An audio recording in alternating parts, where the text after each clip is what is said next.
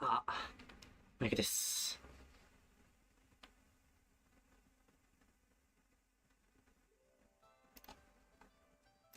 よし。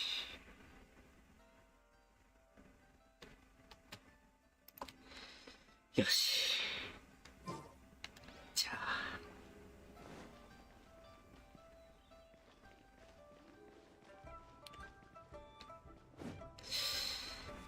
布団を検証する前に、筋肉の伝説任務をやりましょうかね。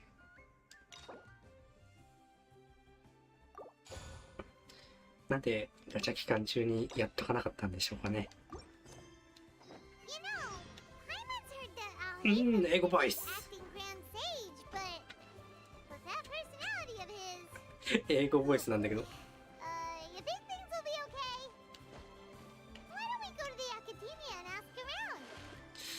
どうしようかな。正直、英語ボイスもやりたいんだよな。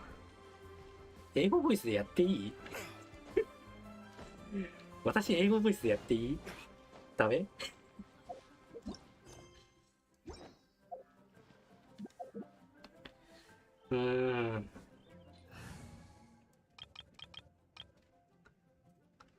他の人はもう、日本語ボイスたくさんやってるでしょ。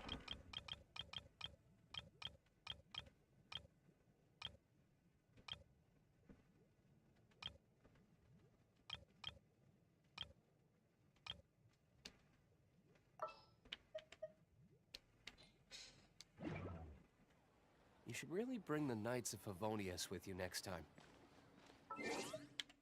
いやでも、アルハイゼンの声めっちゃ好きだから、英語じゃない、日本語の。結構好きなんだよな。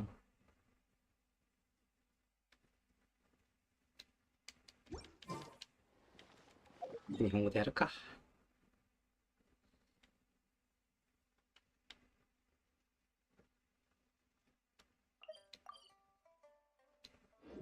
いやー、やっぱ英語でやりてえな。英語で、ごめん、やります。ちょっと、欲望の。ちょっと、欲望が。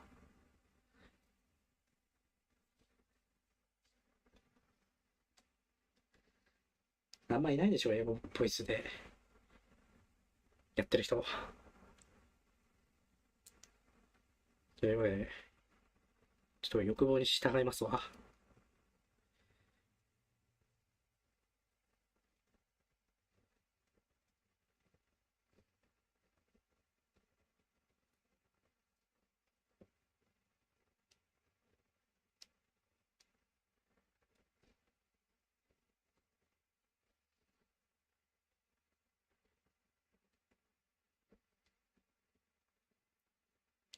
切り替えたせいか、原神めっちゃ重かった。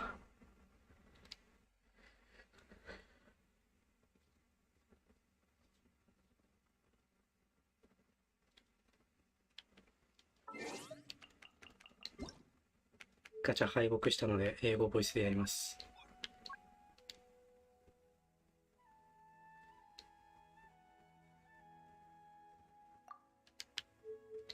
せっかくです、ちょっとボイスあげますか。ちょっとだけ。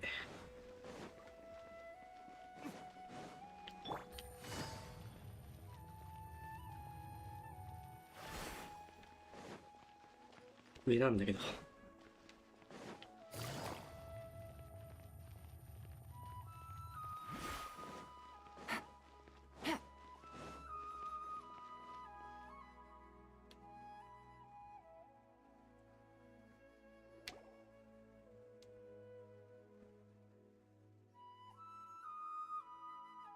How's everything going with your thesis? I should be able to publish it next month. A few days ago, I was worried that I'd have to stop my work on it. Well, Azar was one of your thesis advisors. Honestly, I was afraid that you might have gotten dragged down as well. How did things get settled? The newly appointed acting Grand Sage reviewed all of our projects and gave us permission to continue our research. Acting Grand Sage? That sounds like a new thing. 代理賢者の話ね。Yeah, I heard that selecting new sages has been taking some time, so he's just filling in. But it's all thanks to him that our research results weren't jeopardized. モンドでいうジン団長みたいな感じなんだね。Once my paper is published, I'm definitely giving myself a long vacation and getting some much-needed rest. 噂をすればモンドの話してた。They're really out of their minds, making I'll hate them the acting grand sage. お前声面白すぎだ。Take it easy, Professor. I'm puzzled as well. Just going by qualifications, you're one of our most preeminent scholars. I don't know why they picked a stripling like him. Fool! Do you think I'm angry because I wasn't chosen for the position? No! It's because I don't understand why they chose him! お前面白いな。 He was one of my students, but he rarely attended class. When I asked him about it, he retorted that self-study was better use of his time. What brazen arrogance! Misery of miseries! For the academia to have him as the acting grand sage? Professor, don't get so worked up. I'll go get you some water. Psst. Want to hear a secret? I've heard the new acting Grand Sage is from Haravatat. Really? Who is it? Someone named Alhaitham. Never met him myself, but he's a real hot topic right now. Lots of things being said about him. Hard to tell what's true and what isn't, though. There's also a Vahumana scholar who's been in the spotlight recently. They say that he's a likely pick to be one of the next sages. Oh, is he teaching any courses? Maybe we should drop by. Wow. News of Alhaitham being the acting Grand Sage sure spread fast. Some people don't know who he is, though. Guess he's less famous than Paimon thought. Some people are saying good things and others bad. Especially that old guy just now. He really doesn't like Alhaitham.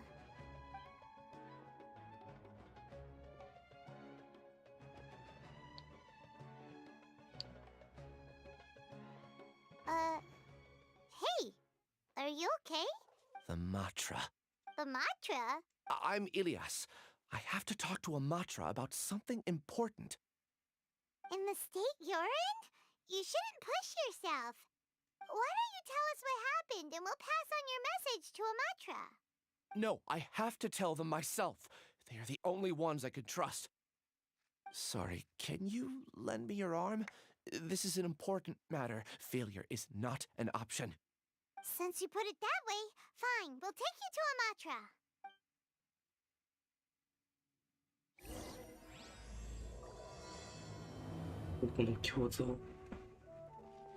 We promised to take him to a Matra, but we don't know that many, do we? Oh, wait, Sino should be back at the Academia. Let's go find him. そういえば復帰したんだよね。全部。 Take it easy.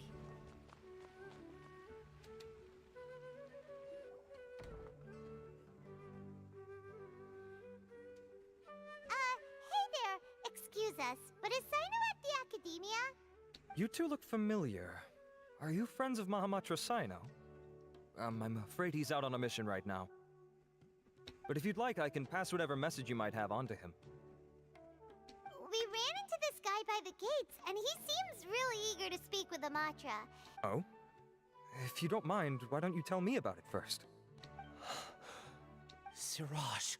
Siraj. That name sounds familiar. Isn't he a Vahumana researcher? Vahumana researcher?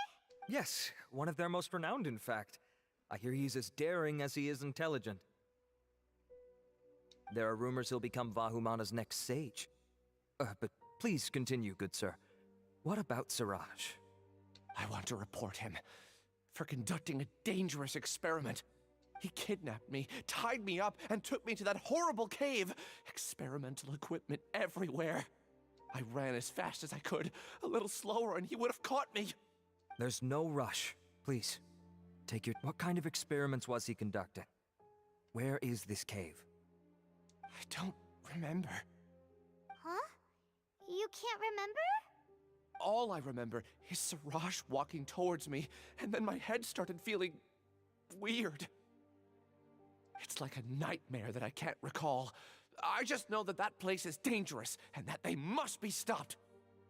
Oh, I heard they conduct business in the tavern. We have to hurry. Even if what you say is... All right. I'll have some of my colleagues look into Siraj.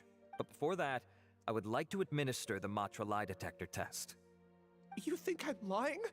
Please don't take it the wrong way. This is just standard protocol. Sorry, but can you two wait out here a little while?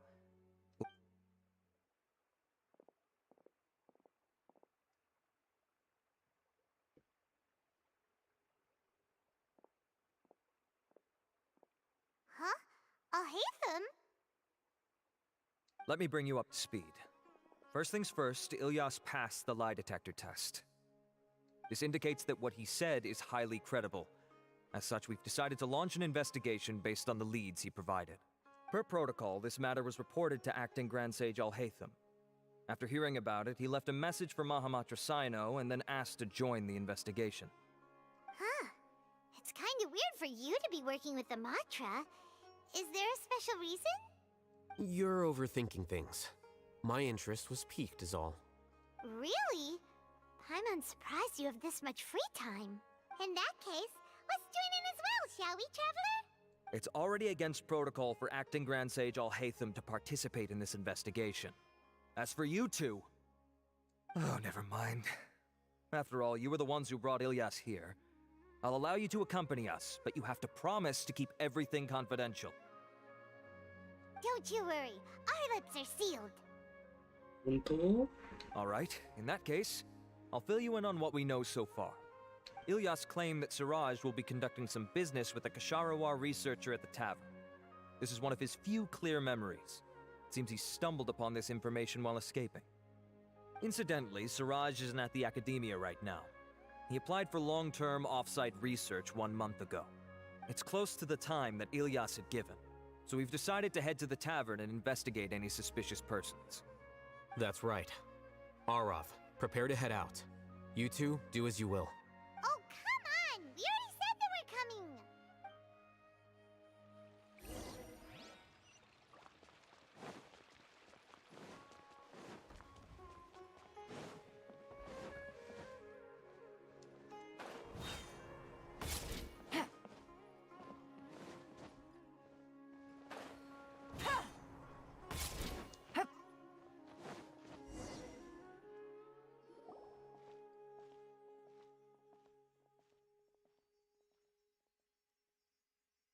We're here, Acting Grand Sage Alhaitham. What's our next course of action? Acting Grand Sage Alhaitham? Looks like you haven't read any memos lately. The new Academia decree clearly states that even a sage doesn't have the authority to interfere with the Matra's actions during an ongoing investigation. If your superior were here, he wouldn't be asking me what to do. Instead, he'd be telling me to stay out of the way. You're right. Understood. Then please wait here as we lock down the perimeter and search for suspicious persons. Ilyas, please stay here. Acting Grand Sage Alhaitham, I'll have to trouble you with the protection of our primary witness. Sure. Though I'd rather he just protect himself.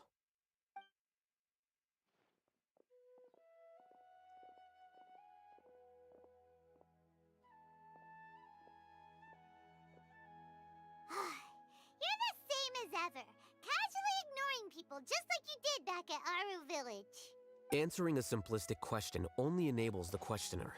Besides, I need him to understand my position clearly.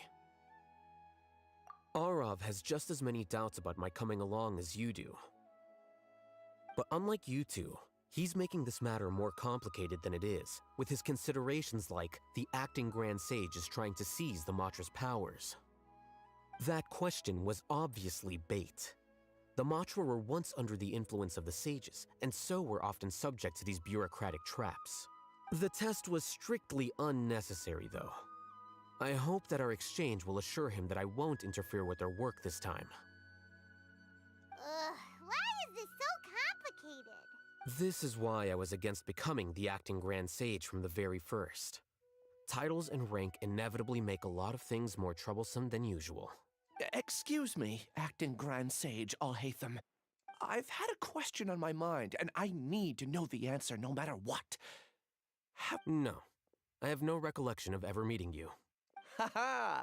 I thought so too. I probably wouldn't have had anything to do with someone of your caliber. Then why did you ask? Well, for some reason I felt a sense of familiarity when I met you for the first time. Really? A misperception, perhaps. Or...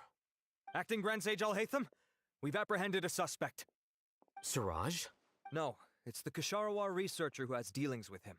His name is Narendra.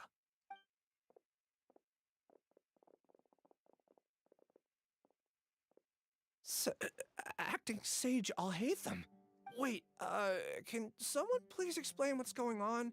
I admit that I did steal some mechanical components from the lab and sell them, but does something like that really warrant the personal interest of the Acting Grand Sage? What have I gotten myself into? I know I let greed get the best of me, but please, I promise that this won't ever happen again. I would like to ask him a few questions. Of course. Do you know Siraj? Yeah, that's the name of my buyer. He asked to make the transaction at the tavern, but he never showed up. What were the details of this transaction?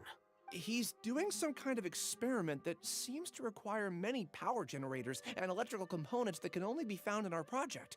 He contacted me in private and said that he'd pay a large sum of Mora if I was willing to put some aside for him, under the pretense of them being defective parts. We had originally agreed to meet at the tavern earlier today to do the trade. I sure didn't expect to get stood up, or run into you all. Perhaps Siraj was aware that Ilyas might leak information, so he intentionally didn't show up. Whatever the case, it seems that this lead ends here. The good news is, regardless of what Siraj was planning, his progress will now be severely hindered by a lack of power generators and electrical components. We still have time to conduct our investigation. Do you have any more questions for the suspect? No. He's all yours. But I'd like to borrow Ilyas for a while. Oh, that's fine. We conducted a comprehensive lie detection exam, which showed that he has a genuine case of amnesia. We're not planning to pursue any further breakthroughs on that front. However, I am curious, what do you need him for exactly? I've read some papers regarding amnesia, and I'd like to try restoring his memories. I see.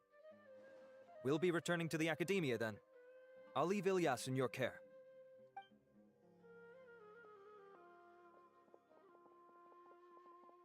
Follow me.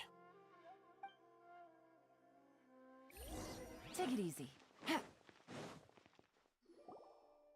Siraj didn't show up at the tavern, and Narendra didn't give us any leads. Ugh, that means we're stuck. Alhaitham, are you serious about seeing things through?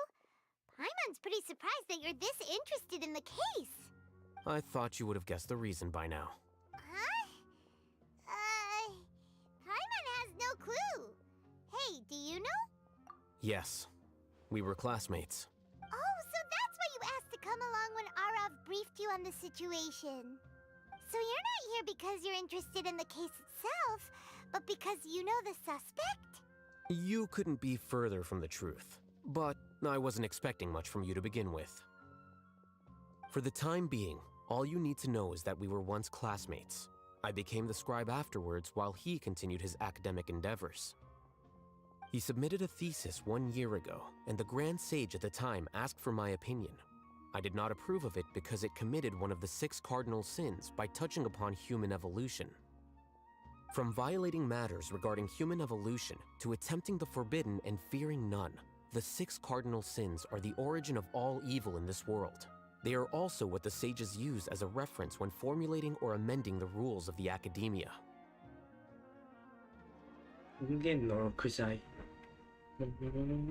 My opinion was that Siraj's research was both overly naive and in violation of various core principles. The Grand Sage took some of my suggestions on board and ultimately decided to reject the application. So that's why he's buying energy sources and electrical components. He's most likely trying to circumvent the rules and conduct his experiment in secret.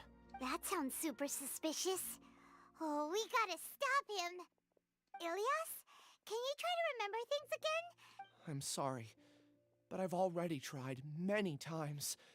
And no matter how hard I try, it feels like everything in my mind is shrouded in a... It is possible for a person to subconsciously forget some of their memories as a defense mechanism against extreme stress. However, these memories aren't truly lost, but merely sealed away. They can be restored with the appropriate stimulus. Now, try to recall things you care about. They don't need to be related to this case. Well, actually, I feel like I've forgotten more than just the memories of the time I was kidnapped and experimented on.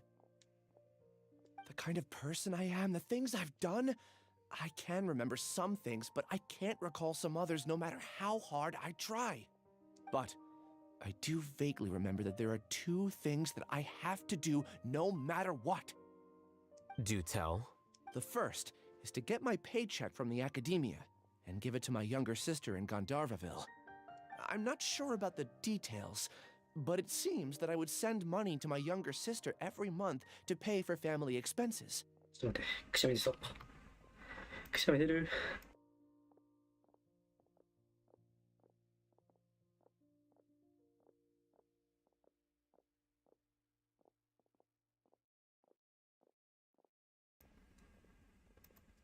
しけ。And the second thing?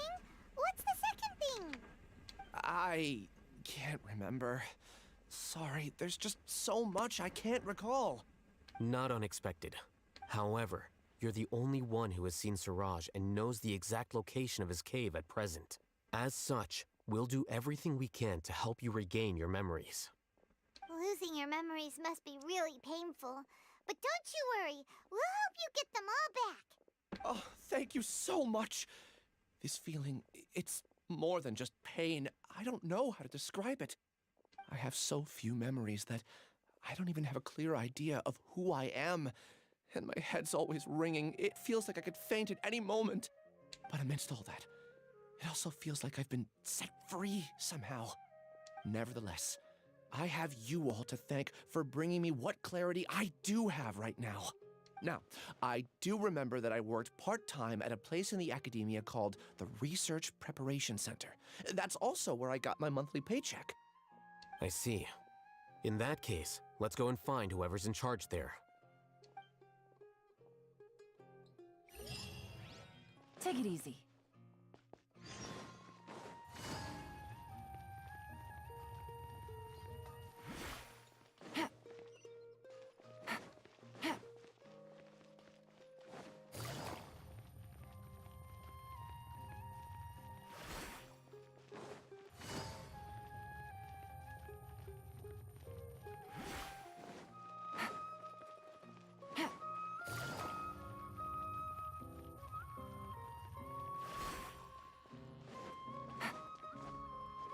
Take it easy.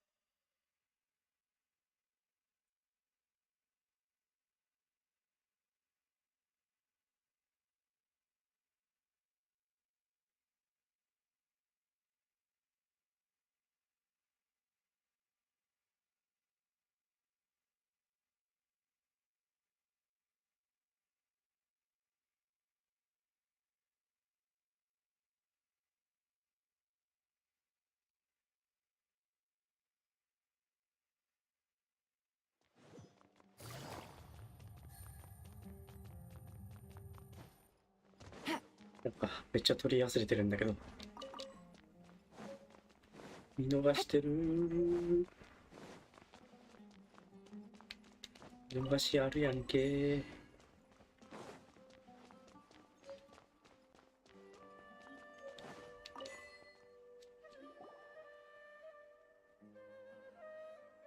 Oh, Acting Grand Sage Alhaitham. I've sent this period's research expenses report to your office. Have you taken a look? Are there any issues with it? I did. Recent research expenses have decreased quite a bit compared to past figures. Yes, though that is primarily because there are fewer scholars with research needs. But that can be a rather convoluted topic. Might I ask why you are here today? I believe you know this individual. His name is Ilias. He worked part-time here, and he's here for his paycheck. Oh, yes, of course. Though, Ilias, where have you been these past few days? That was our busy period, but then you disappeared without a word. Everyone had to pick up the slack. I'm sorry, something unexpected came up. But I know I've caused trouble for everyone. Is there anything I can do to make up for it? The other researchers have more or less finished your share of the work. However, there is one thing that is yet to be settled. Do you remember Chandra? You were in charge of following up on his off-site research application. He retracted his application a few days ago and canceled his off-site project. He's the 12th person to retract a research application this month. I'd like you to ask him why he did that. Chandra is probably having coffee at this hour, so you can find him at the cafe. Understood. Then, about my paycheck. I'll pay you in full once you return. However, make sure you don't disappear without saying anything again. Be considerate to your colleagues and give them some forewarning at least. Is this acceptable, Acting Grand Sage Alhaitham? I have no objections.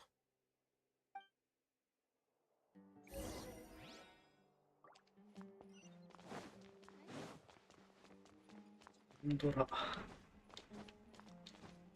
登れない。登ろう。登ればええねん。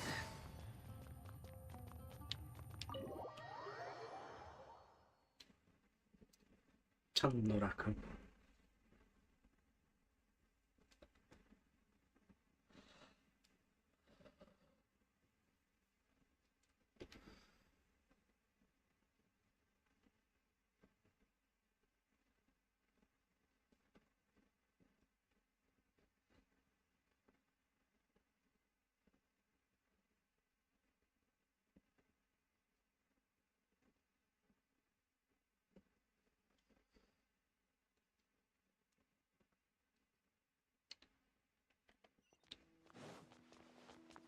また随分と遠いね。Take it easy.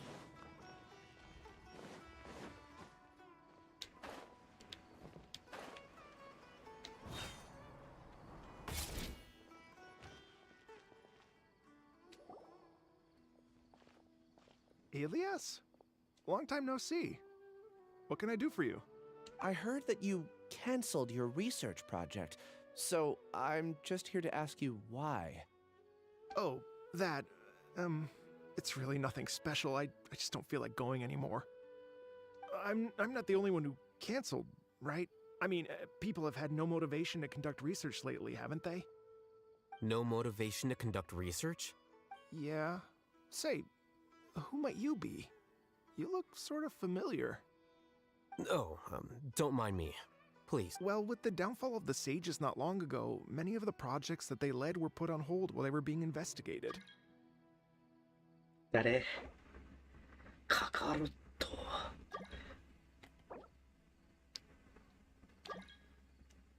With the situation being so volatile, people are picking up random things to do to kill time. No one wants to risk starting any new research until it's clear how things will pan out in the future. When you say how things will pan out, you actually mean what the new sages would have interest in, right? Wow, talk about blunt. But that isn't the only reason for the lack of motivation to start new research. So what are the other reasons? Well, because the Akasha terminal shut down. I'm sure you're all aware that we require all kinds of knowledge to perform any of the research we do. Back then, the Akasha would respond to any of our requests for the knowledge we needed.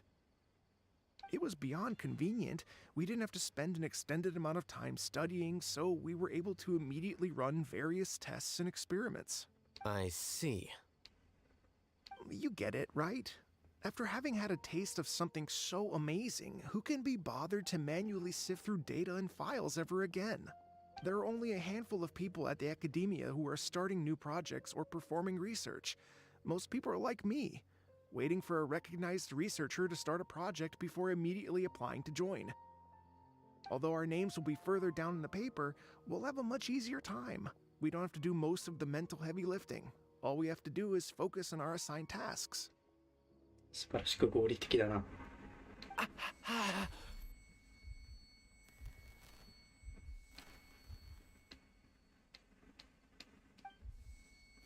Ilias? What's wrong? My head. It hurts.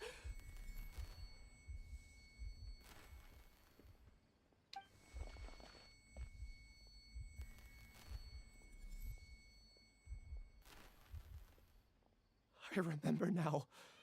I remember what Siraj said to me as he approached. You will become Siraj number 36. Fuse yourself with a consciousness under my control. Think only in accordance with a set module, like a worker bee in a beehive. Paimon doesn't get it. What does that even mean? It's what Siraj was researching and the topic of the thesis he had submitted. Collective consciousness and the path of evolution.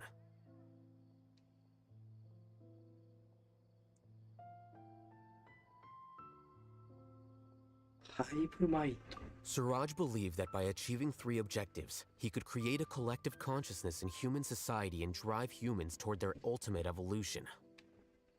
First, he would rank test subjects in descending order of ability, with number 1 serving as the overmind. This overmind would then divide tasks into numerous modules and delegate them to the collective's members based on their assigned number. Lastly, members would share their memories and emotions to facilitate the rapid exchange of information within the collective. Paimon still doesn't get it.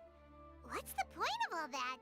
Think of it as linking many minds together and tailoring a given mind's assigned work based on its compatibility. Eventually, everyone's minds will be consolidated into a new form of existence that is both an individual and an organization. なるほど、ムカデ人間か。Siraj believes this collective consciousness is superior to individual humans. Whoa. Squishing a whole bunch of people together? Paimon thinks that sounds horrible. It's just as Alhaitham said. Siraj gave all the test subjects different numbers. Bigger numbers meant you had a lower rank, so your assigned tasks were less complex, such as being responsible for everyone's basic needs. Smaller numbers were ranked higher, so you'd be given more complex assignments like planning for the future. Siraj referred to me as number 36, and I think that was a low-ranking number. I also recall that Siraj said his plan was proceeding very quickly, and that the hive would soon be complete. 8です。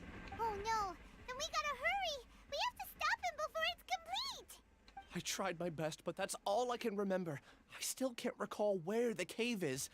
I'm really sorry. Take your time. You'll eventually remember it all. However, something doesn't seem right. Some details don't add up. What's off? You were only designated as number 36? What a shame. From what I can see, your talents merit a smaller number. I'm not sure what Siraj's numbering system is based on. Anyway, we're done here. Let's go. Please, wait. I heard you all talking about Siraj just now. Are you looking for him? Huh? Do you know something?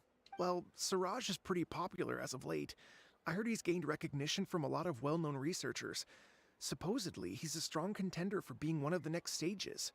There are many who would give up everything to be a part of his research team. I'm nothing special, though, so I doubt I'd get the opportunity. That said, I do know a researcher who received an invitation from Siraj but declined it. Her name is Janaki. If you're interested, you can try to find her. She's usually reading at the pavilion in the garden.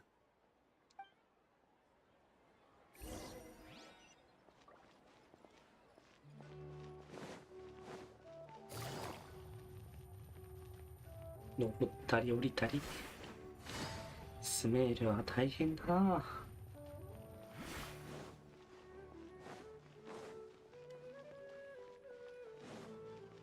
これもっと上か。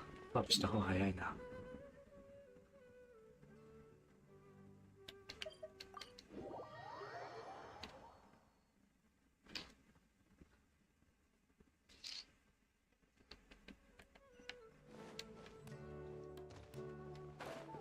宝箱あるんですけど。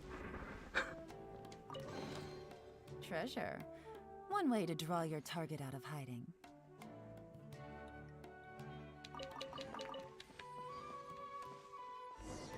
思いっきし宝箱あった。 Are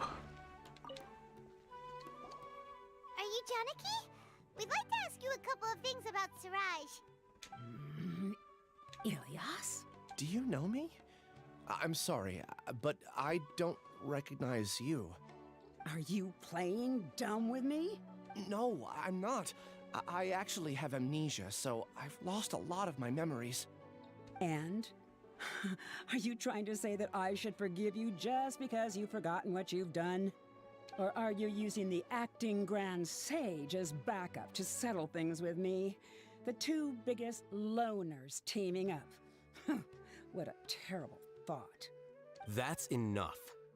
There seems to be a dispute between the two of you, but I have no interest in that. I heard that Siraj once invited you to join his project. Is that true? So, what if it is? Siraj did extend an invitation to me, and I was also interested in his project. I think it was about collective consciousness or something. Anyway, he said that I could be number 45. I refused because I thought that rank was too low. No one wants to be placed at the bottom. Certainly not me.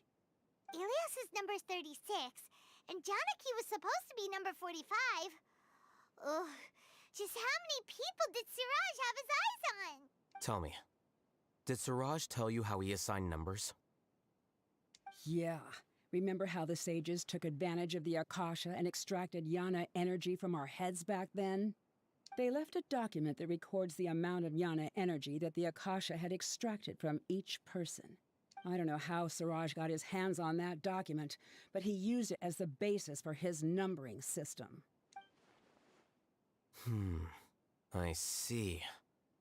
He believes that this data can be used to evaluate a person's computing power. ドミネーターみたいだな。 Putting aside the validity of the data, it is meaningless to judge individuals based solely on their jnana energy. At most, jnana energy can only be seen as representing a portion of a person's abilities. Humans are complicated beings, so it is impossible to evaluate them using a single criterion. See? I knew I couldn't have only been ranked as 45. What else do you know about Siraj? That's it. He came to me, I refused, and that was the end of it. Is there anything else you needed? If not, I'm out of here. I've had enough of this eyesore. Please wait, I still want to know what I did in the past. You really forgot? I swear, I don't remember anything. Paimon can vouch for him. The mantra also said that he truly lost his memories. I see. You know what? It's better this way. I get angry just thinking about it, so I really don't have the patience to fill you in. All you need to know is that you got a lot of people in trouble back then, including me. That's all I have to say. Goodbye. And she's gone. She doesn't seem to like you very much. Do you really not remember anything? I really don't. But after she said that, I've had this heavy feeling in my chest. I guess I did something really horrible. Do you want to remember? Huh? Even though you're a witness against Siraj in this case, you've also lost your memory. No one can force you to remember if you don't want to. Even if you manage to remember, all you would need to do is feign ignorance and tell us that you tried the best you could, but to no avail. I'm not sure what to do. Like I said before, for some reason I felt a sense of freedom when I realized I had lost my memories. But I feel like I shouldn't be allowed to go free so easily. I still want to remember everything. What should I do? I can look up your file. Something that caused trouble for a lot of people in the past must be on file somewhere. Would you like me to look into it? Yes, please. All right. Then let's return to the House of Dana. we've spent enough time here, and you should go and get your paycheck.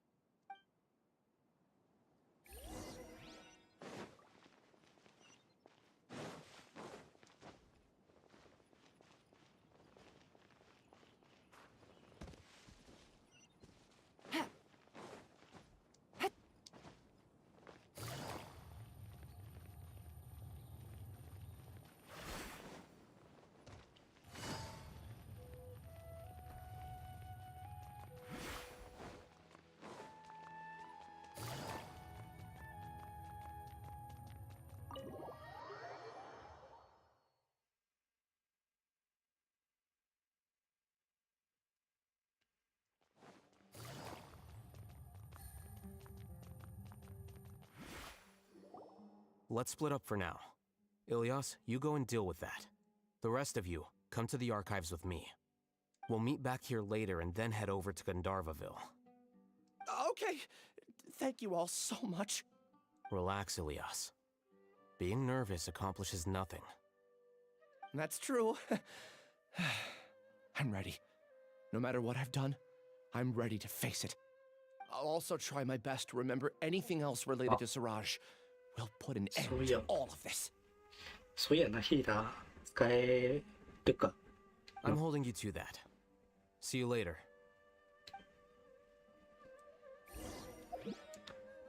そういや、そういや。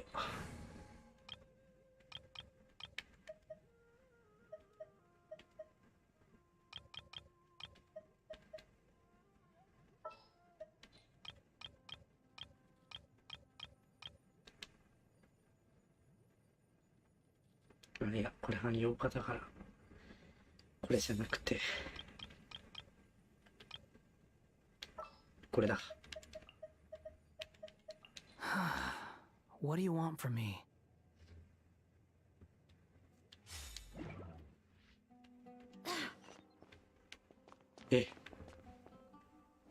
登れって。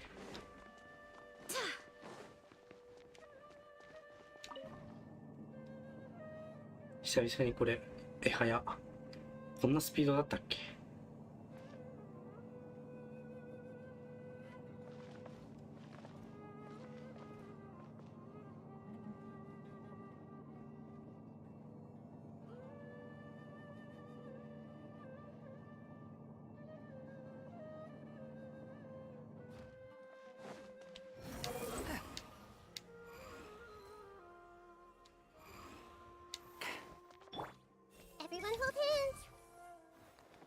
何も喋らん。Surprise, surprise. Now that Kave's back, he's arguing with the scribe again. カベさん帰ってきたんですか。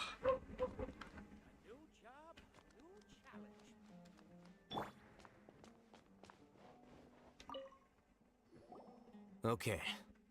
The important files from the last few years should all be here.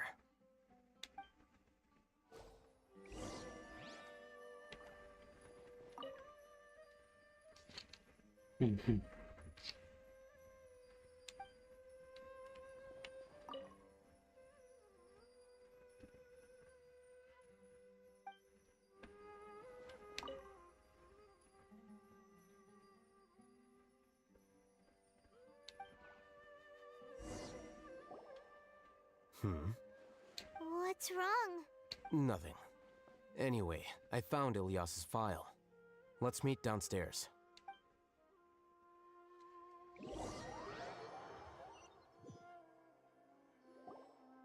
What have I done? This file indicates that you were once commended by the Academia for your courage and sense of justice. You were considered a hero.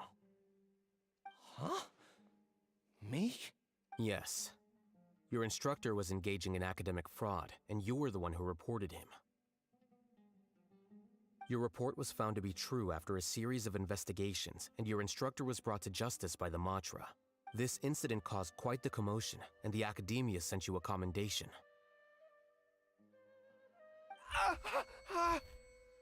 What is it? Are any memories coming back? No, it's just... my head feels like it's being ripped apart again. It hurts. Did I seriously do that? Then why? Let's put this matter aside for now. It isn't directly related to Siraj, so there's no need to push yourself over it. I'm sorry. That should have been something good to hear, but my body is instinctively rejecting it. I feel like I'll black out if I try to remember. Take it slow. Recovering memories is no easy task, especially when it involves memories that you don't want to remember. Just do what you think is right. Thank you. I'm not sure how you're so calm and composed all the time, but it does make me feel more confident about the situation I'm in. Let's head to Gandharvaville and deliver Ilyas's paycheck to his sister. Come on!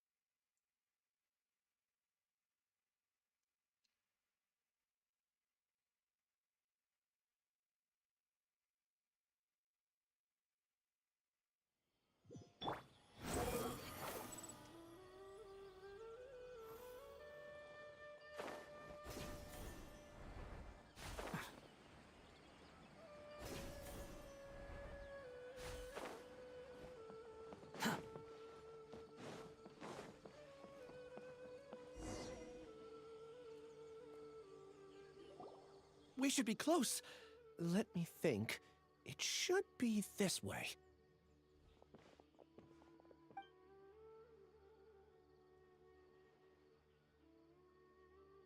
Ilyas, what are you doing back here?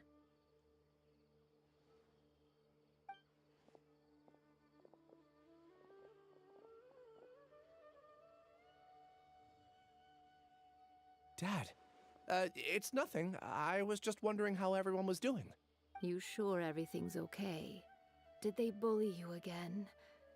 It's all right. You can tell us. Ilyas, what's wrong? I'm fine. Just a minor headache. I haven't been getting much rest lately. Back then, I told you not to be a hero. Look how things turned out. I can't imagine how things are going for you at the academia. We've even been receiving threat letters. You don't have to force yourself to stay at the academia. You can always come back home. I'm all right. I just need a little rest. Ilyas doesn't seem like he wants them to know that he has amnesia. Hey! That's enough, you two! Ilyas isn't feeling well. You can keep nagging him once we get home. Ilyas, let's find somewhere to talk. So, how's your headache? It's much better now. Oh, here. It's this month's paycheck. How's everything at home? Same old, same old. It's just that everyone's worried about you. Don't mind their nagging. Deep down, they know that you did the right thing. It's just that after hearing a lot of bad rumors about you and seeing all the threatening letters, well, they're mom and dad. Maybe they just want you to conform a bit more. Conform. Yeah. You don't remember? After the incident, you... Ilyas? What's wrong? Ah, I see. I remember now. Don't worry, I remember now. You're acting a little weird today, you know? Anyway, I understand your decision. But Mom, Dad, and I just want you to be happy. I don't care if you're a hero or not. I just want you to enjoy life and relax more. Your understanding is a great comfort to him. Is it? That's good. Are you a friend of his? More so these two. My name is Al-Haytham, and this is the Traveler in Paimon. Oh, that rings a bell. At any rate, I feel more at ease knowing that my brother has friends. Would you like to join us for dinner? I just happened to buy some extra food. Sorry, but I still have things I need to take care of. Well, that's a shame. Okay, I'll get going then. Take care of yourself, Ilias. Don't worry. I won't do anything to make you guys worry again. You remember now? Yes, I do. Thanks for that. You know, you don't seem like such a bad person. Is that your way of conveying gratitude? Oh, my apologies. But I meant every word. Remember when I asked at the tavern if we had ever met? I said that there was a sense of familiarity, but what I really meant was a sense of loathing. Loathing? Yeah, but having spent some time with you, I realized that you're not someone I dislike to that extent. Strange, isn't it? Why did I have those thoughts at that time? My strength is that I don't care about what others think. If you could also develop this quality, then you won't be as bothered by complicated social relationships. It'd be great if I could think like you. But first things first. I remember where Siraj's cave is now. I'll take you there. Really? That's great! Paimon remembers that you said there are 2 things that you had to do. We've only checked off 1, right? What about the other one? Are we not gonna do that first? There are more important things at hand. We have to stop Siraj before he completes his collective consciousness, or it'll be too late. You're right. Let's head out!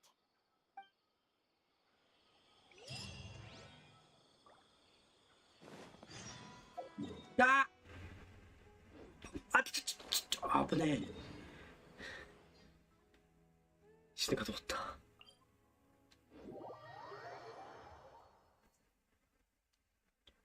足元注意。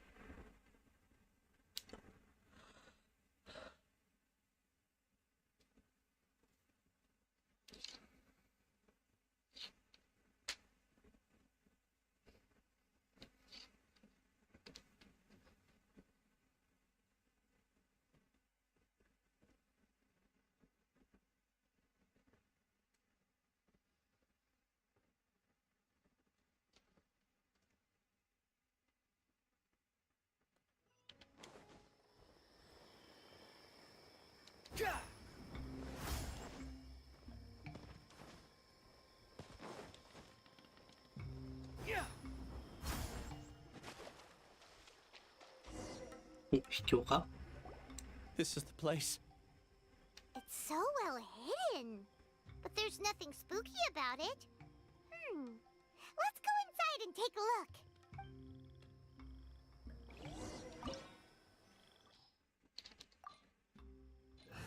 まあハイゼンさんが入ってくるでしょうし、新しくパーティーを作ろうかね。これ崩すか。やだ、これ探索パだ。これを崩すか。あ、これ崩すか。じゃあそうだな。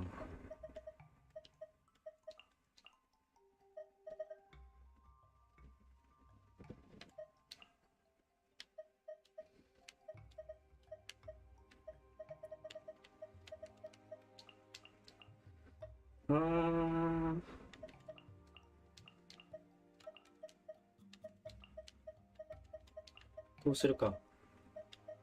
Wait for my signal.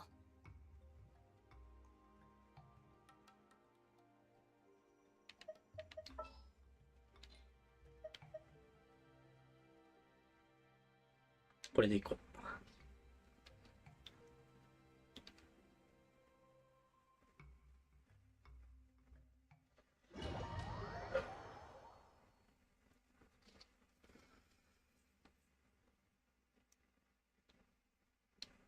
さて、お試しアルハイゼン、何つけてるんだろう。いつもの牛貴族かな。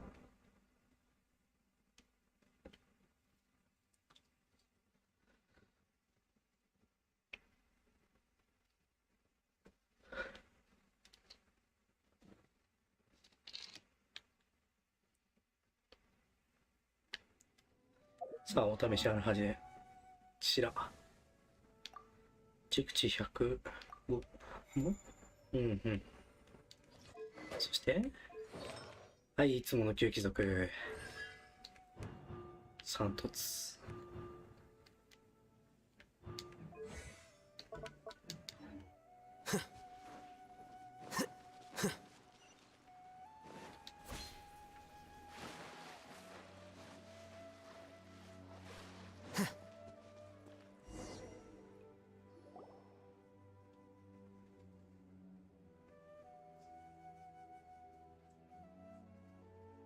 Weird. It's bigger on the inside than Paimon imagined. Are you sure it's still a work in progress? Ilyas, do you remember this place? Huh? Ilyas! I don't sense him nearby. Did he get separated from us? Should we wait here or turn around and look for him? There's no need for that. Let's keep moving. Alright. We'll continue in and see if he catches up to us.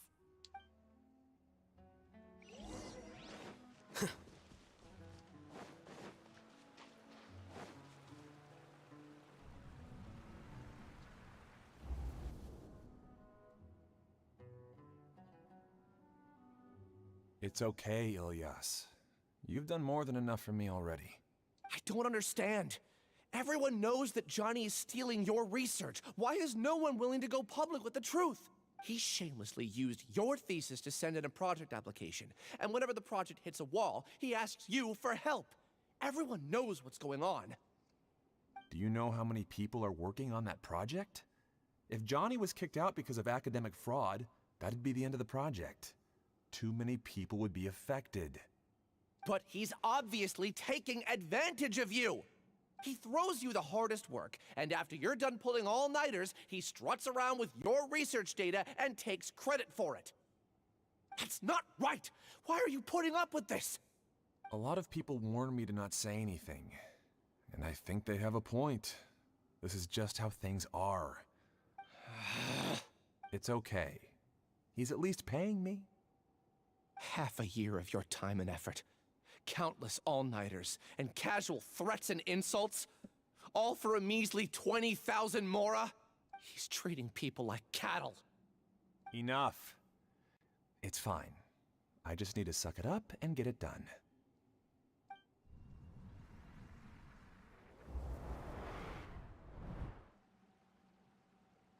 What's the matter? Huh? You could read minds this whole time and you never told Paimon? Of course not. I was also able to see those memories just now. They were probably the ones that leaked out while Ilyas was connecting to the collective consciousness. Connecting collective consciousness? It's clear that this place isn't a work in progress. The hive has long been finished. The collective consciousness project is already complete, and Ilyas is now returning to the collective. Not entirely. Keep walking and you'll see why.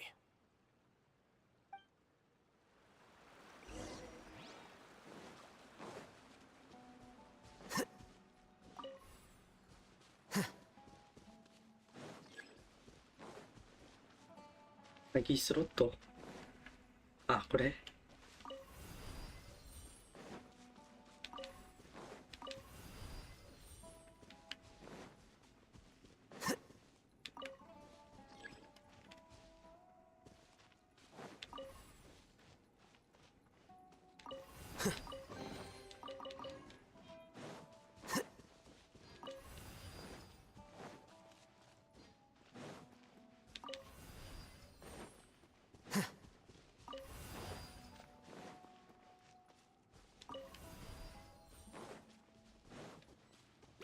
As you wish, main Fräulein. Flicker.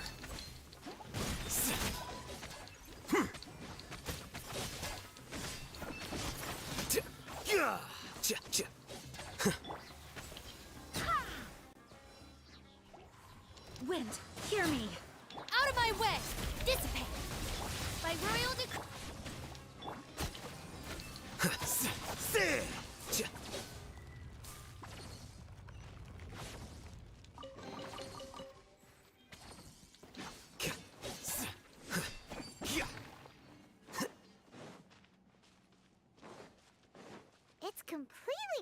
from what Ilyas said.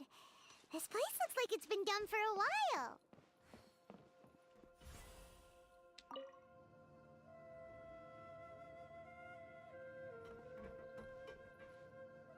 Contributing to the collective by only thinking to your strengths. How easy. 天井がある。 Oh, Hatham. Just thinking of that name fills me with hatred. We must get rid of him. めっちゃ鍵し叩かれてるじゃん。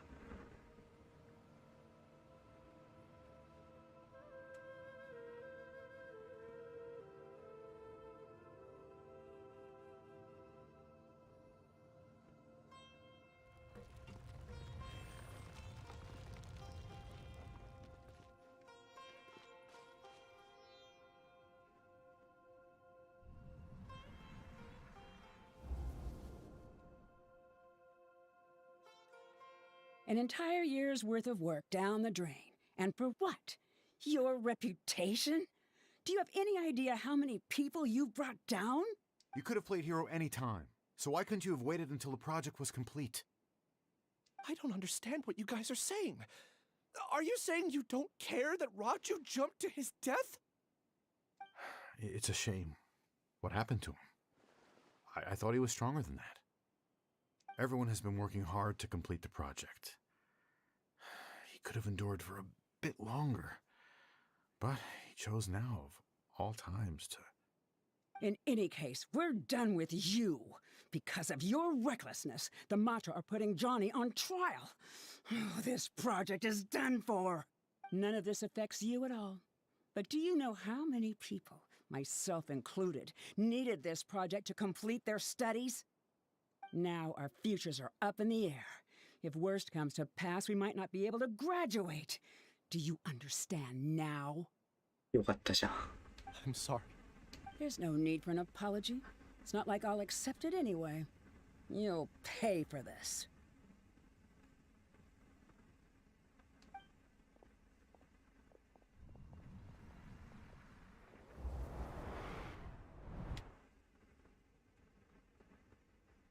Hey, you're blinking out again.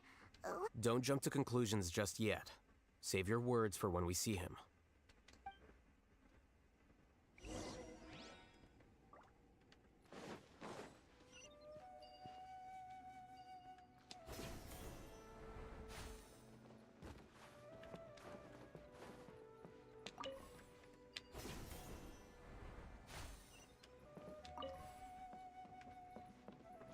なんか寝てる。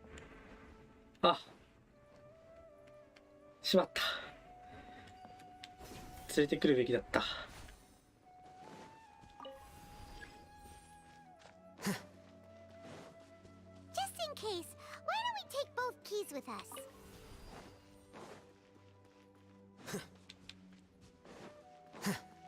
Ah, そういう。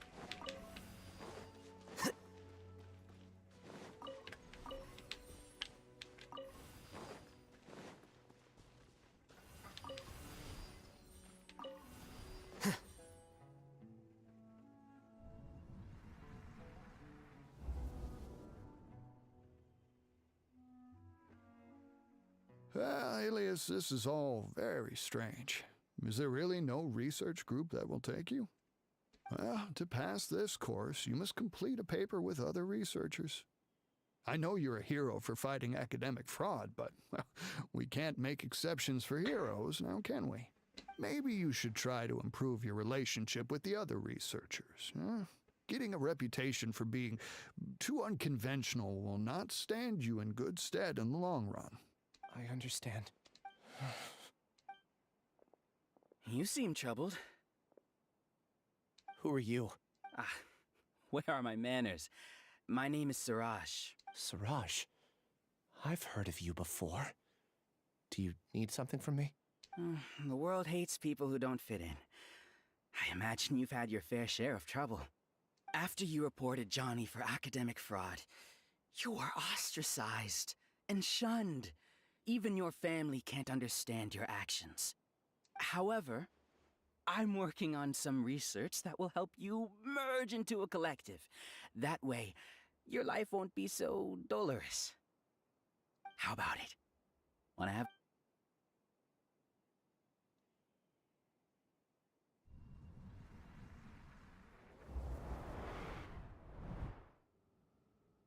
What did you see?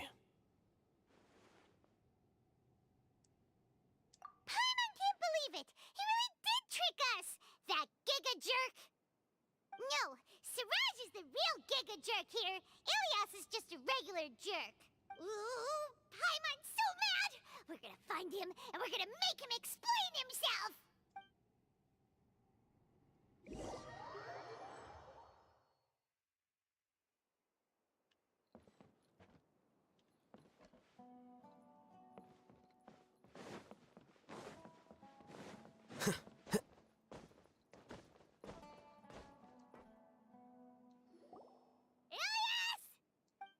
You've come. I intentionally slowed my integration into the collective consciousness because I wanted to see you one last time and I wanted to apologize to you as him. It was only at Gandharvaville that the second thing I must do occurred to me. To throw off the mantra and bring Alhaitham to the hive. That was my task as Siraj number 36.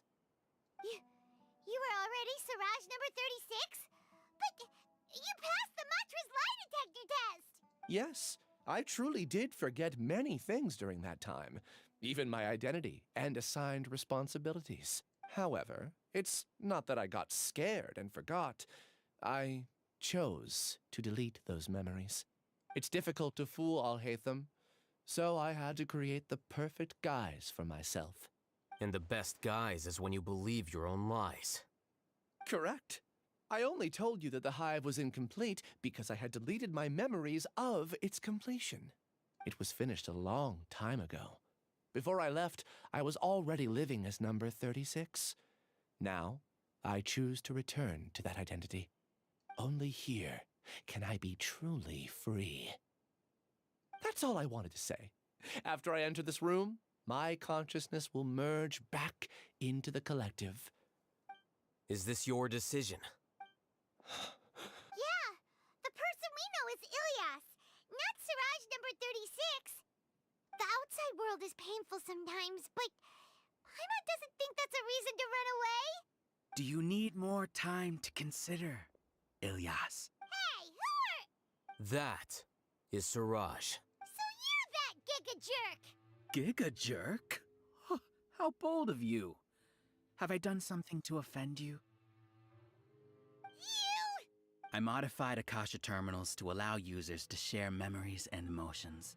Then, I recruited researchers from the academia to build a collective consciousness. I assigned numbers to everyone and divided the experiment's tasks amongst themselves. Here, people can live easily and happily without needing to exercise complex mental thought. This is... You're just trying to justify yourself! Then I ask you, what's the difference between here and the outside? There are researchers at the academia who engage in dangerous research in extreme environments while others become idle and listless. People are so obsessed with collective will that even those on the fringes will attempt to fit in after suffering setbacks. Isn't that right, Ilias? There's no need to deny this, as it is fact. It is natural for social creatures to congregate together. And the terminus of conformity is a collective consciousness through which even an ordinary bee colony can become a powerful swarm. Replace the bees with humans, and this model becomes even more potent. Welcome to the hive, Alhaitham. You once arrogantly denied the merits of this project before the Grand Sage. A few simple words from you, and my research was consigned to nothingness. Of course, I'm well aware that you don't care about any of this. You don't care about the pain of others. But I didn't give up. I made my thesis into reality. When we arrived, I noticed many empty rooms in the hive. Oh, you noticed that? Then can you guess where their inhabitants are? The answer is the academia. They're executing another phase of the plan. The plan to install me as a sage. The collective consciousness links all of us into a single mind, showcasing our individual strengths as we work together.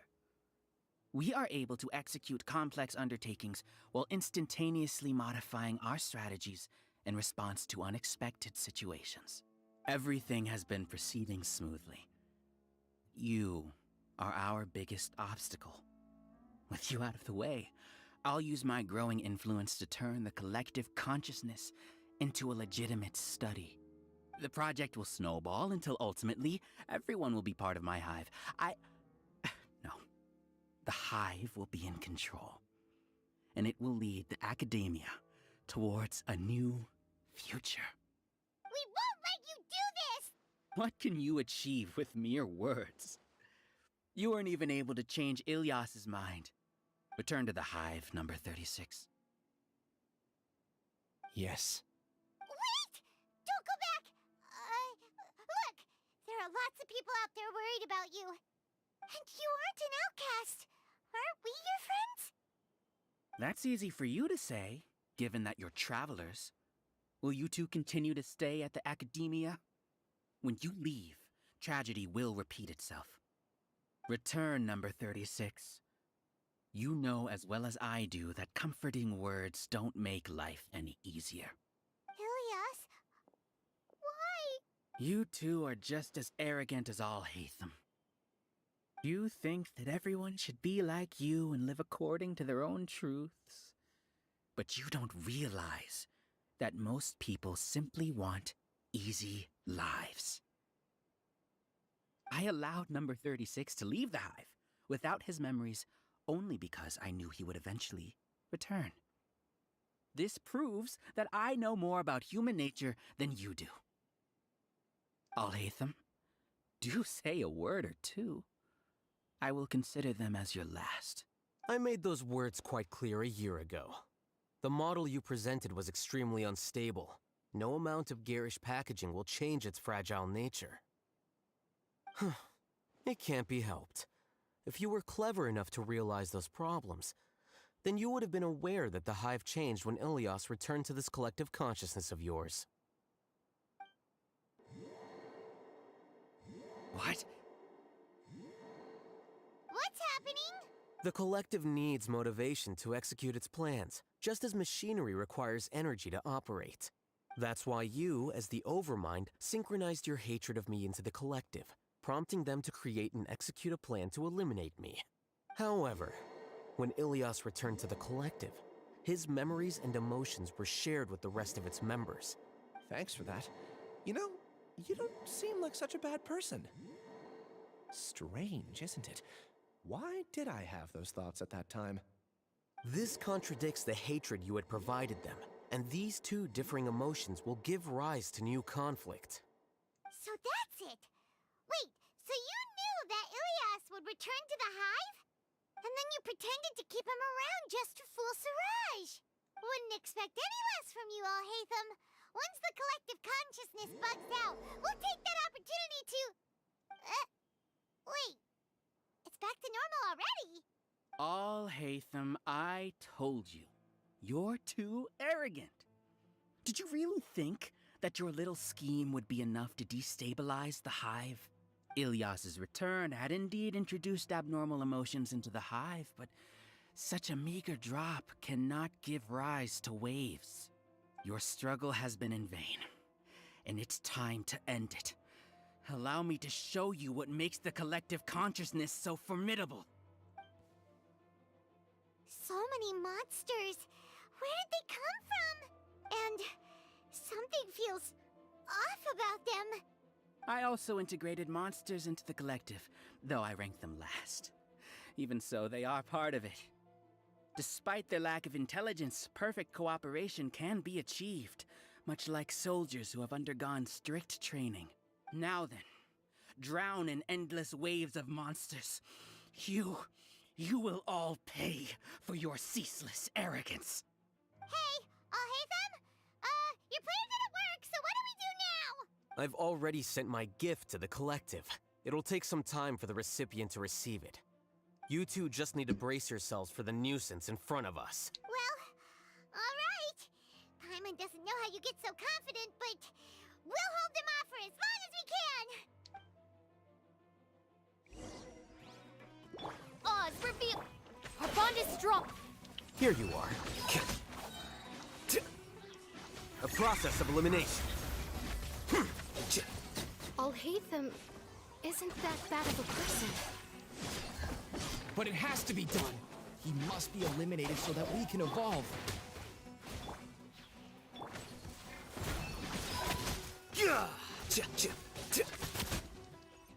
You see?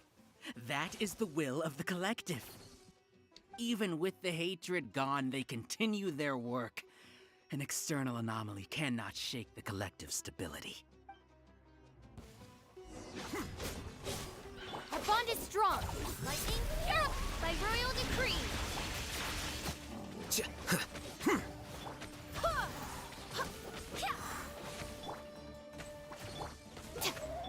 No rest for the wicked. Go as flag! I swear by my sword. He won't hold out for much longer.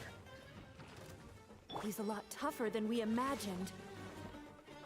Something's gone wrong at the Academia. The march.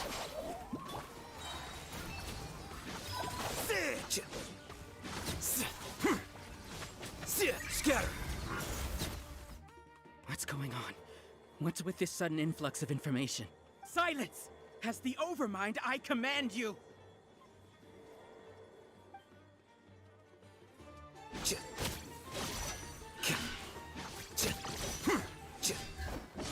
As you wish, Mainful. Our bond is strong.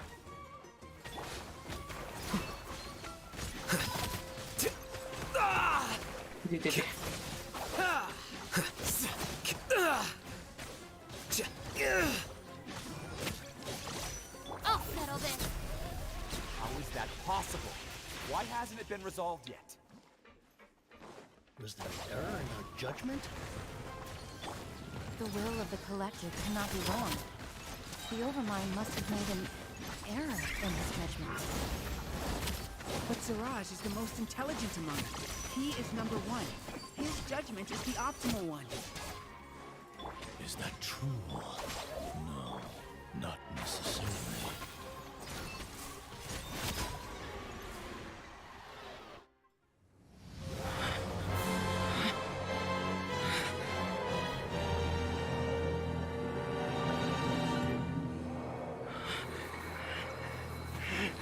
What have you done?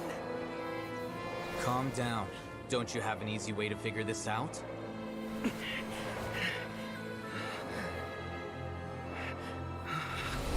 were only designated as number 36? What a shame. From what I can see, your talents merit a smaller number. Putting aside the validity of the data, it is meaningless to judge individuals based solely on their jnana energy. What you said to Elias has now become a memory shared by all members of the Hive. I see it now! You've channeled and amplified their selfish desires! You're trying to destroy my Hive from the inside out! Human minds are not infinitely pliable, and your Hive has stretched many of them to their limit. Once your authority as Overmind starts to wane, it won't be long before your subjects snap back. Is it worth living here like a machine? Being a tool for the rest of my life? As soon as one person begins to have these thoughts, selfishness, doubt, and fear will propagate, thanks to the web of consciousness that you built. At this stage, your so-called Hive has already fallen. It's not over yet. I am the Overmind! There has to be a way!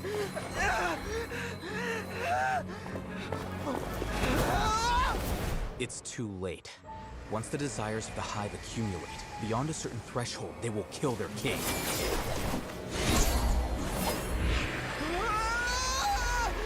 Wouldn't have suffered such a disgraceful defeat if I was the Overmind. My numbers shouldn't be so far down in the list! Siraj is alive! This isn't what we agreed to! I should be the one in your position!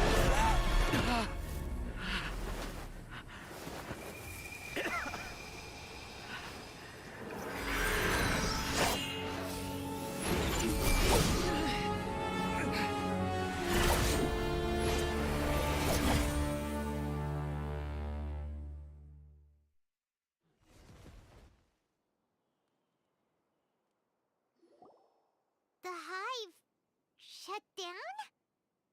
What happened just now? Members of a collective consciousness are more likely to reach a consensus because of their shared memories and emotions.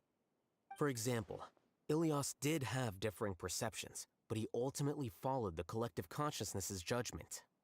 However, this system is far from perfect. Based on this logic, the collective consciousness will generate an intractable diffusion effect upon encountering negative emotions. The disturbance that Ilias caused wasn't for naught. It made the collective question the Overmind. Setbacks in the plan further amplify doubt, which diminishes the Overmind's influence. This inevitably causes the collective to generate negative emotions. Apprehension, disappointment, panic, avarice. These negative emotions can be very well hidden, as humans generally do not share completely transparent channels of communication. But in the hive, where there are no secrets, negativity can spread like a tidal wave. Of course, what I said to Ilias was the trigger for all of this. A few words were enough. Believe in the power of words, Siraj. You were already thinking of a way to destroy the collective consciousness. Even back then, you knew that Ilias was the bait all along? But how did you know? Since when? I knew it from the moment I saw him. Moreover, I never looked down on you. My opinion of you has always been objective. You have a naive view towards the concepts of collective consciousness and human evolution, but you are intelligent and disciplined. You would never let a test subject escape. Mistakes like that are beneath you, and you also won't leave any mistake without a resolution.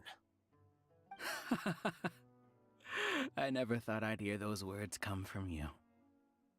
But if you're saying that out of sympathy, spare me. I know very well that you've never viewed me as an equal. When you were with us, you always had a distant look in your eyes. You don't need to hide it. I know it better than anyone else. The arrogance that comes with being a genius. Nobody likes being treated like that. Your perspective is entirely born from your habitual way of looking at things. From your perspective, you probably think I'm like you, someone who doesn't fit in. However, I've never placed myself on a pedestal.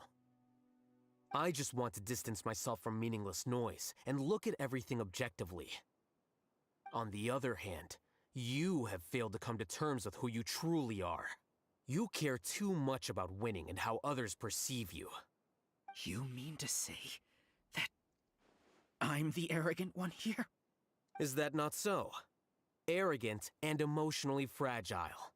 You view people as a simple, mediocre collective, while you regard me as one of your kind.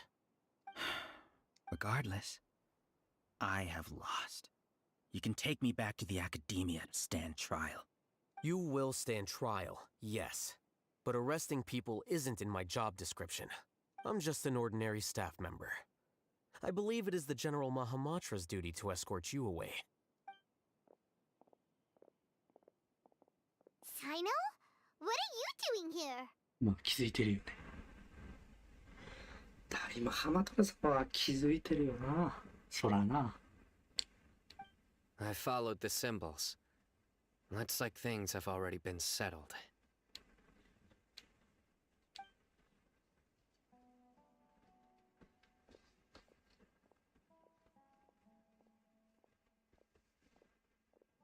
Symbols?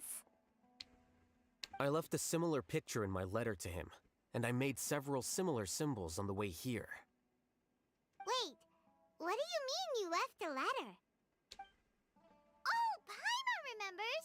When Paimon first saw you, Arav said that you had left a letter for Sino. So you really did know that something was up with Ilias from the start! You lied to us too! It'd be best if you didn't spout nonsense. I never employed any mode of trickery on you. By the way, I came across some information at the Academia a few days ago. If you practice the method discussed therein, your vision may improve. Do you need it? Seriously? By the way, Sino, Paimon heard that Siraj sent more people to the Academia. We can't let those jerks get away! Don't worry. The Matra have started screening suspicious persons. and we've already arrested many of Siraj's associates. This was likely one factor that caused the Hive's consciousness to waver. Everything went as you predicted, Al-Haytham. Good. Seems like the interesting part is already over. I'll leave the arrests to you all. See you. And off he goes. There still are a lot of test subjects here, so let's stick around for a while.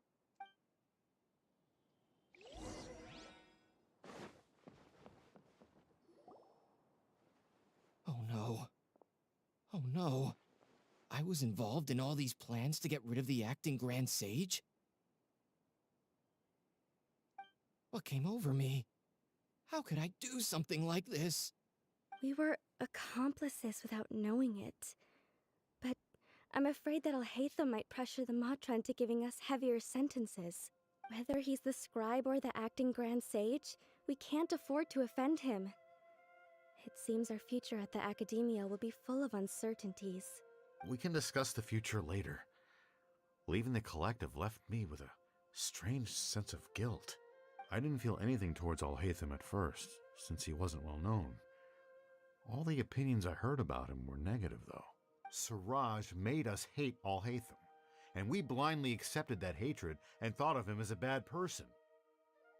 From how things look, we've done a lot of irrational things. I guess we're getting what we deserve. Could you help us apologize to Al-Haytham?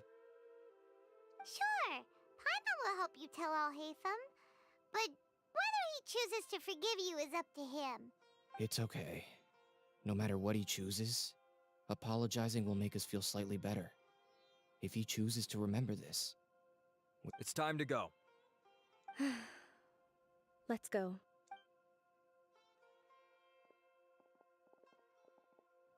So, were they all duped?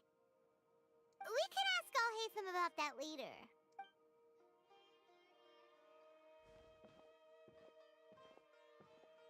Looks like I can't exist as Siraj number 36. Yet, my life as Ilyas goes on. When I was at Gandharvaville, I thought about whether I should just come forward with the truth. But I didn't have the courage then. So in the end, I lost my sense of justice. But I also wasn't able to conform. Ilyas? Don't be sad. I'm the one who deceived you.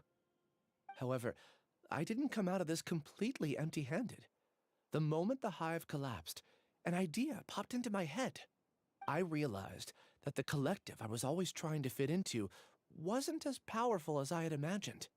Understanding that gave me courage somehow. Perhaps one day I could be just like Al-Haytham and not care about what anyone else thinks. You can do it. Paimon believes in you. Thanks. Well, I should get going. I'm one of the primary suspects in the case, so I'll have to receive my due punishment. Can you keep this a secret from my parents and my sister? I just don't want them to worry. Also, please apologize to Al-Haytham for me. Goodbye, you two.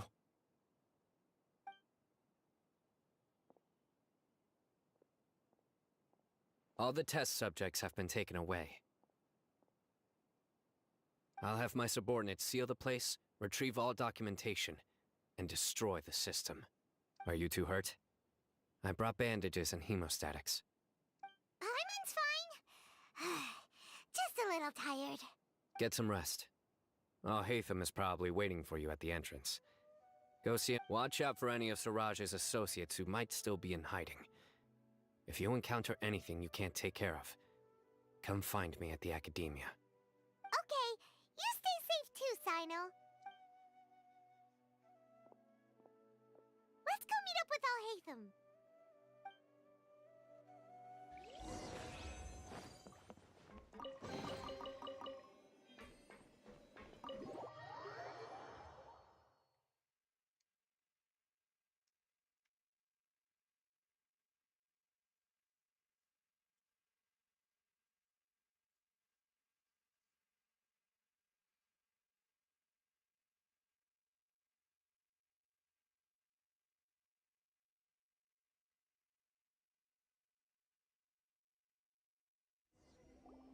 The matter's settled.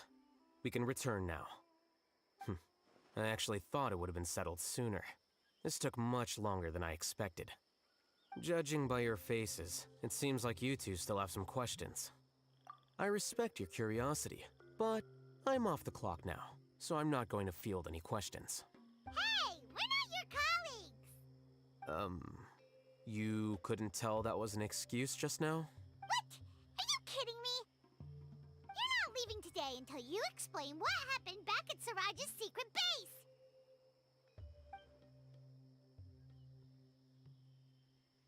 See ya. Hold it right there! Are you done? Your behavior is reminding me of some other people. Stop changing the subject!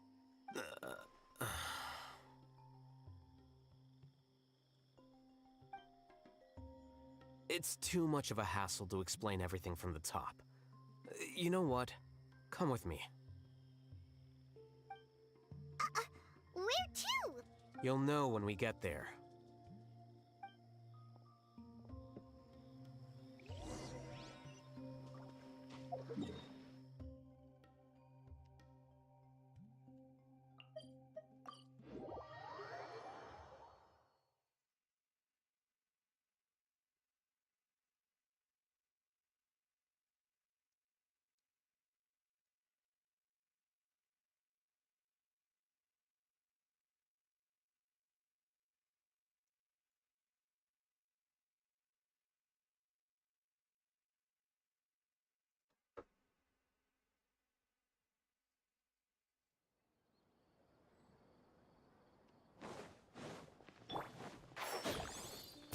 パティ変わっとるやん。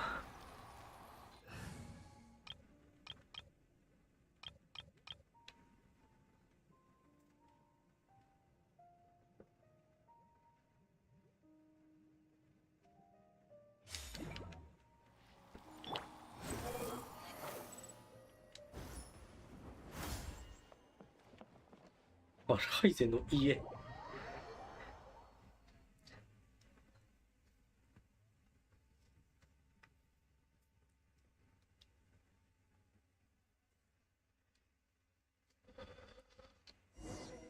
家に招待されちゃった。Your home? Yes. What's with you all of a sudden? Being all polite and inviting us over?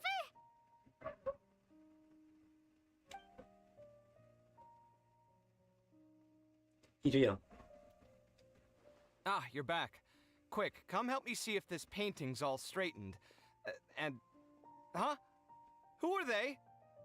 Stop making a fuss. They're obviously guests. You're not from the academia, are you? I'm unsure she's seen you before. You're that person from that time in that one place! Wait, what? How do you know me? Oh no, do people know that I live here? What? You're embarrassed only now of all times? Oh, you guys are roommates! Yes, we are, but keep that to yourselves. Please, don't tell anyone else. I keep a few books on collectives and the subconscious here at home. I'll get them. You all chat in the meantime. Hey! Hey! You're leaving just like that? What's the deal, Alhaitham?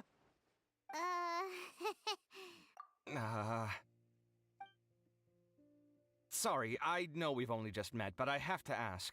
Are you, you wouldn't happen to be actors that Alhaitham hired to pretend to be his friends, would you? What? Guess not. I've never seen him invite friends home before, so please excuse my surprise. You guys get it, right? You know, with his temperament and stuff. But aren't you his friend? I wouldn't say friends exactly. Okay, well, we used to be, but we're not anymore. Huh? Don't worry about it. My name is Kaveh. I'm sorry to have met you under these circumstances. Anyway, please don't say anything about me living here. You seem like you got a lot going on.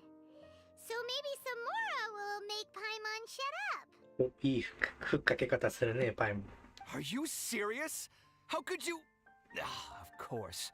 You're all Hatham's friends. What? That was a normal response. You exposed your own weakness. Still, why do you have to treat me like he does? Judging by the deafening din coming from the living room, you all must be getting along quite well. Entertain your own friends, why don't you? I'll leave the books here.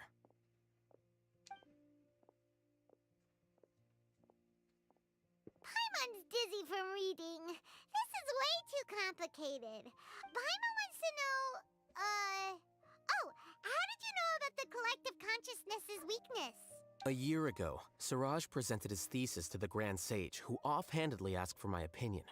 I actually responded with 2 lines of reasoning. The first, as I've already said, was that his research was on human evolution, a subject prohibited by the academia. The second was that I thought the direction of his research was too extreme, but his approach too conservative. Wait, that's too conservative? He built such a large lab, gathered all those people, and even tried to get rid of you! One way to stabilize a collective consciousness is to remove the test subject's humanity altogether. ほう。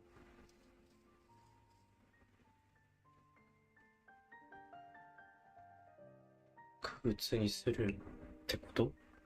The optimal solution to achieve collective consciousness is to focus solely on the overmind and treat the other test subjects as tools. マスターマインドの負荷が半端じゃなくない？まあ耐久性があればいけるのか。That's way too dangerous! You're not seriously considering that, are you? 'Cause, I'm merely stating the facts. If Siraj had done that, I would have felt his work to be just as senseless. It's impossible for any species to evolve overnight, and humans without their humanity cannot be called humans. That's why the academia prohibited research into human evolution. Most research of this kind tends to run contrary to evolution. Paimon gets it now! Ha! That's rich coming from you. If humans aren't humans without their humanity, then you'll probably evolve into some other species in another decade, I wager. そういうことだよね。どこまで行けば人間性を失うのかっていう実験そのものだよね。反転させれば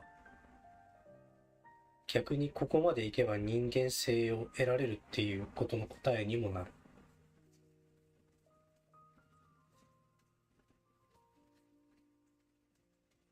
まあ近道ではあるけれど。What about you? Are you going to devolve into a fungus? すげえこと言うじゃん。 At least I'd be a fungus with empathy. めっちゃいいやつ、いい返しするじゃん。Sorry for eavesdropping, but what happened to you guys? Are you in trouble? Sort of.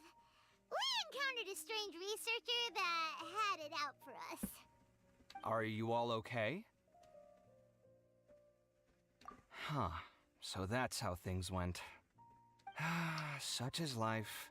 If only he'd known, Alhaitham could have stayed indoors today, and the whole thing could have been avoided, right? Plus, he could have helped me with the housework for once. See those books? They've been sitting there waiting for someone to sort through them for an age. If you're not gonna read them, tidy them away. They don't Can you feel the awkwardness in the air? I hope you're aware of your lack of conversational skills. Oh, so the pot's calling the kettle black, is he? Well, having said all that, are you okay? I'm doing quite well. Much better than that painting you're trying to hang on the wall. 言葉に聞くこと多いな。You don't understand anything. Stop criticizing my taste in decoration.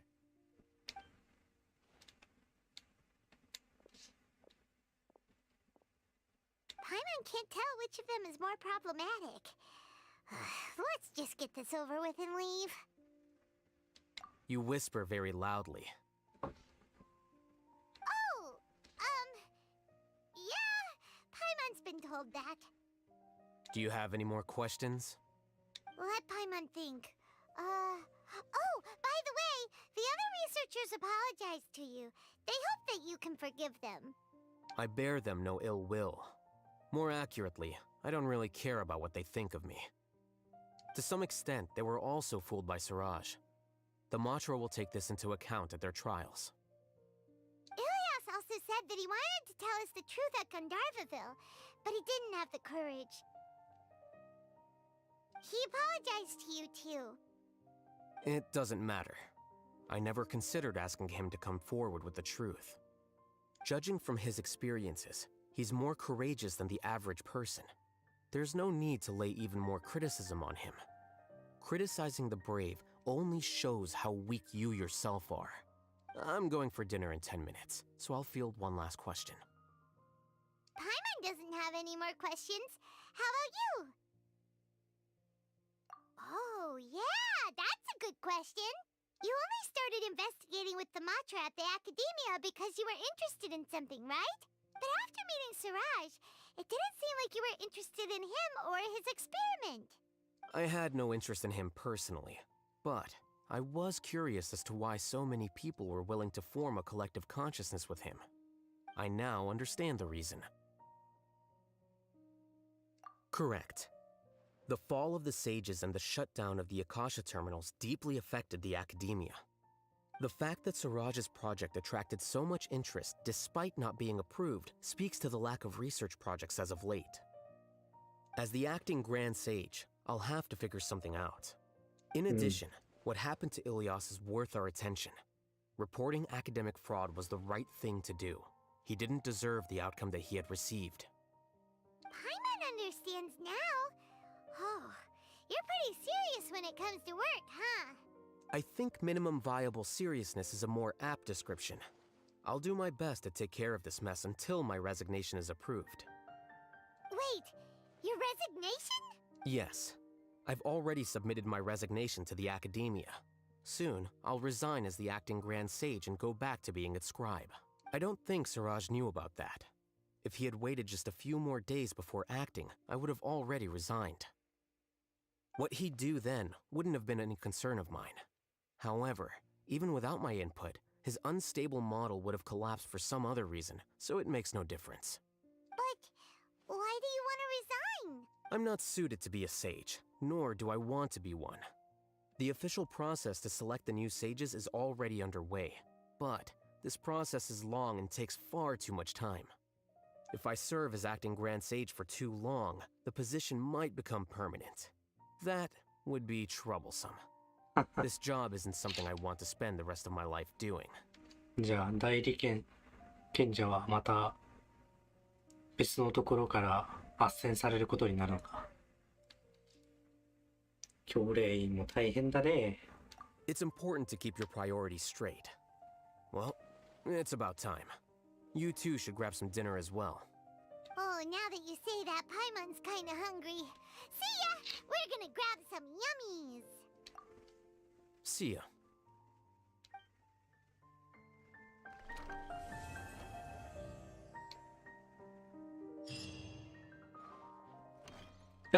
The name Siraj doesn't ring a bell.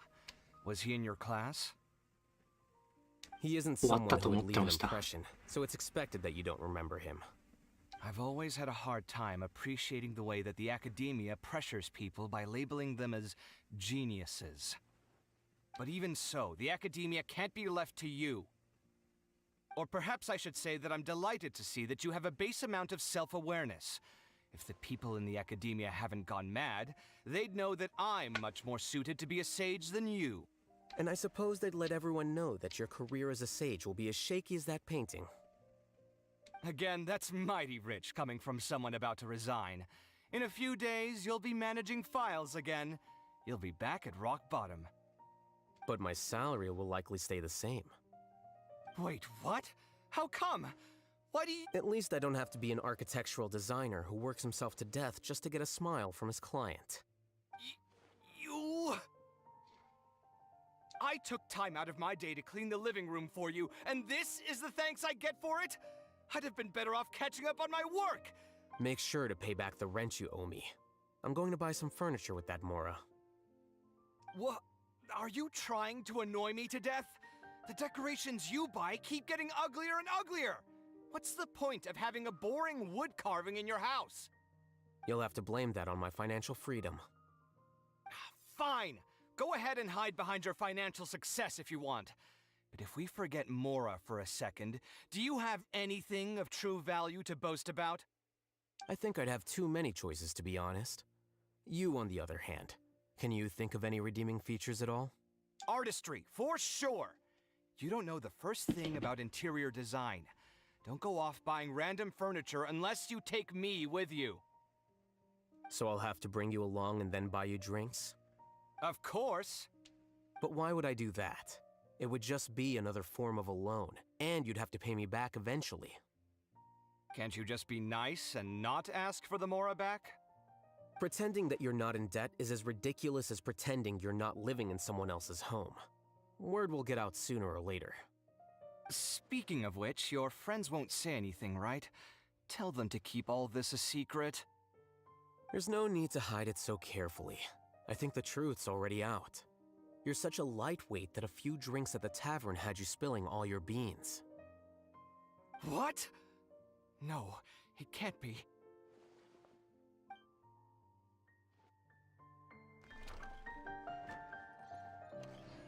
The name Siraj doesn't ring a bell. Was he in your class?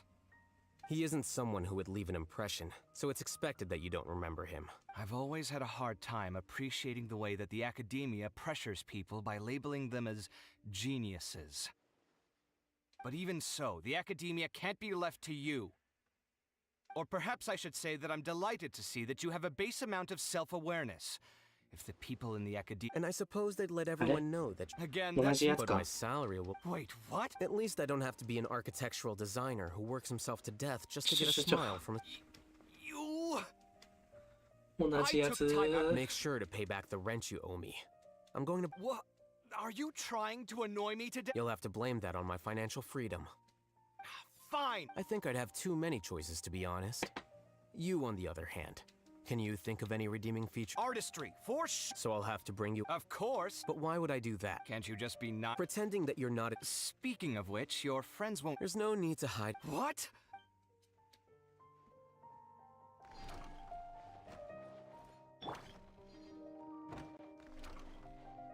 I see everything! Oh, Hatham isn't thinking about revealing my secret, is he? Jeez, why does he always have these horrible thoughts? Does he really want to mess with me that much?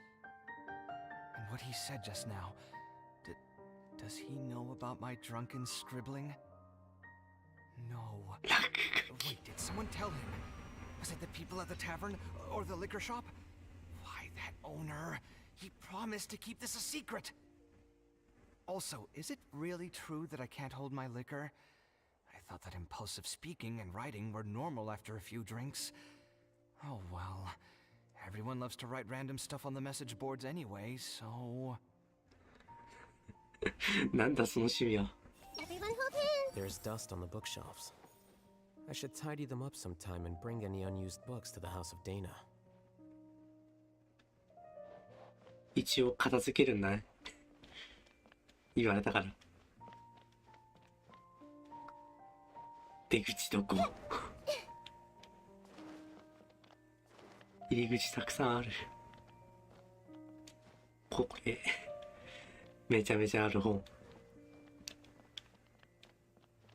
じゃあこっちが川へか。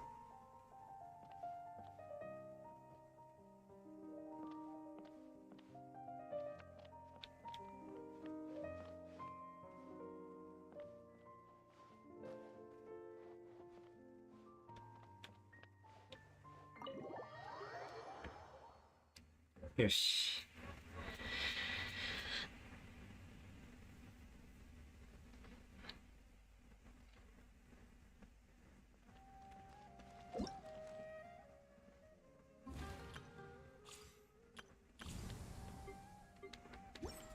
よし、じゃあ実験の時間だ。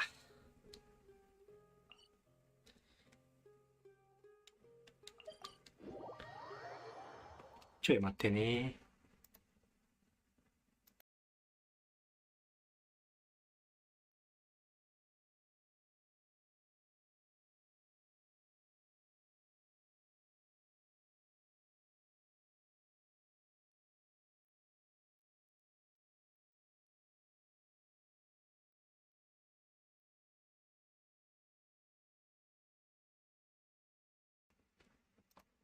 よし。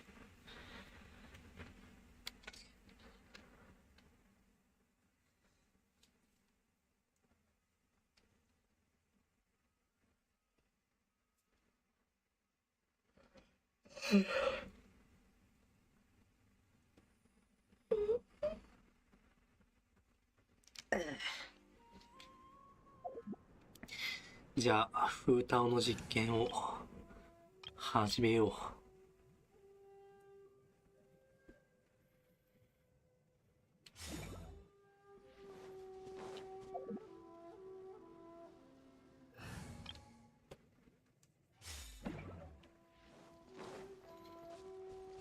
Body and mind.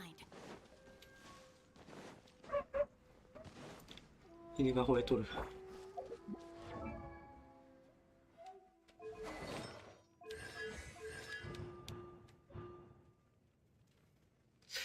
まあ同じ生物で実験してみましょうね。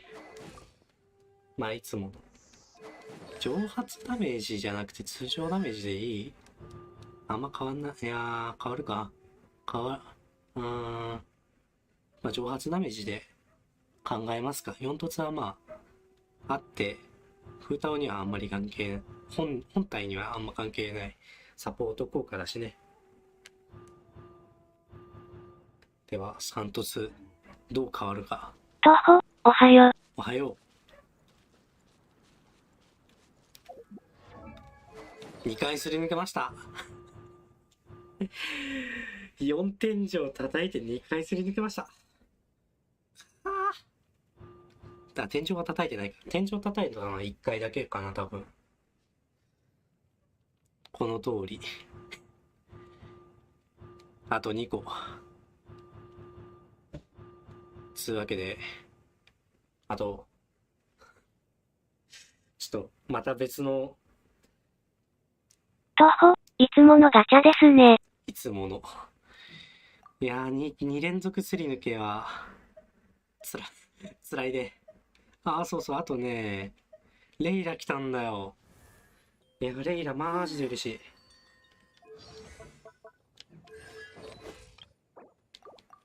ハスないわ。ハスがね。とほ、棒読みちゃんがちょっとでかいかも。マジ？じゃあ。棒読みちゃんの音量、下げます。試しにこれくらい。独自さなぎ、ですと。こんな感じでどう？とほ、鍵派？鍵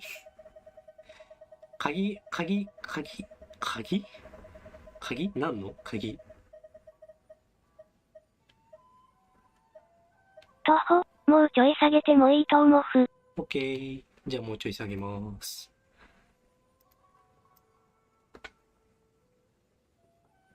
これくらいかな。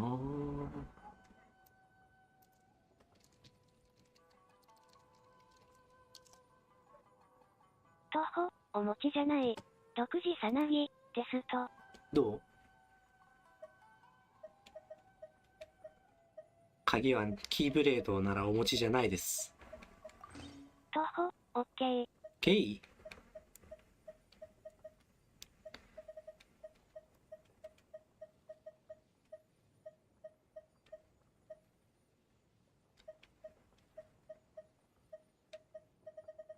？HP か。なんか片手あったっけ？ないのか。なんもねえ。とほ、うちの環境だから他の人はどうかわからんけどね、ははっは。ははは。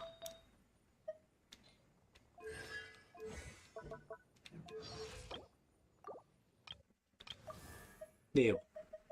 そうそう、ようやくね、ディルックの旦那来たんだよ。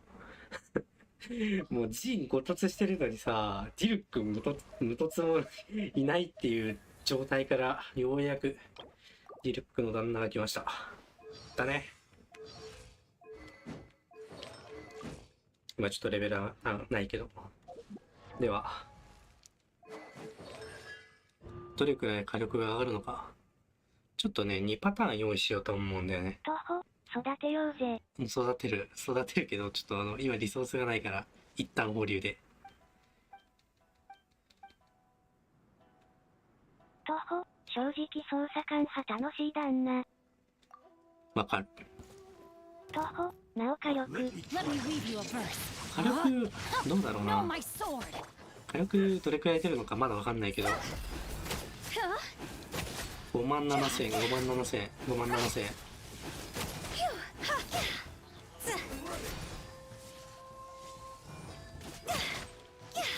まあ大体57000くらいですね。あ、千葉以降で死んだ。では、もう一つ、57000。ちょっと待って、メモるね。57000。徒歩、英語で草。あ、英語。そう、英語、普段英語でやってるからさ、英語なんだよね。許して。これで、HP35000。徒歩、犬小動画出そうぜ。犬小動画？犬小動画って何？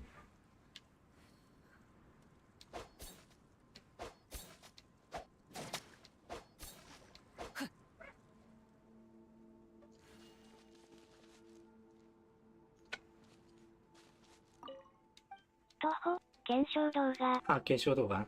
オッケーオッケー。あー、作る？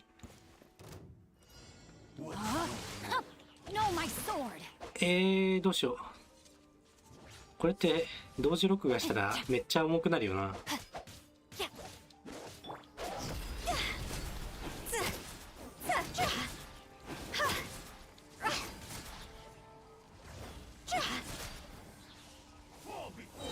重くなるかもしれんけど、それでもいいなら。あ、てか爆発ダメージも見ておくべきだった。ちょっと待ってね。じゃあちょっと同時録画するわ。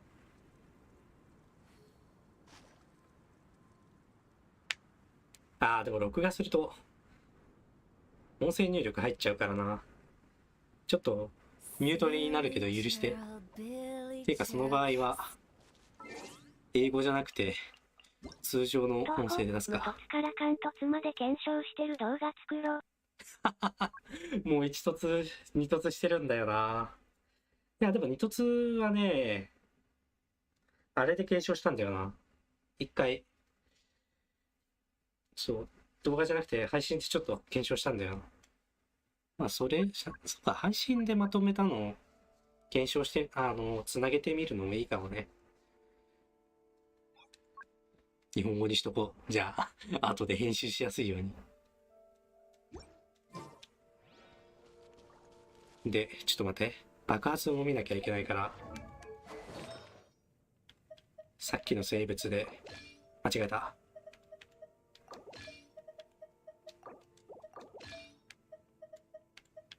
さっきの生物で爆発の火力を見ましょう。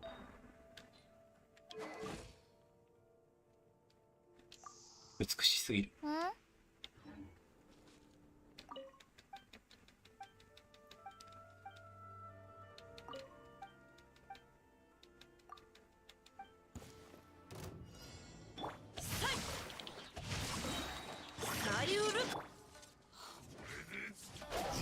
爆発は機械士。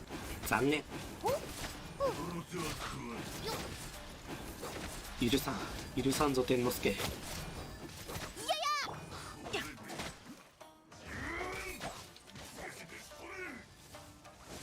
いて、スタミナなかった。おやおや。おやおや。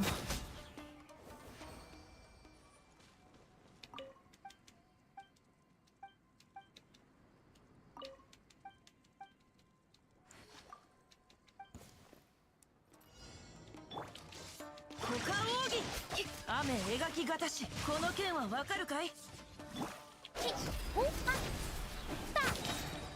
バカす。光し。悲しみの光し。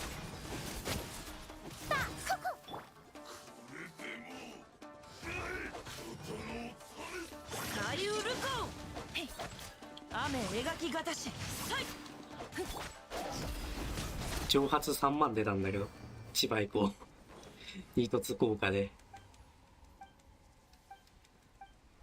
出ても2万いくつくらいだと思うんだけどな。3万いったわ。やば。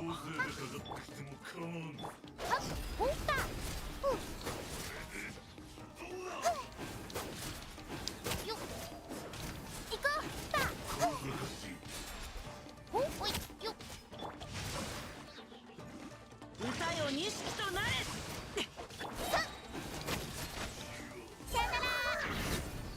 1万4000。1万4000出たな。徒歩に突破強いって言われてるの見たことなかったけど正直強いと思ってた。ヒルチャールのお兄さんが病気になった。爆発がヒルチャールのお兄1万4000。さんが看病してそう、地味に強いね。ヒルチャールのお兄さんが病気になった。メモってる。ヒルチャールのお兄さんが看病して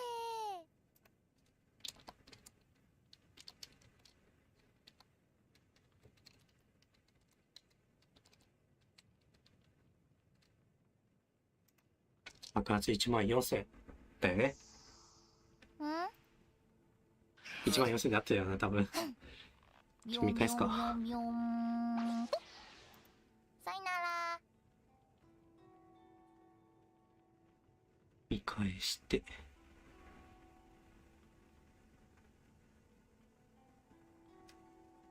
ヒルチャールのお兄さんが病気になった。ヒルチャールのお兄さんが看病して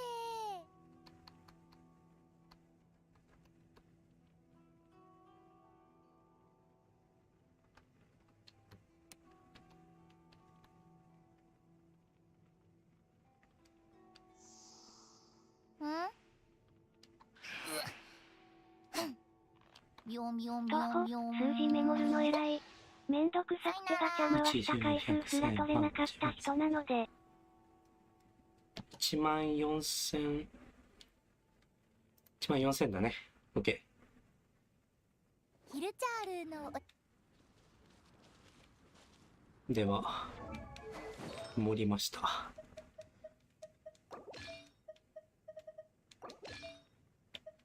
では、こっちのビルド。HP じゃない。35000、HP3 万5000ビルドですね。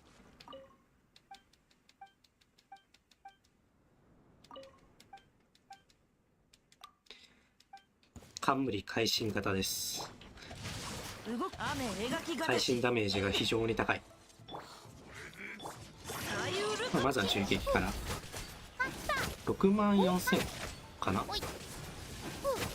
6万4000だね。会心6万4000。めっちゃ上がるな。会心ダメージ上がってるとはいえ。会心型。会心型。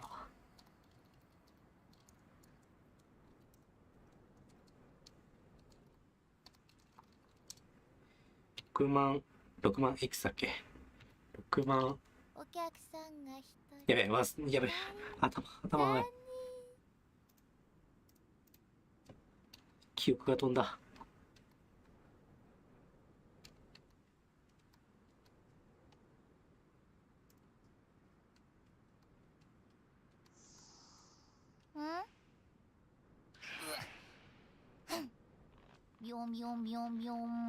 6万4000か。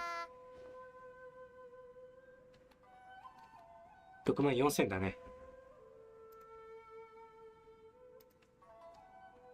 6万4000。こんにちは、初見です。らっしゃい。フータオの凸の具合の検証をしてます。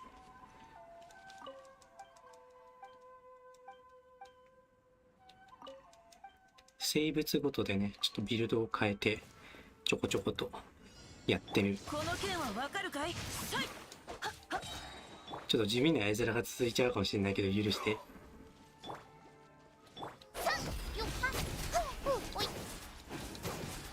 爆発をためて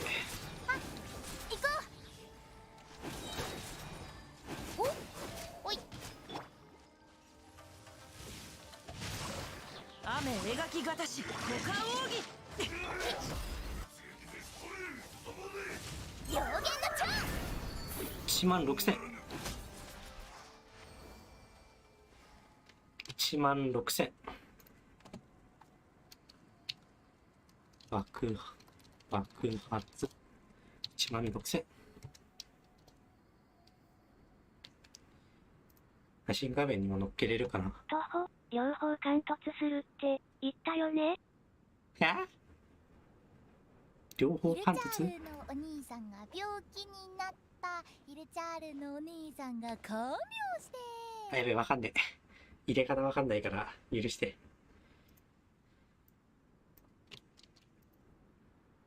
ちょっと情報をほんとこんな感じで。6時さなぎ、ハプ型おもげき5700爆発1万、4000会心型おもげき6万、4000爆発1万、6000。徒歩、やるよね。武器も。武器は貫突しません。武器貫突しません。ということで、3突すると、これがどうなるのか、やりましょうかね。ヒルチャール条件は一緒で。まずはまあ HP 型からやってみようかね。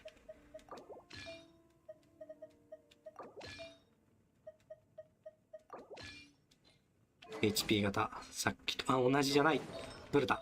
どれがミスってる？爆発1桁多いですね。徒歩、攻撃数値の変わり方。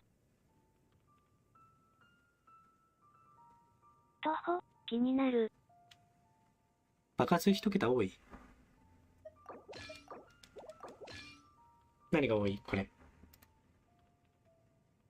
あ、違うわ。銃撃が1桁足らない。本当だ。本当だ。14万だわ。1桁足らん。16。16万だから。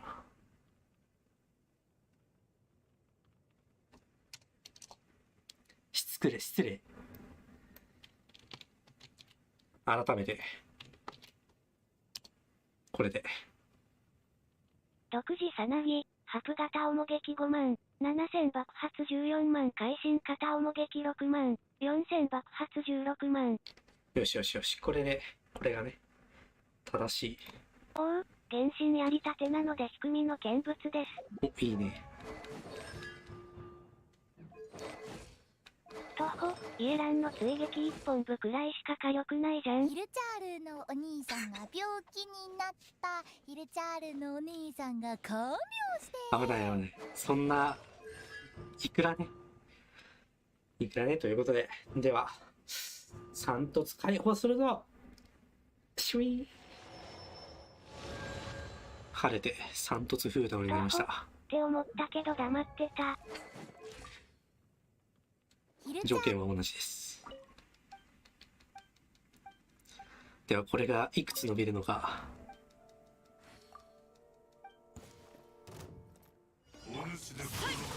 この件はわかるかい？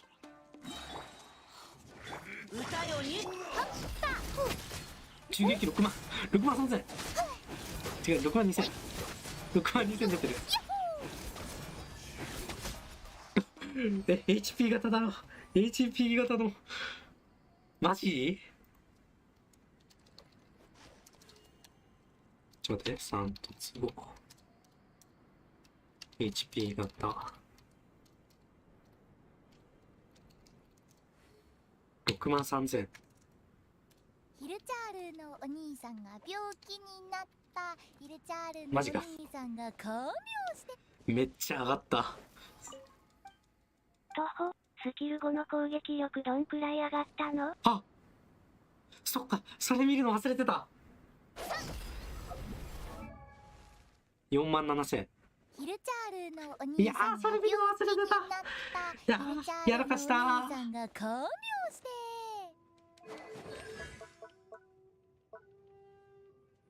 それ見るのが一番早かったな。ヒルチャいや、やらかしたー、マジで。やらかした。すいません、やらかしです。それ見るべきだったな。でもね、4万は、4万じゃねえよ。攻撃力4000はいってたと思うから、4035とかだったんじゃないかな。いや、そんな言ってないかな。どうだろう。4000は言ってたはず。前と同じだ。いやー、マジやらかしたー。それ見るべきだったー。ヒルチャール。徒歩、顔。失礼さんでした。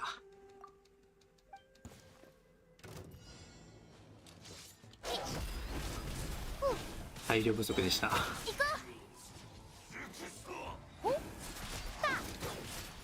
蒸発なしで3万出るようになってるね。素晴らしい。では爆発の火力見ていこ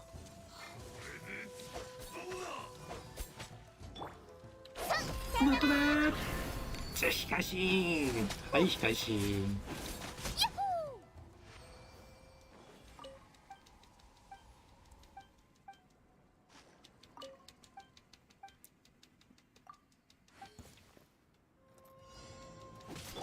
この剣はわかるかい？雨描きがたし。歌よにおいよ。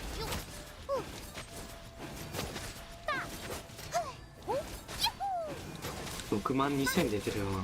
やばいよな。HP 型なのに。6万2000。間違えてた数字。3000、6万3000って言って。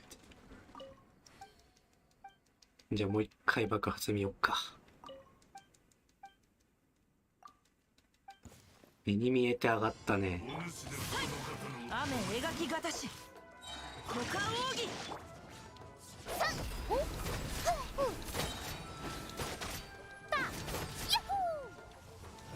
やべえ。させーん。芝居口で水不着切れました。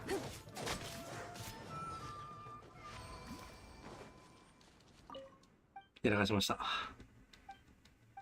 いるちて。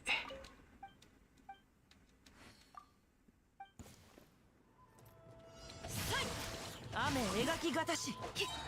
左右。見て。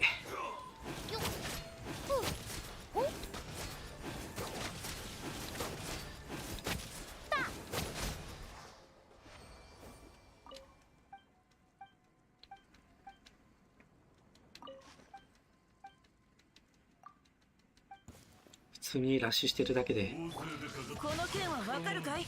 コーギー君が溶けちゃう。股間奥義。次は千葉イコをつけないように。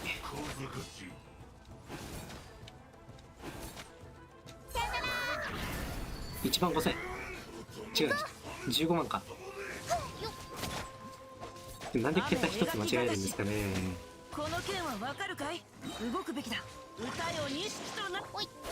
徒歩、バーバラで風太を蒸発する方法ないんでしょうか？ないです。爆発が15万。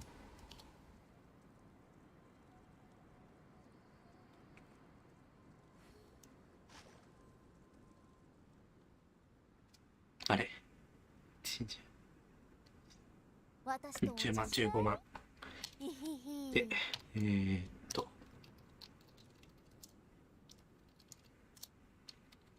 次、会心型。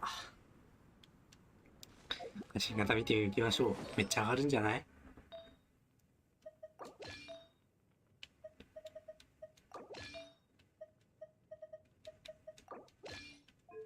？HP3万5000。おう、スキルなのに爆発も上がるの偉い。攻撃力が上がるんで、その分爆発も上がりますね。攻撃力の分が。雨描きがたし、この剣はわかるかい？なので三突は実質爆発の強化です。おいほふはほおいいて。股間奥義。ちょっと待って。いつの間にか溶けるこいつ。雨描きがたし。柔らかい。攻撃力が柔らかいよ。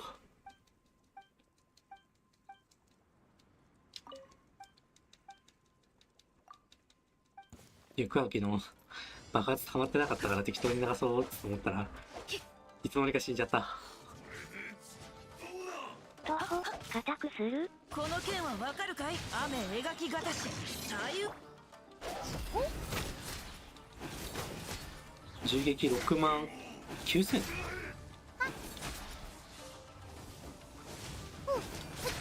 6万。やべ見えない。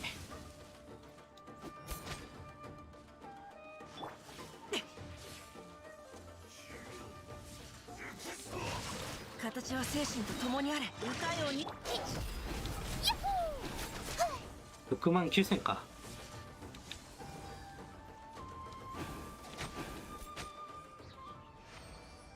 6万9000。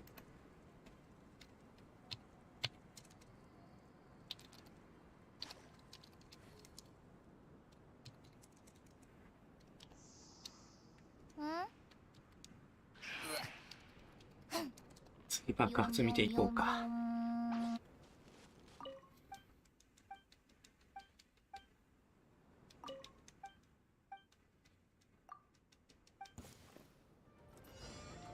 この剣はわかるかい？さい左右ルコ。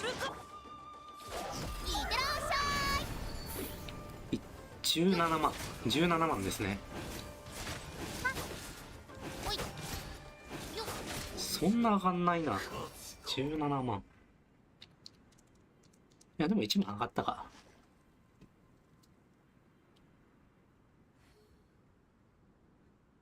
いや HP 型の火力の伸びがやばヒルチャールのお兄さんが病気になった。ヒルチャールのお兄さんが看病して。い。わ、なんか来た。なんか来た。ちょっと水興味入るんで。お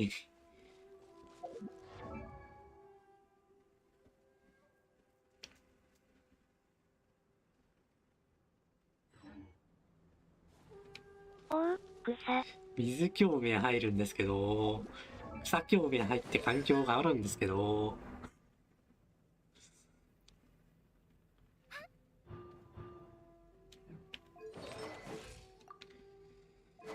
さて、ちょっと待ってね。見やすくしよう。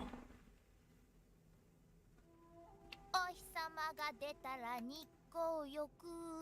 お月様が出たら月光浴。ほい。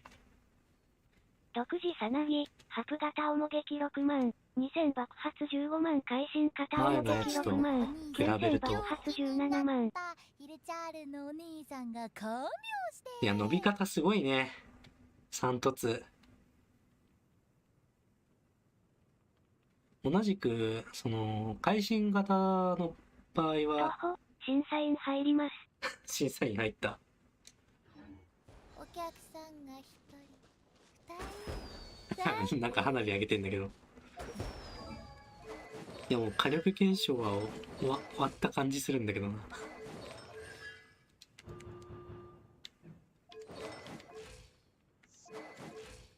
あ、そうだ、こっちの攻撃力見てみるか。4万4000。ヒルチャールのお兄さんが病気に。違う、4万攻撃力じゃねえや。4000ね。解答祭を祝して。解答祭を祝して。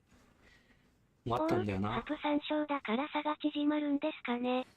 ですかね。4400なのが4770になったから、HP 恩恵が非常に大きいのかな。差が縮まって。あ、だから HP 型の方が強くなるんだね。これでまんべんなく HP 型のフーターをぶん回せるぜ。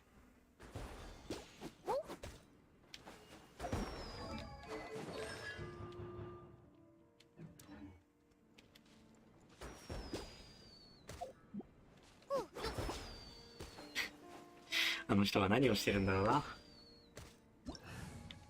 では実戦を想定した編成でいきましょう。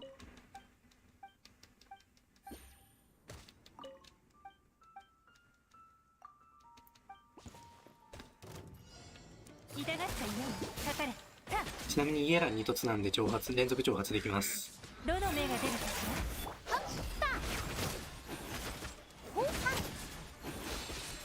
ら。1万ね。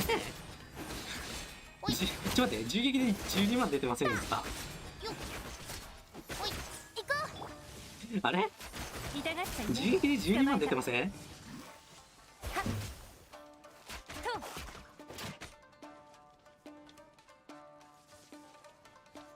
急がなくてもいいのよ。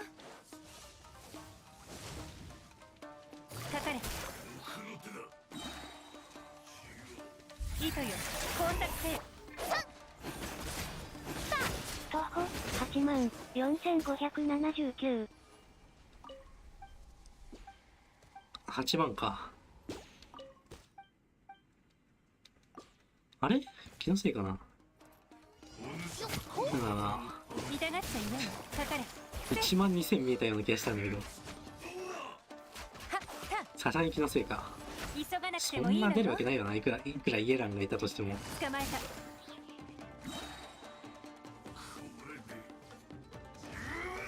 終わりね。もう一度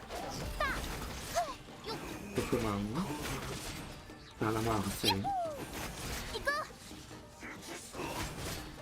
8万8万2000 8万2000。ちょっとイエランの残り2秒余らしちゃったけど、かかれ。捕まえた。次爆発見てみますか。水ついてるね。同じか。そうだわ、爆発打たないと。イエラン爆発を打たないと。ああ死んじゃった。芝居光の火力が地味に高くて、いつの間にか死んでしまうんですね。まあカスダメだったかな。徒歩15,551ほにゃほにゃ。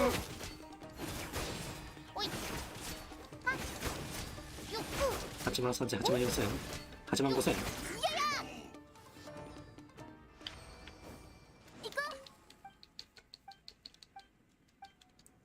ちょっと待ってね、ちゃんと爆発打ってから。徒歩85,804。いいね、これに本来はあれがつくからね。勝利手箱がつくからもっと伸びるで。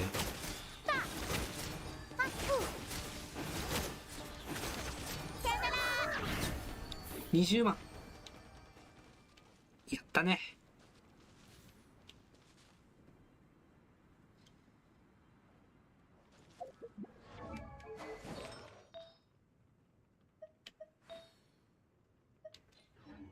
勝利手箱しちゃう。水共鳴がどう採用するかだよな。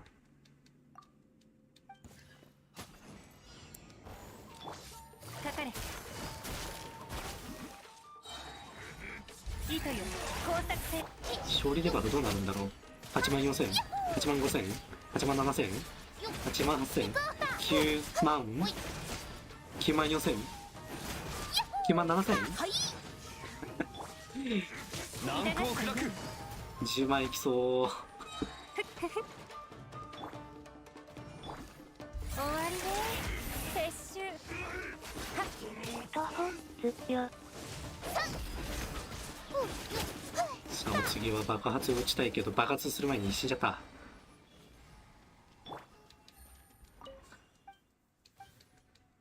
9万までいったな、勝利デバフで。シャーパーがそのキャラ壊れてない？壊れてる。天理チョーク。やったセット。剣女盤石。イエランバフと勝利だけだもんな。ここに本来は水共鳴が入ってくるってマジ？危ね。入れて控え心で7万いってるんだけど控え心7万だ。イエランが強い。捕まえた。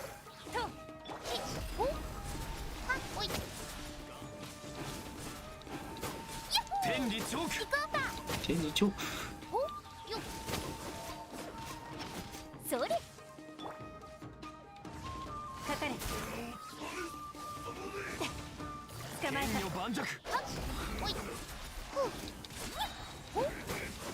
よしよし、これで任せたまったな。天道どの目が出るかね。痛がっちゃいない。発動した。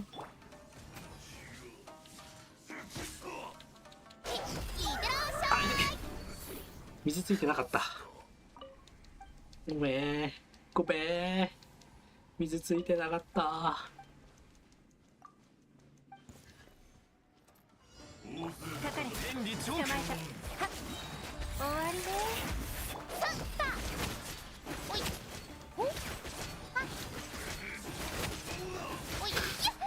もう当たり前のように9万ダメージ出すんだけど、9万7000。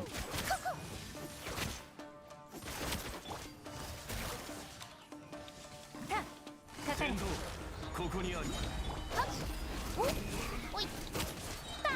よし、溜まった。一旦これは倒して次で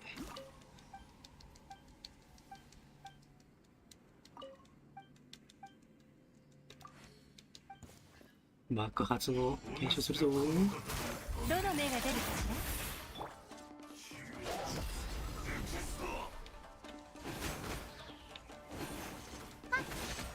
両弦の蝶。なあ、控え心。捕まえた。控え心なんですね。悲しみの。終わりね。撤収。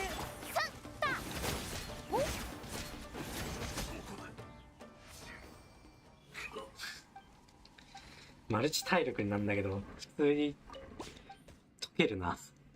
コーギーくんあっちゅう間に解けちゃう。かかれ。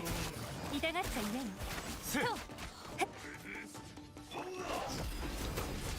天道、ここにある。爆発たまえたまえたまえ。よし、待って。捕まえた。糸よ、工作せよ。ほっ、た、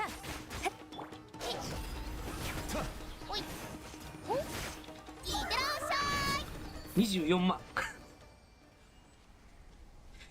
24万。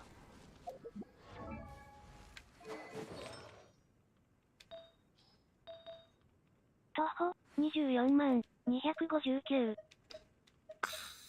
とんでもねえ。オーケー。私とお茶しない？ひひひ。ではこっちの実戦向けの HP3 万5000なのでちょっとやばいですね。体力7000くらい赤毛で。天道万象。捕まえた。果たしてこっちは終わりね。襲撃が開始出ない。1万6000。違う、9万6000。あ、10万いってる10万7000。天理チョーク。かかれ。10万いってる。やばいやばいやばい。全身壊れちゃう。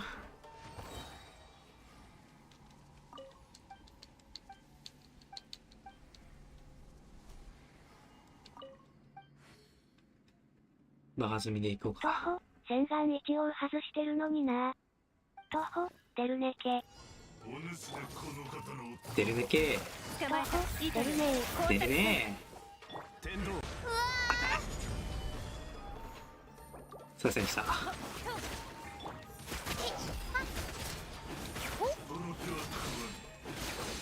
めっちゃカードされる。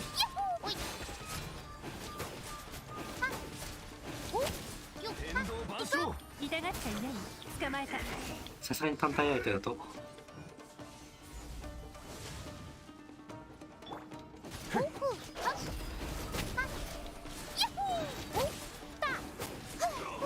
ーツ溜まった。オッケー。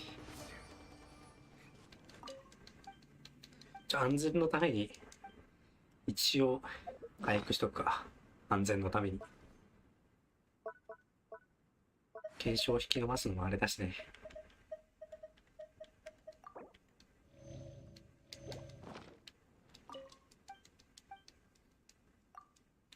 マイル。天理チョーク。どの目が出るかね。かかれ。痛がっちゃいないの。はっはっと。やっはっ行こう。両弦の天道。剥がれちゃった。ここにあり。おいった捕まえた。せ終わりね。撤収。行こう。うかつに攻めるな。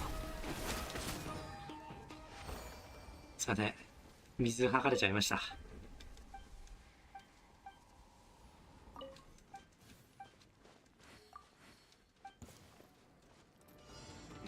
剣女盤石。天理チョーク。糸よ工作せよ。コーギーの HP の減り方やばいな。HP たまいけんちゃんたまった。よし、次のイヤラン爆発で検証できるかな。できなさそう。話すか。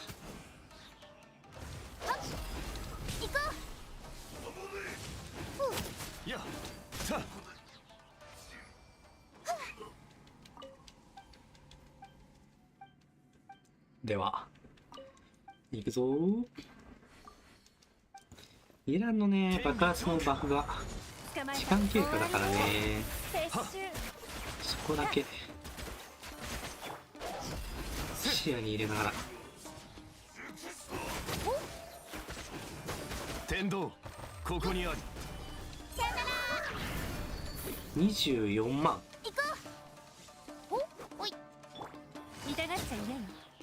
あんま変わんなくない？ 24 万だよね今の。非会心だった？芝居のダメージかな。徒歩24万5600は見た。だよね、5000しか伸びてないね。ってなるとやっぱ HP 型の方が安定卓なんだな。銃撃の火力はもちろん会心ダメージ型の方が出るには出るけど。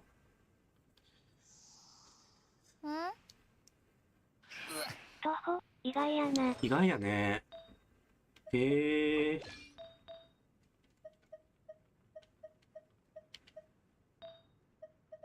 なんか面白い検証結果出たね。意外と HP の方が強い。徒歩おもろい結果。HP 持って会心ボタンはいい。まあ、爆発の方はワンチャンこれその5突でイエランブックがねちょっとむずい。変わるかもしれないけど、イエランバフねちょっと難しいよね。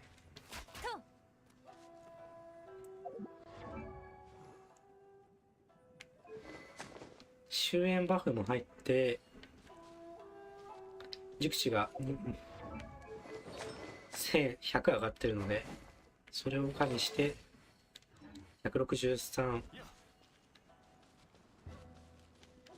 て考えるとバフ足りてるよね。全然ダメバフ 50% 入ってはなかったけど、まあ大体 30% くらい入って、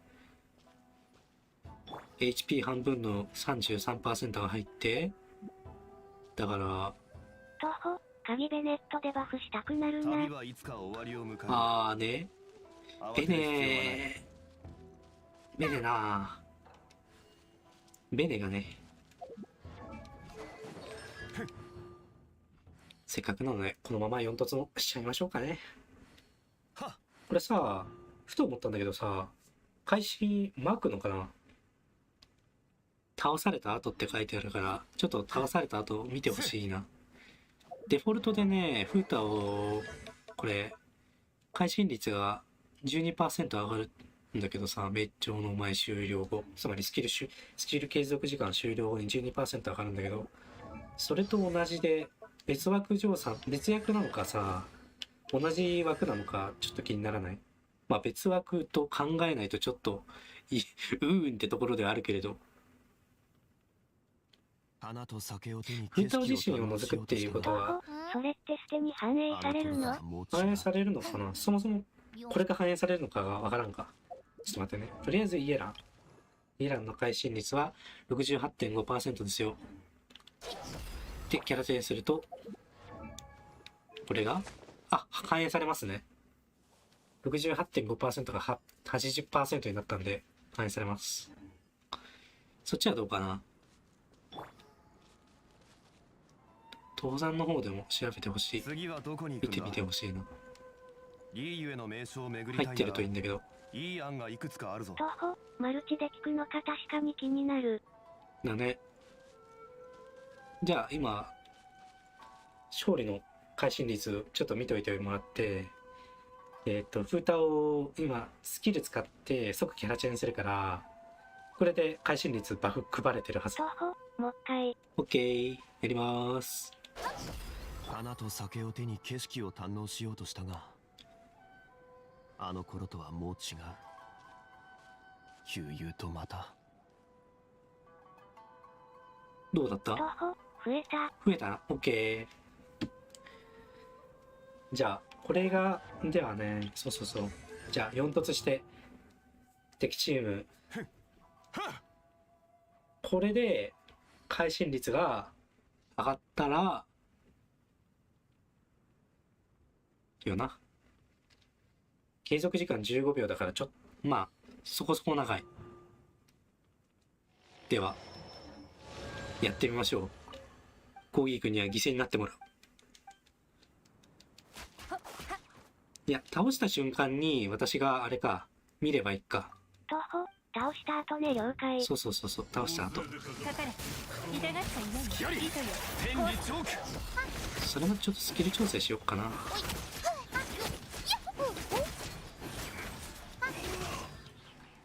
フーターは倒さないといけないっていうか、芝居効がついてないといけないのかな、確か。天道、これでここで即キャラチェンして切らせた。あれ表示されない。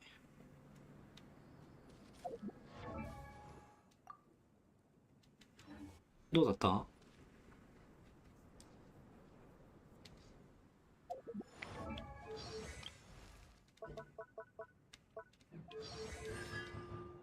徒歩、12しか上がらないな。じゃあ表示されないのかな。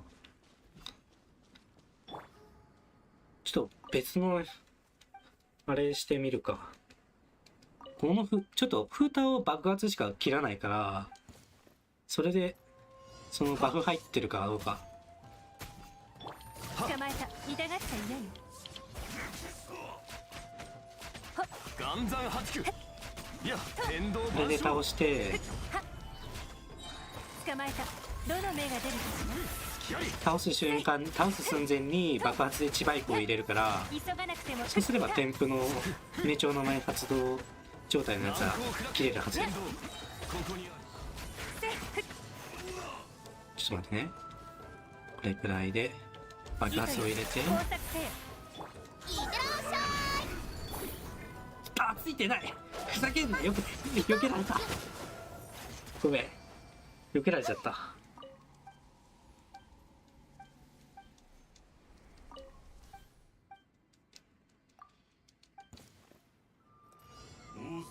痛がっちゃいないよ。かかれ。急がなくてもいいのよ。はっ。痛がっちゃいないよ。終わりね。もう一回爆発されるわ。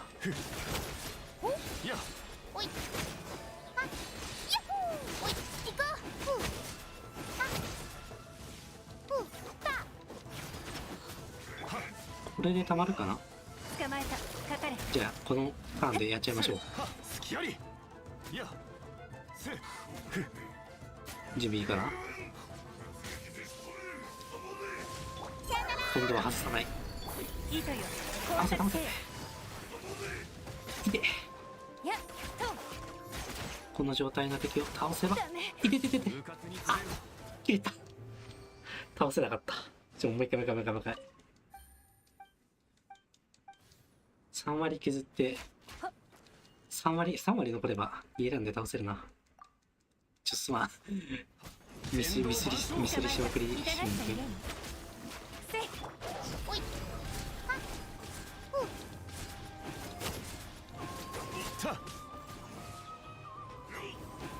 天道ここにある。まあ見えないバフとして処理されるかもしれんし、その場合ちょっとめんどくさいけど、あんちゃんこれバグってたりしないかな。よしよし、これで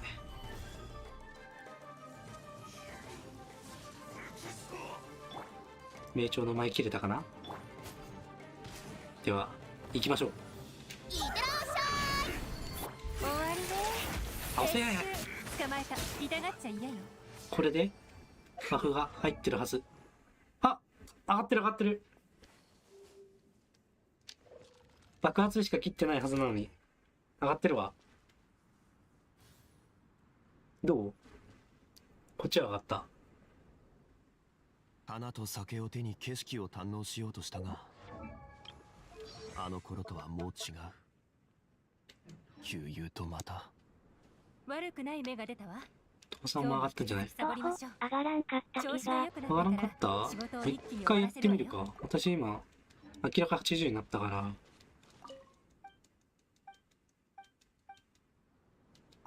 私だけかな。そのマルチパーティーに配れないタイプのバフかもしれんな、ワンチャン。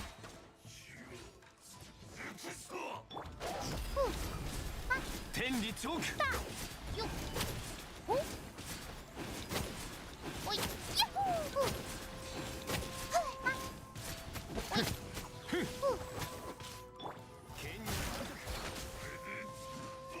捕まえた。や、天道ここにあり。あとちょっとで足りそう。かかれ。オッケー。これでどの目が出るかな。天理チョーク。表現の超。で倒して間違えた。上がってない。あれで倒しちゃったせいで自爆光ついてなかったか。どうだった？徒歩上がらんな。今の私も上がってなかったから判定になってなかったかもしれん。痛がっちゃいないよ。やっせい。おい。天道ここにあり。継続時間15秒のはずだから結構長いはずなんだけどな。捕まえた。かかれ。よし、これで出せるようになった。バフを切れるのをちゃんと目視する。これあれかな、熟知バフかな。あ、バフ切れたね。 OK。 捕まえた。糸よ光沢せよ。ほっかかれ。といってらっしゃい。真実はまだ明かされていない。倒した。天道万象。これちょっとうかつに攻めるな。倒れちゃった。テランがやられちゃってる。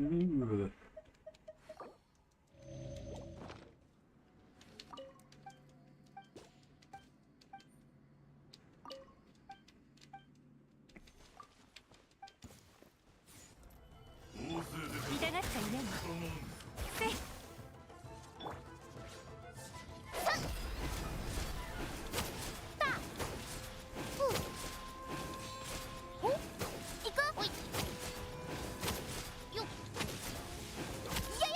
OK、これで急がなくてもいいのよ。切れたから8秒間ずっと会心率バフが配れるけど、目視で会心爆が切れました。 OK。 かかれ、痛がっちゃいない。どの目が出るかしら。一回打つには打つけど、一旦これはスルーしておいて、次で打つか。捕まえた。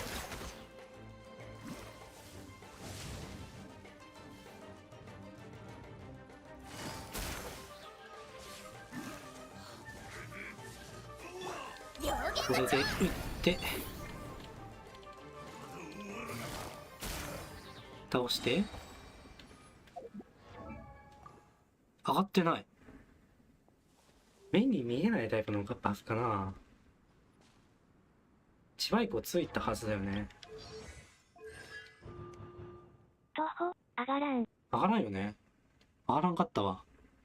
さっきあれか、8秒間が残ってたんか。流通のために作られた船は港に止まる。じゃあこれ見えないタイプのバフなんだ。あらゆる富が沈着する場所だ。ロサリアとかと同じかな。見えないタイプの。なるほどね。徒歩、これタオで倒さないとダメなんじゃない？あ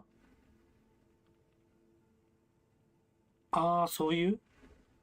なるほど。タオが表にいないとダメ？それはあるかもしれない。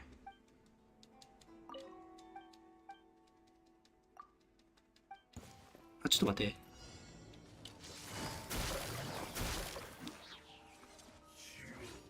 終わりね。徒歩、くるみ自らできれてると思えば。ああ、なるほどね。じゃあ会心率がめちゃんこ上がったらあれだから、80いくつとかになるて、まあ90いくつか。私のイエランの会心率が90いくつになったら、それは発動してるっていうことだね。だからフータオで倒してみましょう。ちょっと今何もしないで、で私は即キャラチェンすればいい。これで倒して即キャラチェンして、会心率が92。あ、フータオが倒さんといかないんだね。じゃあ私は上がった。どう？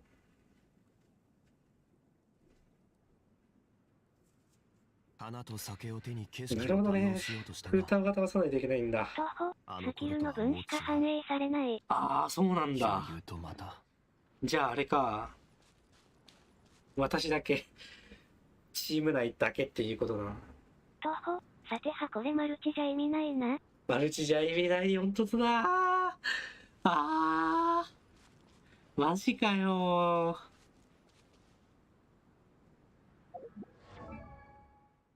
マジ？念のためもう一回やっていい？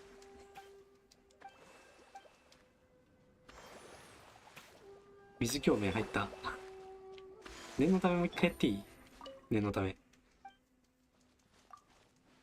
もう一回やろう。痛がっちゃいない。かかれ。天道万象。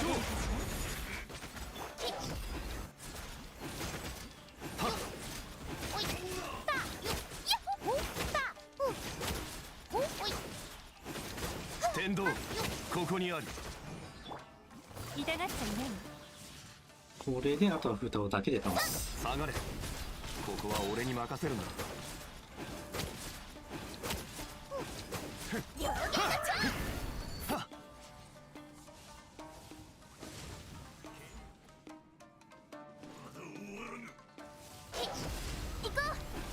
倒して、フータオだけで倒して、キャラチェンして、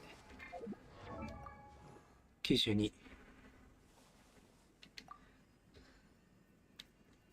私は反映されてるが、トコさんはどうだった？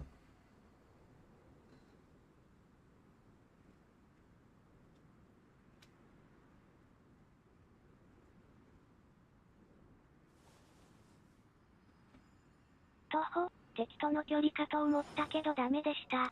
ダメかー。悲しい。マルチじゃ意味ないタイプの。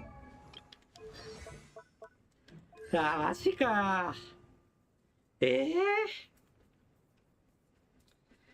しい。マルチじゃ腐るのこの点。この凸。マジ？悲しすぎるでしょ。いや、貫突よりも弱いわ、この4凸効果。マジか。徒歩、マルチだと固有の方が腐るからね。徒歩、その補填だよ。ね。花と酒を手に景色を情報提供者から知らせがあったわ。いや、腐ることはないでしょ。どうやらまた新たな変数が現れた。普通に倍々に上がってたじゃん。てか、イエラもそうだけど、イエラ90いくつになってたから、めちゃめちゃ会心出るようになってたんだよね。いやー、マルチのパティリック。なんか、会心率 20% も配れるんだぜ。普通に考えてやばくね？敵1体倒しただけで。徒歩、スキル5か。そう。徒歩、旅はいつか終わりを迎える。慌てる必要はない。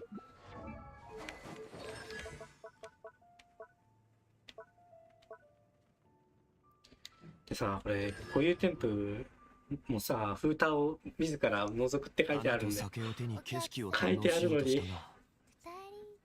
あの頃とはもう違う。旧友とまた。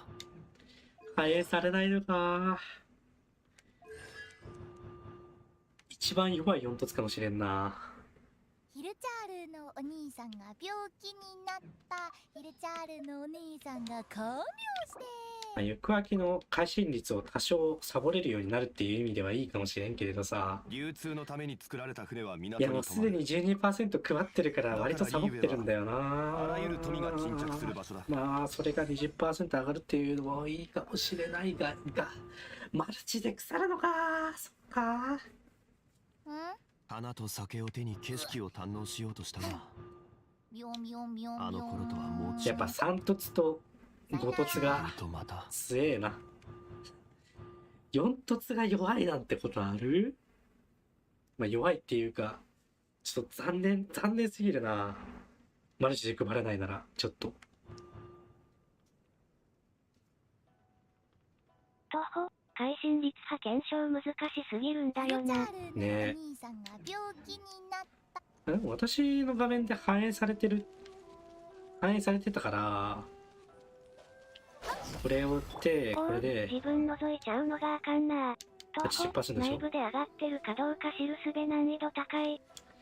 内部じゃなくて、ちゃんと表示されてるんだよ、私の画面。統計取らないと。私の画面ちゃんと反映されてるから、ボブさんの画面でも反映されてないとおかしいんだよ。いいゆえの名所を巡りたいなら、いい案がいくつかあるぞ。だから、ちゃんと、マジで会心率上がってないんだよ。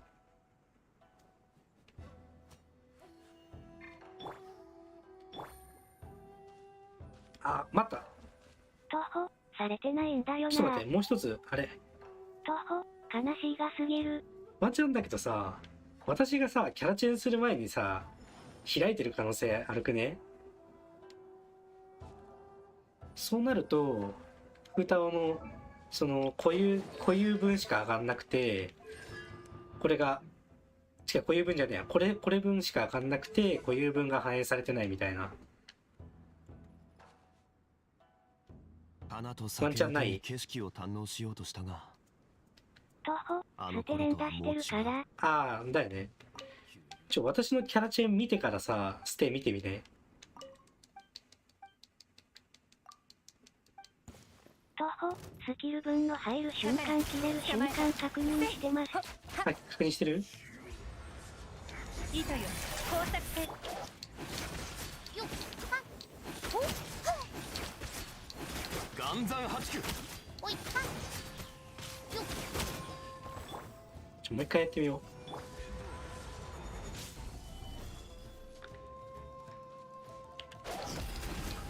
キャラチェン確認よろしく。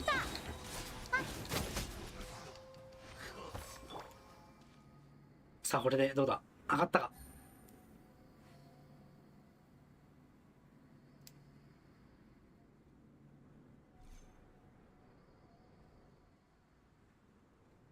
徒歩、ダメです。ですよね。より多くの身分を持った方ダメか君にもいくつか作ってあげようか。なるほどな。残念凸だったのか、お前。マジか。旅はいつか終わりを迎える。まあ、ここまで来たなら、貫突しますよ。後日、5万円をもう一度、打ち込んで。マジなかおかしいな。ソロで吐く素強なのでセーフ。確かに。20% 上がるもんね。24%。過信率 24% 配れる最強。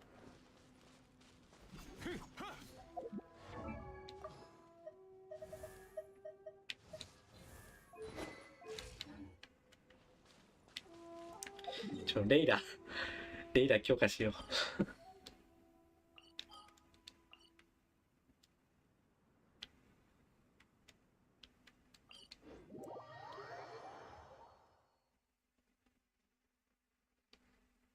以上、検証でした。なるほどな。4凸は、あえて狙う必要はないんだな。本当に。もう4凸行くならもう関凸まで行けと。もしくは5凸。まあ5凸まで行ったらもう関凸しちゃった方がいいよな。つまり私は止められなくなってしまったと。まあ止める気もともとないからいいんだよ。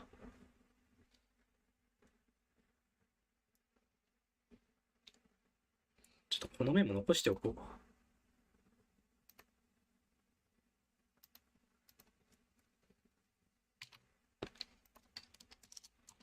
この面は残すこと。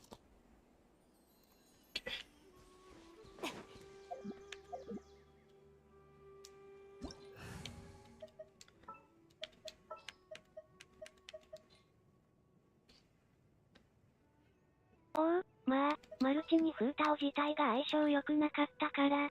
そうでもないよ。さっきも言ったけど、固有添付の方は普通にマルチでも配れるんだよね。だからね、周りにね、会心率 12% をばらまく兵器とかしてるんだよな。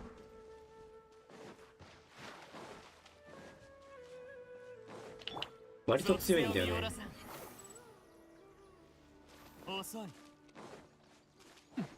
まあ、発動後だから。アンマンパンマン、こんばんは。こんばんは。ガチャ爆死しました。後日、貫突チャレンジでも貫突まで突っ走ります。チャレンジじゃねえな。突っ走りますよ。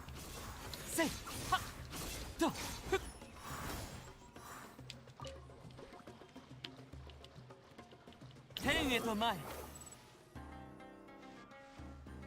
マジか。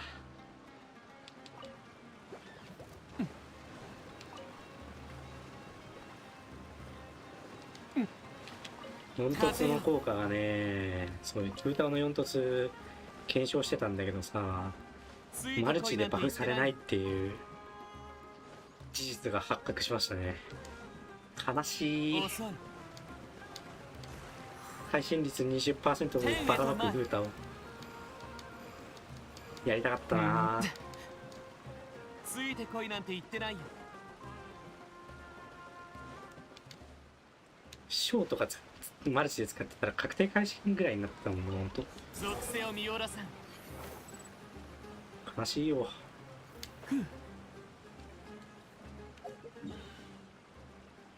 どこだっけ。こうか。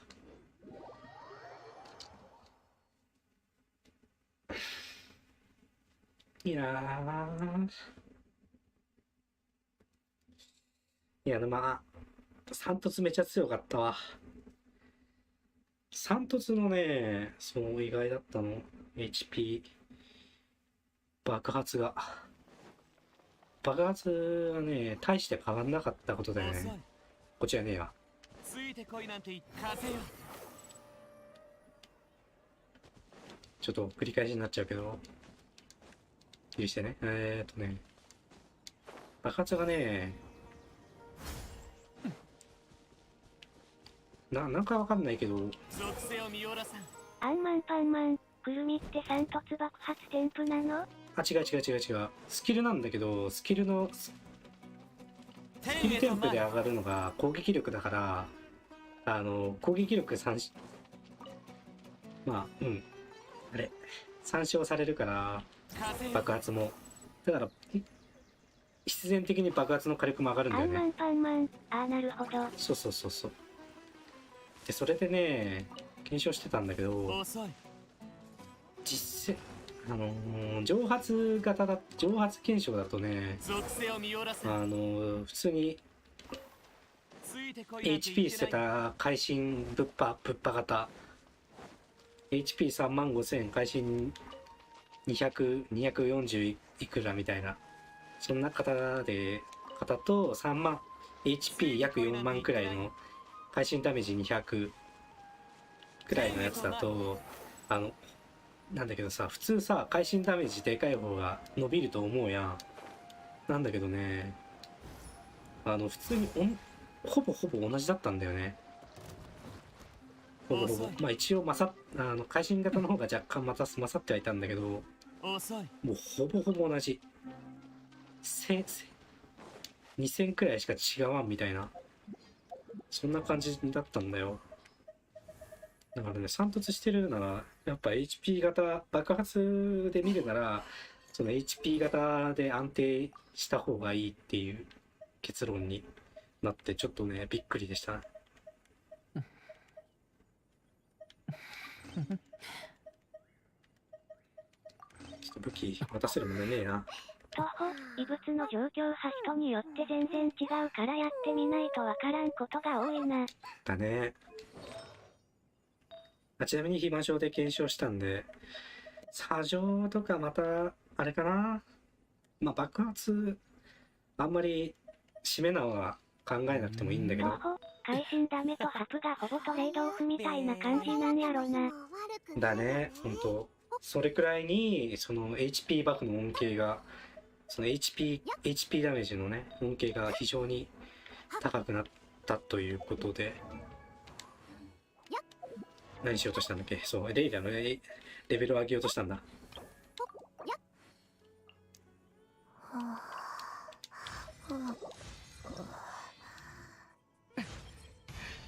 ライラ。あ、これは。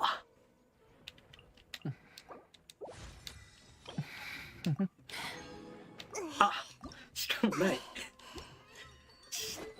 これちょっとコツコツやっていくしかないな。属性を見下ろす。これで。とディルック出たんだよ。やったね。添付が全く上がってないけど。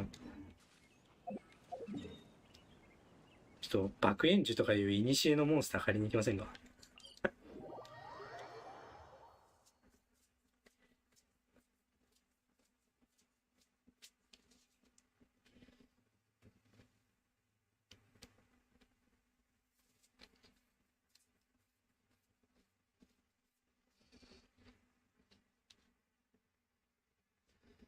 マジで久々なんだよな。いつ以来だ？爆炎樹。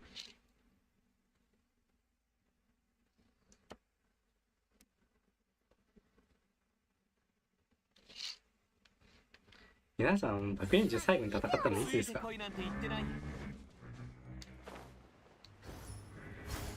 私はもうシャンリンの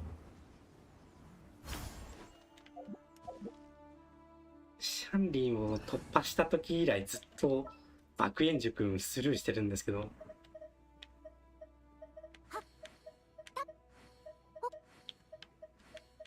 開花で消し飛ばすか？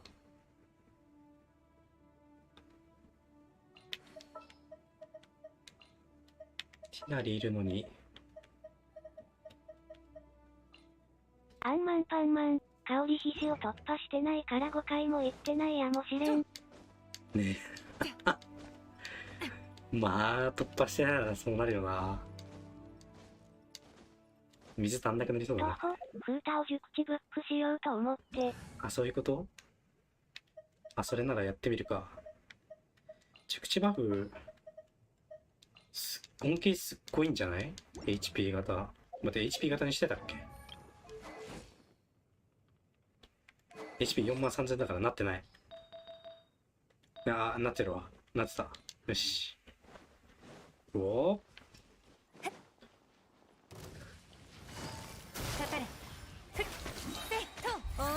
我々さあ踊るよ。さよなら。おい、行こう。私のお家にいらっしゃい。柔らか。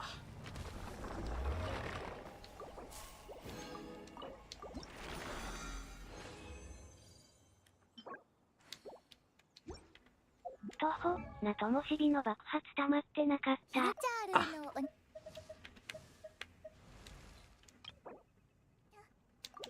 アンマンパンマン、こいつ炎耐性 70% くらいなかったっけ？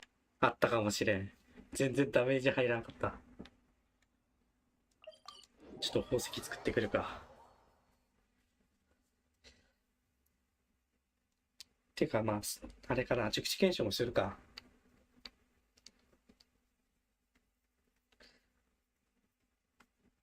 宝石作って、もう一回しばいて、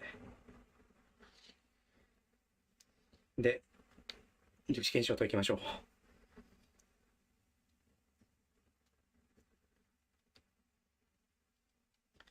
熟知バフの恩恵どれくらいになるんだろうな。てか水共鳴入ってるんだよな。そもそも水共鳴が入ってる。リュックを突破。力が強くなった。イエーイ。頑張る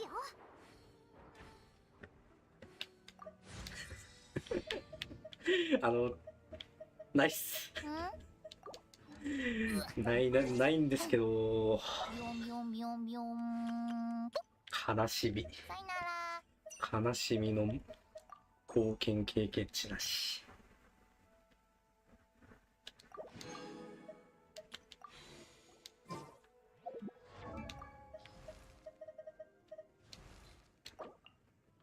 ヒルチャールのお兄さんが病気になったヒルチャールのお姉さんが看病してそこに眠気を閉じ込めるの。何もかもが足りてない。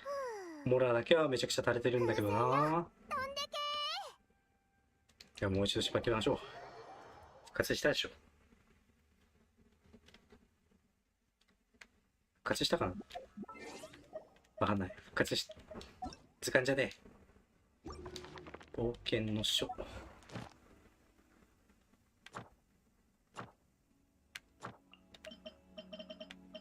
活してなかった。あと30秒。チャージ貯めてくる。ゲイ。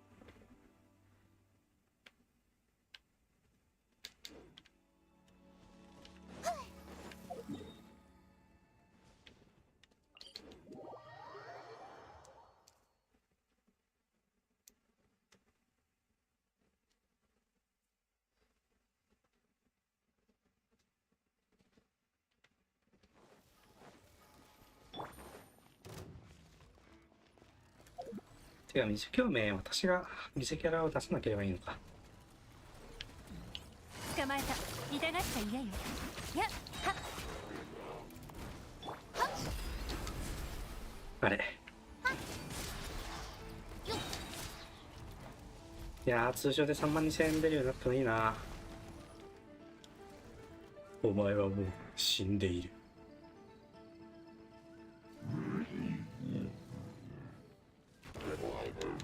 配信18000。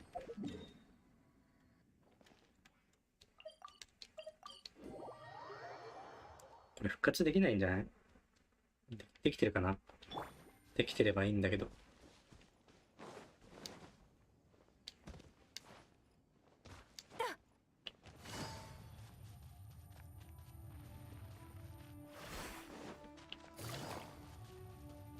復活してる。してるね。オッケー。その元素爆発はコーギー君のために取っておくんだ。どの目が出るかしら。かかれ。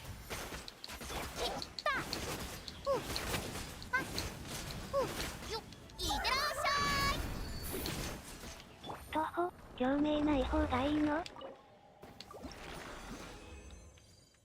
共鳴ね、もちろんある方がいいんだけど、なしで検証してみようかなって思ってたから、さっきもなしだったじゃん。まあ共鳴ありで検証するか。まずはまあ私が普通に殴ってみるか。じゃあ普通に殴って、で共鳴で、共鳴と条件は揃えた方がいいかなと思って揃えられるしね。とりあえず私が殴って、てかまあ私が殴って、でもそうか、あれか。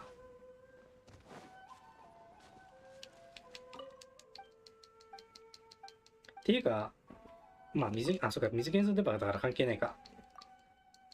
とりあえずまあ水共鳴状態のフータを見てみましょう。終わりね。水共鳴状態のフータは67000、8万3000。色白7万6000あるけど、これで鍵なんぼ10口上がるんやろ。何番上がるんやろね。てかあれか、そもそもイエランが良くない。イエランが良くないな。バフで変わっちゃうから、これはよくあきにしておこう。わかりやすいように。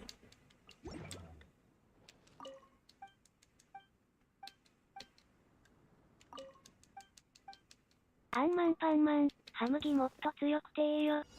HP だけ高くしてください。この件はわかるかい？攻撃力低い、もっと低くていいです。でも HP 調整するのめんどくさいから、ここ高くていいです。66000。66000。通常水共鳴状態だと66000。いってー！避けられた。両弦の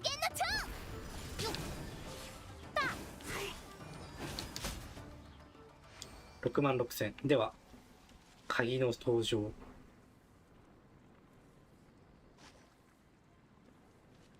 おいでませ。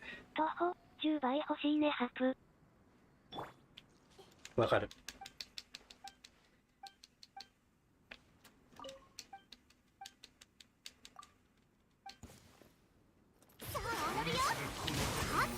雨描きがたし。動く左右。これこそが知恵の伝道。お、めっちゃ上がった。9万になってる。9万3000。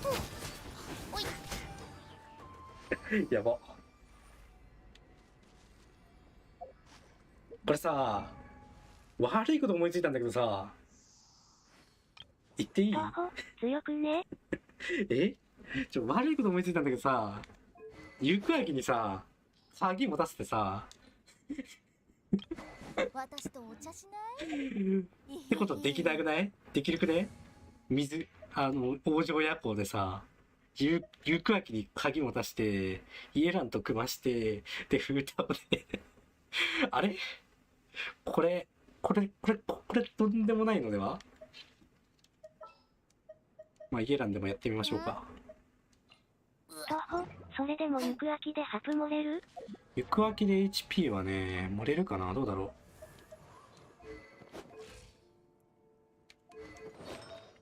チャージに向いちゃってるからな。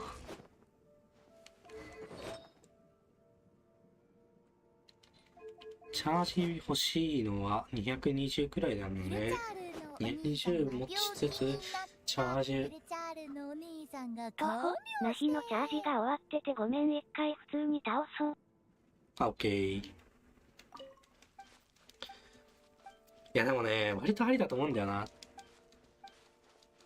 行く秋が元素オーブ 4つ落としてイエランが2つ落とす、4つ落とすのを2回でしょ。糸よ工作せよ。めっちゃレ使い方してる。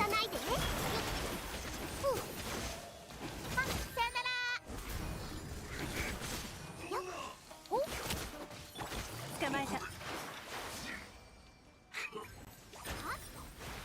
うん、割とたまるんじゃないかな。あれなんだっけ、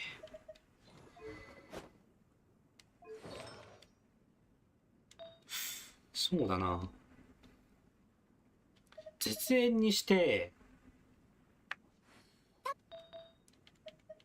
時計を HP にしてあとは水溜め会心率にして、で足りる。であとは原茶と HP を足しというね、もっと。肉焼き育ててないから鍵検証できなくてごめん。いや全然。今私が組んでみるか、どれくらい上がるか。肉焼きの HP。絶縁で組むから。情報提供者から知らせがあったわ。うん。どうやらまた絶新たな縁の水元素ダメージないか。ウニ玉から借りようかな。どうだろう。待って、もう一つあったはず。国民用のこれか。いやしょぼ。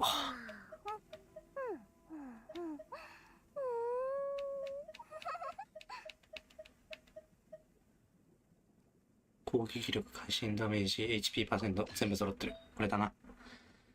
で、HP% の徒歩、実戦では行く秋の火力が3年過ぎてどうだろうって気がするけど、やってる人いなさそうだから気になる。気になるよね。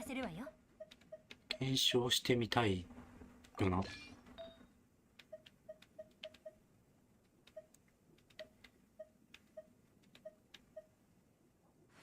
HP% がないけど、これで絶縁にしました。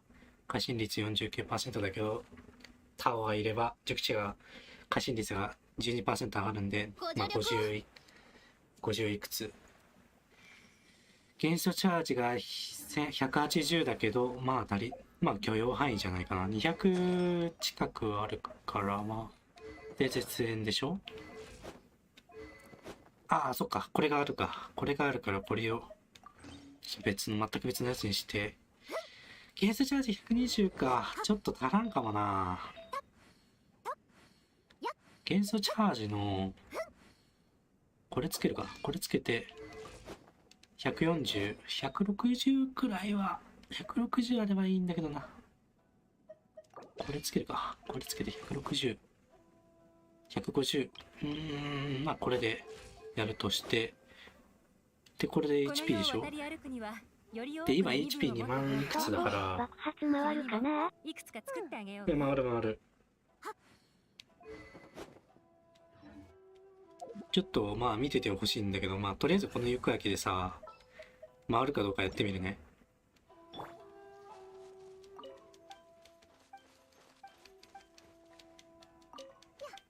とりあえず見ててもろて。とりあえず爆発打てるまで様子見しますよと。爆発しました。でこれが切れてからだね。これが切れてから一体どれくらい発動できるのか。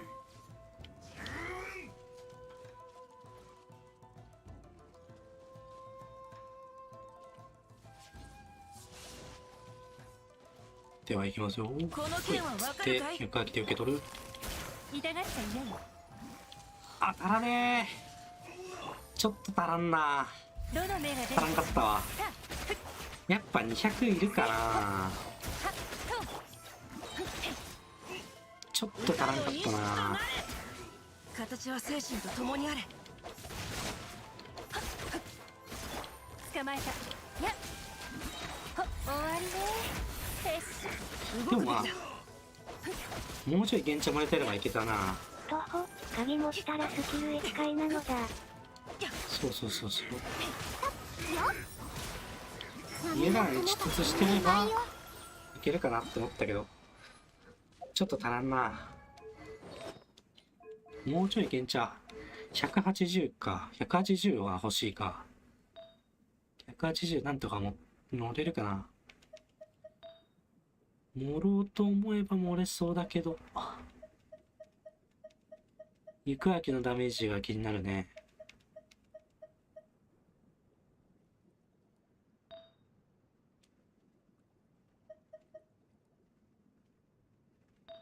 ちょっと原茶がないわ。手元に元素チャージの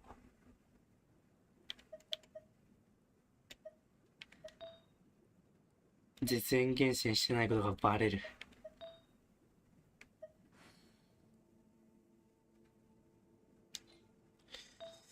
逆これ原茶にすれば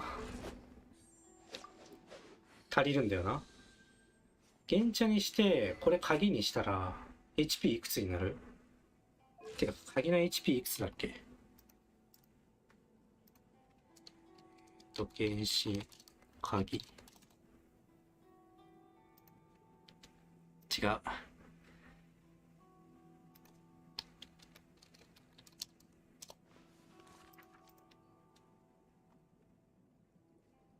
HP ステータスが 66% だから、徒歩 66.2。66.2% だから、今この状態の行く秋がプラス20。プラス20。あれね、水共鳴ね。水共鳴で。いや、てか今水共鳴起こってこれだから、プラス20はしなくていいと思う。水共鳴起きてるね。だから、これに 66.2% を入れればいい。から、66.2% ってなると、徒歩、イヤ鍵で 86.2。あれそろそろ万文集社の新刊入荷日だな。鍵ついでに行ってみないかい？鍵で、HP、そっか、プラス20番、そっか。それがあったわ。忘れてた。だから 86.2 を上げると、いくつになるんだ、これ。3万はいくんじゃない？ 3万いくつ3万いけばって感じか。いったら元素熟知でしょ。 HP 上限3万と仮定して HP の上限の 1.2 違う 0.12 か。 HP が電卓 HP が3万だと仮定して、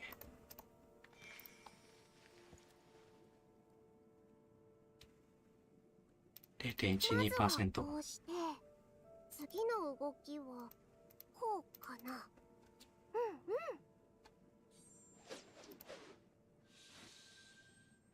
間違えた。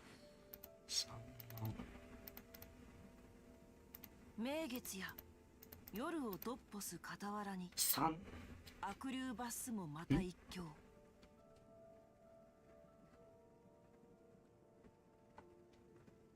いくつになるのこれマジでわからん。300くらい元素熟知。そんな上がらんか。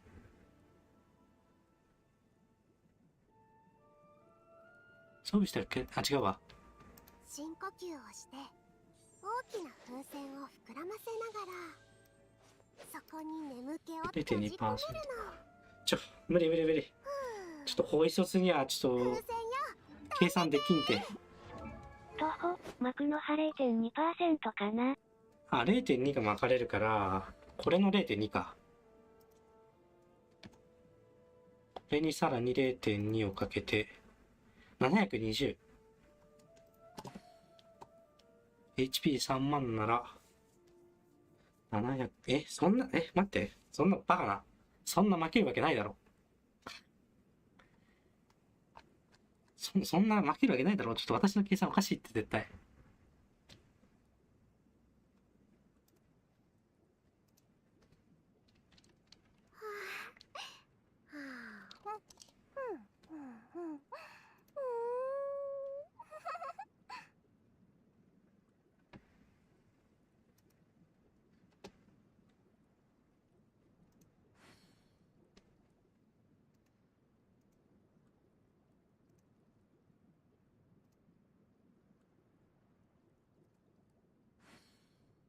徒歩60って出た。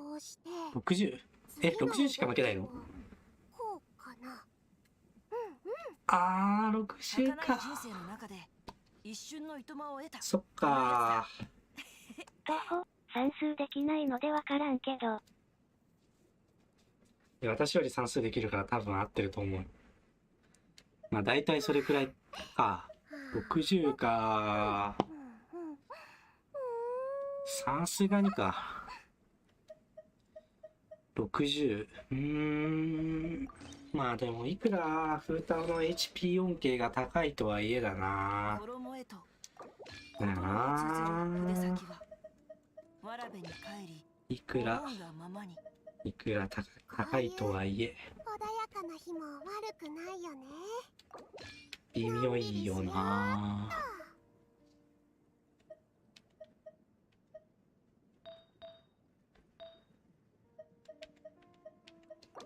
徒歩共感の方がいいか？かもね。誰が共感厳選してるんだよ。共感持ってない共感ない共感な、あった。共感の方がいいね。まずはこうして共感行くわけ作る。こうかな。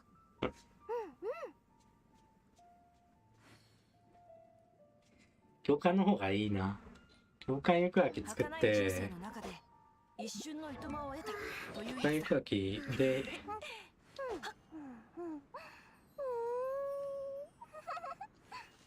元素チャージがちゃんと漏れれば、徒歩私のニロだと191枚いてるらしい。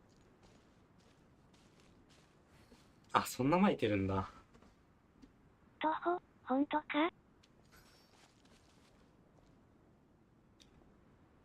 いや、絶対もっと巻いてるでしょ。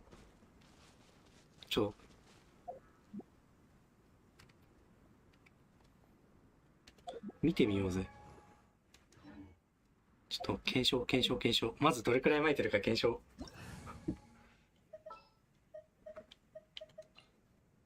ここに何の変哲もないフーターを用意して。元素熟知、なんでこんな高いの？嘘？そんな高い？そんなバカな。徒歩洗顔4で組んだら攻撃20も配れるから結構ありやなって思うわ。二色フータを。徒歩スキル当てないとあかん。スキル当てないとあかんやな。スキル当てるか。でも私のフータをデフォで返しじゃねえ。元素熟知100漏れてるの？マジ？そんなバカな。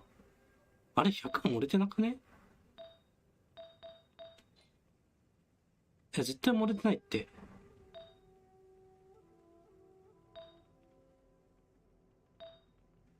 なんで上がってるんだ？ 35 でせいぜい60くらいだったはずだけど、なんか100になってる。これ何の効果？水共鳴じゃないでしょ。鍵は発動しないといかんでしょ。徒歩カレー。カレーか。なるほど。ではどれくらい上がるのか当てたら295、190上がってますね。痛がっちゃいないよ。どの目が出るかしら。私のお家に正解。頑張るよ。それちゃんと上がってました。あ、これマジでニーローフーターはありだな。ビョンビョンビョンビョン。徒歩、鍵やないなこの武器。え？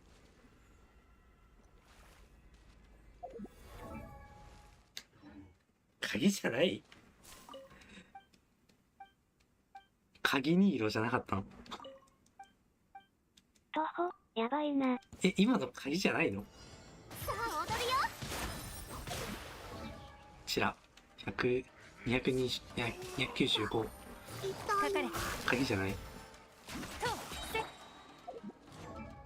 295。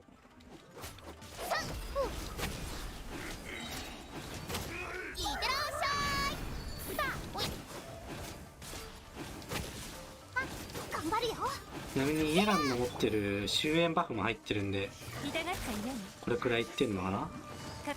終焉バフ入れたらどれくらいになるんだろう。395。フータオの熟知壊れる。フータオの熟知が395になりました。まあカレーを含めてるけど、カレー抜くといくつだ？やばいなのうち間違いで意味が逆に。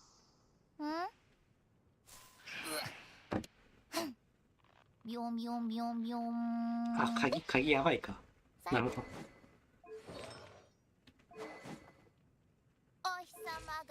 そういうことか。やばいね、鍵。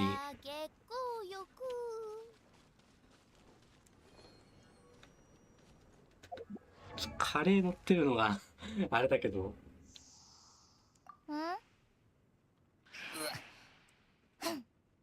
ビョンビョンビョンビョン。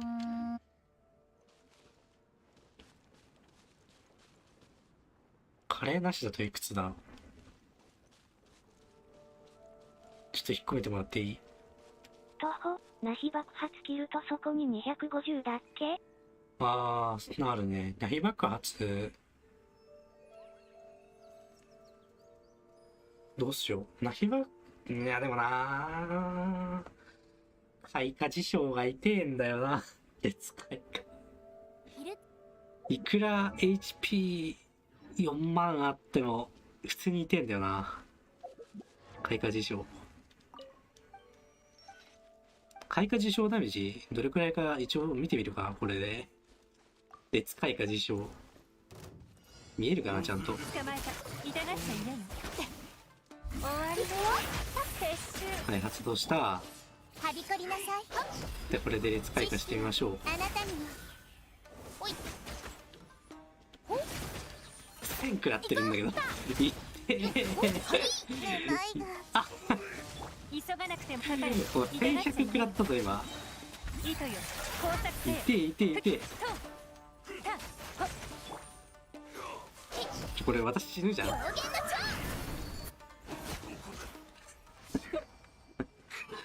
列開花1100食らったんだけど。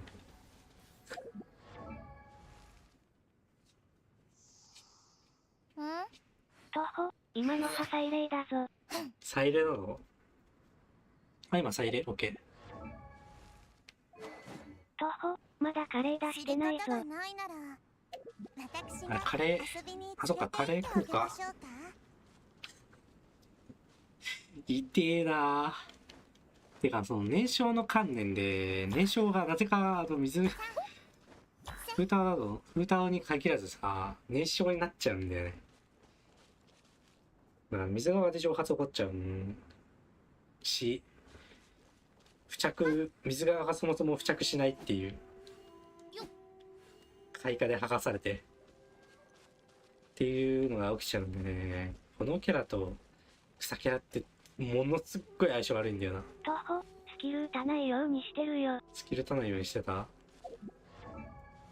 なるほどね。徒歩、今の白さつけたけど。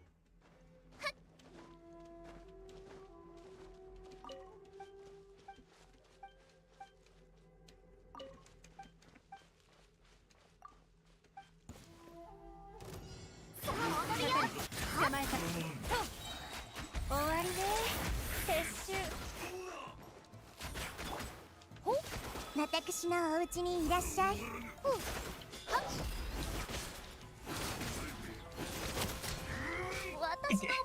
10万出たんですけど。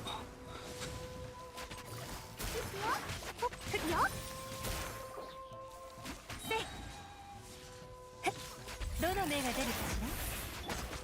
おい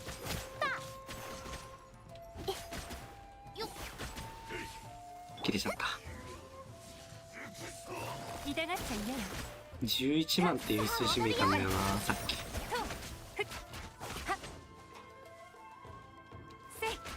でもナヒーダが腐りすぎちゃうからあんまりあれだけど。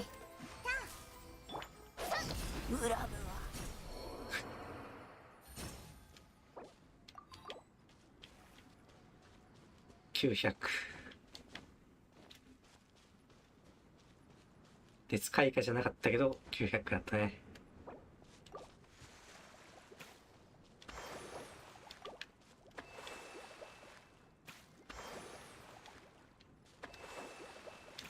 60秒当てで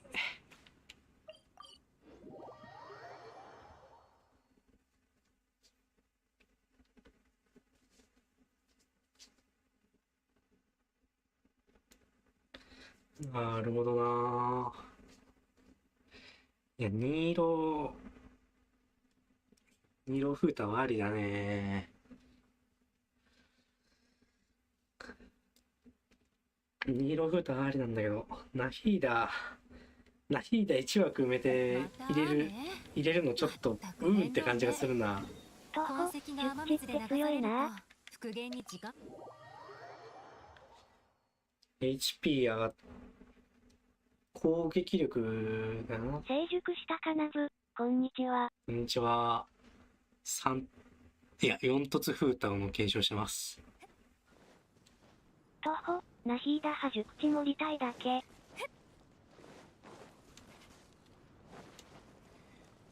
ナヒーダの枠熟知もら徒歩、勝利でいくか。そう勝利でいくとどうなるんだろう。体勢ではふつくからなんか12万とかいきそうな気がするんだけど。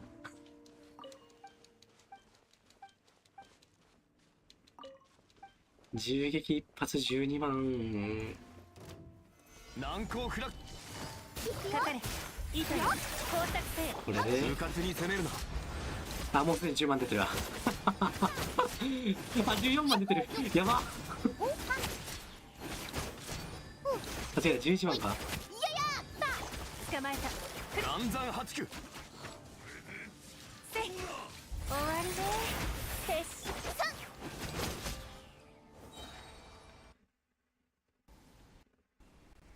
ちょっと待って、失礼。徒歩11万5000。でしかもこれ熟知でしょ。徒歩耐性デバフやば。やばいね。しかもこれ爆発まだ切ってないんだぜ。爆発切ったらどうなるんでしょう。あ、痛がっちゃいない。捕まえた。爆発を切るとどうなるでしょう。あ、原神壊れる。おー、爆発。機械神か。機械神っぽいな。今7万2000しか。多分あれだよね、7万2000ってあれのダメージだよな。残念。機械神。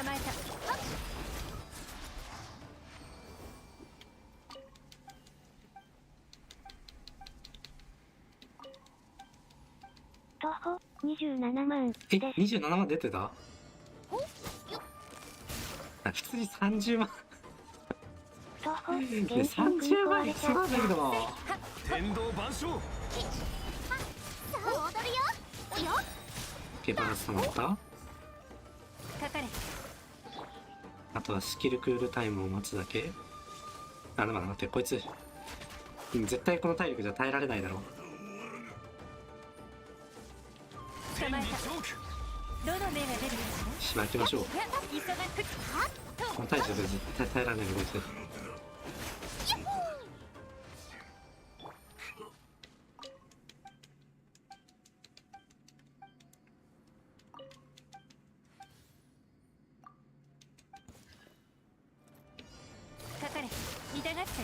イエランフルバフ見てみたいな。けるかな。狙いたい。天道ここにあり。これでフルバフあと2秒かな。これ30万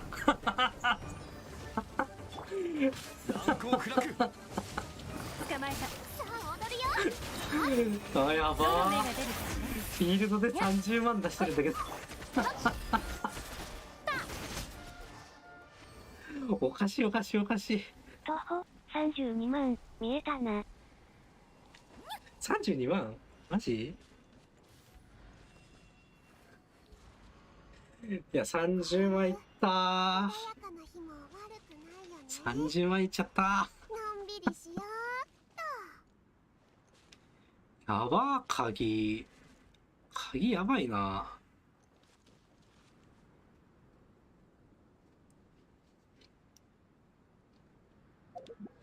えげつねえ。徒歩これ実戦向きのプトでこれか。実戦向きなんだよなしかもこれループ可能でしょ。イエランもさループできるし、ニーローもループできるし、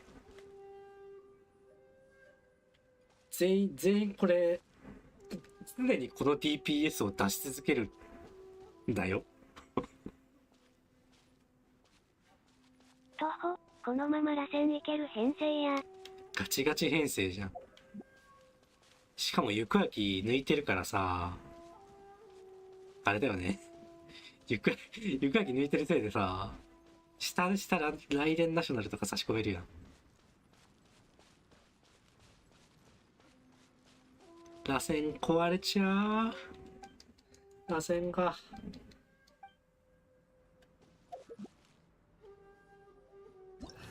本来ニーロの枠をさずっと徒歩勝利のハプハ結構欲しいけどね。本来ニーロの枠をずっとさカズハで運用してたんだよね。カズハと行く秋フータを勝利って感じで。だけどこれ水鏡面入ってる分、フータの火力も上がるし、熟知も上がるし、割と最適解だったんだよ。そうこれだと多分同じくらい出るには出るんだけど難しい。全然安定しなかったんだよな。火の拡散がこれで火の拡散できたね。でこれ爆発比較ちゃんしちゃうとどうしてもね水が流れちゃうみたいなね。そういうわけで全然安定しなかったんだよねこれ。でも10万出てんなこれがニーロ、この枠にニーロを入れることによって熟知バフが安定して、徒歩うちのカズハハ何もバフできないぞ。そういやレベル1でしたね。徒歩水力しかない。そういやレベル1でしたね。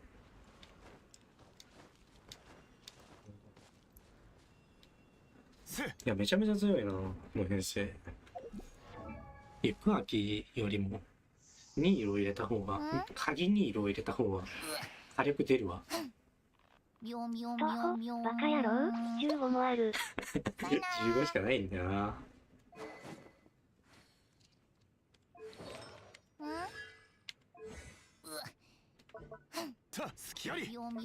やっぱ三突めっちゃ強いんだな。まあもちろん一突が一番あれ一突はあれだな、立ち回りが勝利のところベネカン突とかどうすか。勝利のところベネカン突してたらしてるんだけど、ベネね HP 回復しちゃうからね、あんま相性良くないんだよな。私がベネ貫突してる。重要ってよくわかるわ。だいぶ重要だわ。徒歩回復がね。回復がね、ベネの回復量を調整できればいいんだけど、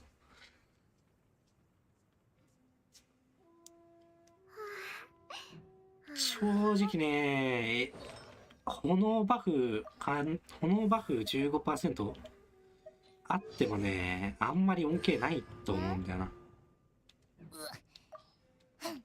まあ恩恵あるにあるんだけど、あるにあるんだが、多分デバフ刺した方が刺さると思う。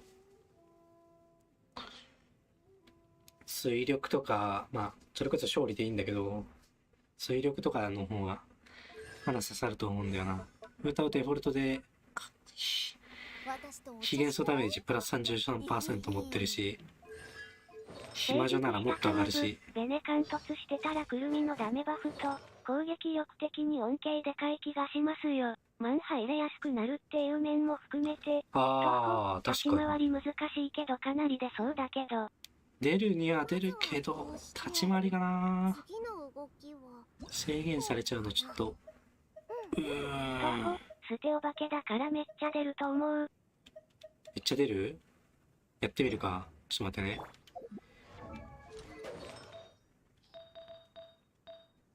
なんでこんなコップつけてんな。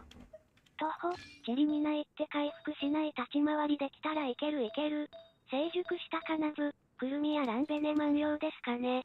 出るか。実用的な面で劣るのハールかもですね。徒歩、チェリに入って。徒歩、ジン。ジン。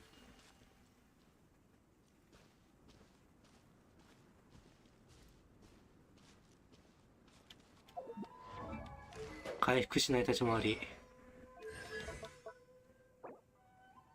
爆発テンプを上げきれてない。徒歩、面白いけどベネット持ってないんだよな。私が出すわ。イエラン出して。あ、じゃあダメだ。イエランダメか、そうか。そうじゃん。そうだわ。まあ行くわけでいっか。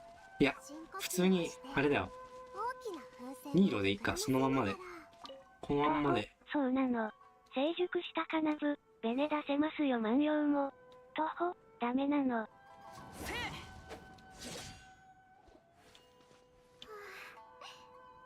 徒歩、チェンジだ。チェンジだ。あ、消えた。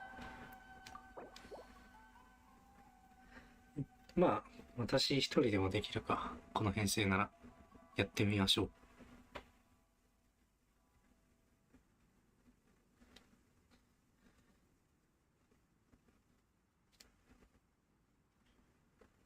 でね、貫突入れて、あとなんだっけ。イエランか。イエラン入れて、あ、でもダメバフか。ダメバフ。うん、まあ、アタッカーベネットだから、まあ、大丈夫だと。回復量どうかな。ワンチャン、すっげえ回復したりしないかな。成熟したカナブ、確かに、さなぎさん一人の方が良さそう。私のベネットじゃねえ、カズハ、貫突じゃねえ、リトしないんですけど。こういう時だけちゃんと育成したベネカズハ欲しくなるな。検証パーティー。成熟したカナブ、回復破気にしなくていいですよ多分。本当？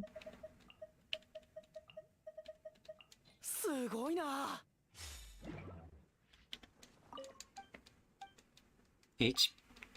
水共鳴ないから。それはっ終わりで撤収かからくらえ。みんなは俺が13000。おいった徒歩、使い込んだくるみのプレイスキル見せつけていけ。HP すっごい回復したね。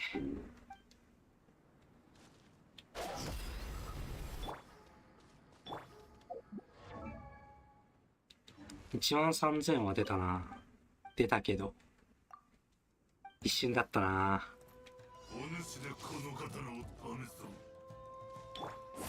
成熟したカナブ、ハプハ仕方ないっすよ。はっそこだ。HP 仕方ないってなるとな。7000くらい。くらえ。徒歩、あいつ回復力高すぎんよ。わかる。爆発見てみるか。成熟したカナブ、まあ爆発ダメチャリとかならベネ入りそうですけど、重要派ないですね。いいとよ。工作せ全力攻撃だ。いってらっしゃい。控え心なのに10万出たんだよ。捕まえた。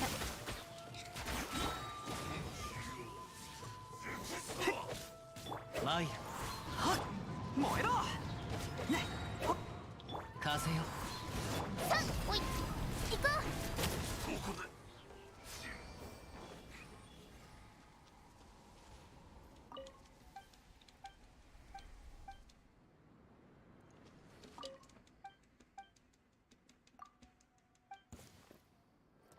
お主でこの方のくらえ。みんなは俺がどの目が出るかしら。かかれ。捕まえた。あ、爆発止まってなかった。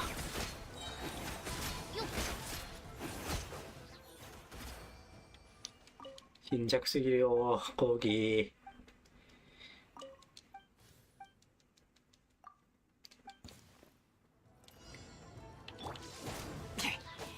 ダメチャレするならそもそもイエラーをあれだな、変えた方がいいな。痛がっちゃいない。燃えろ。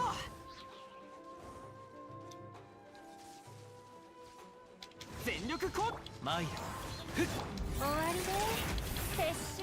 かかれ。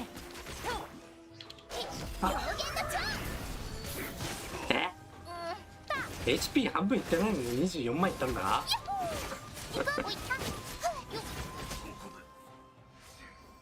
HP 調整するの忘れてたーっつってとりあえずバーンって打とうっつって思ったら、とほ、からくり君もスタックしづらくなったしな。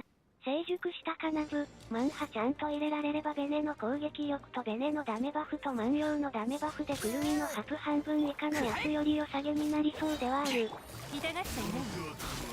いやーでも安定して30万出せるのなー。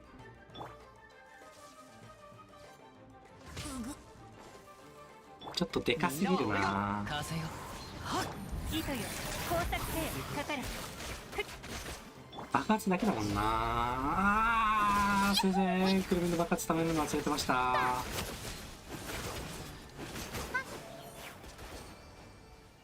とほ、このベネット数8ってキャラおかしくない？おかしい。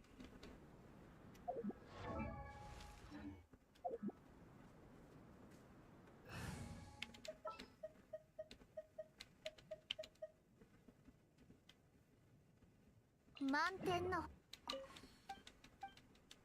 ベネはね、ずる。燃えろ。とりあえずフーターの貯めるか。帯溜まった。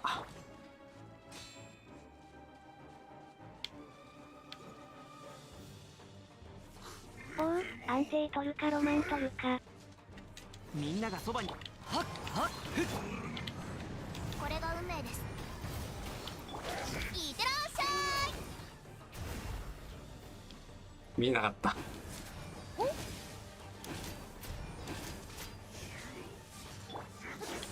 水中くらえ。風よ。そこだ。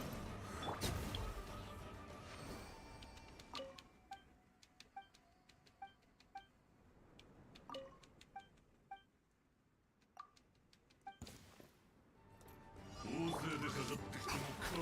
命よ。マイヤ燃えろ。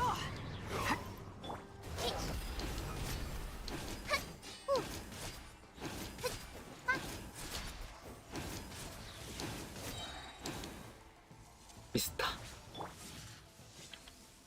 溜まりましたね。とほ、審査員いないからね。よし、出発だ。みんなは俺が。はっせいふっ。運命には逆らいません。はっ、両弦の控えし。それ。はっ。残念、控えし。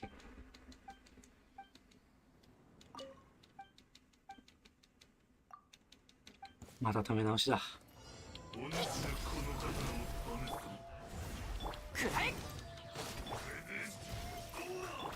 冒険だ冒険燃えろ冒険だ冒険。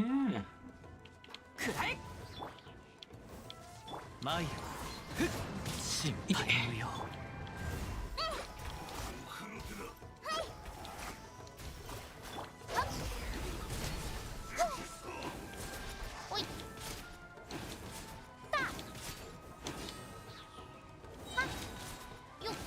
よし、止まった。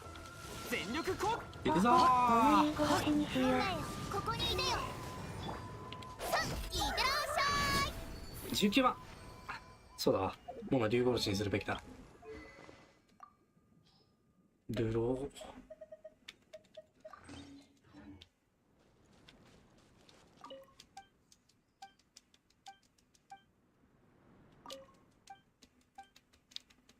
成熟したかなぶ、今の蒸発入ってないか。蒸発入ってなかったね。モナ一撃入れないといけないかな、今の。普通に生打ちしちゃったから、この元素残って、ミスが残らなかった。水中玄関。くらえ燃えろ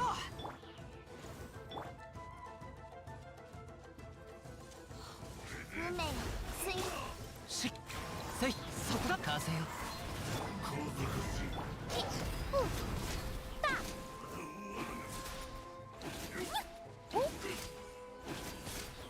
成熟したかなぶ、ベネカン突満波熟知928出せますけど万葉無突なんだよな。千葉以降が消えてから、それ雷付着しちゃうから、よし出発だ。カフカ起こってなんか変なことになるんだよみんなな。がそばにはっそれ一撃入れて、こいつ水付着、爆発が溜まってないんですけど、爆発溜まってなかった。惜しかったー。とほ、カズハに突あれでかすぎるよな。わかる。でかい。無償券200配りとか意味わからん。ずるでしょ。なんで無条件なの。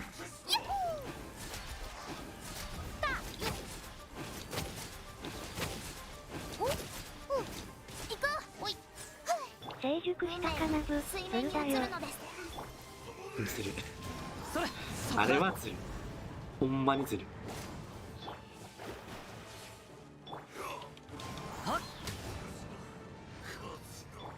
物がたまらない。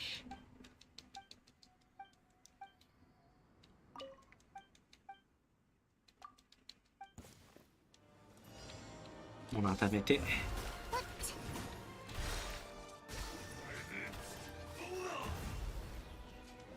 オッケー。ベネで剥がして、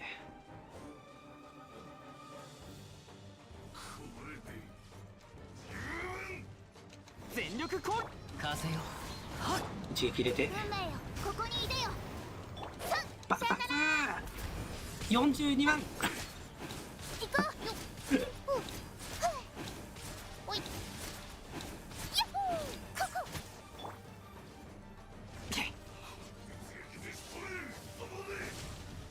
とほ、50万、いかないか。運命の巨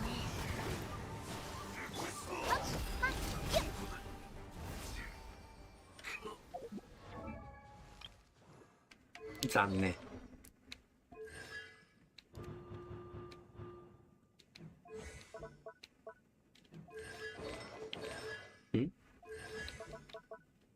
成熟したかなぶ、モナユー殺し入ってました？ああ、入ってるはず。入ってる入ってる。切り替えた。とほ、これもなカレーで熟知の方がいかったりするんかな。ワンチャンある。カレー持たせたものなら熟知負けるから、そっちの方がいいな。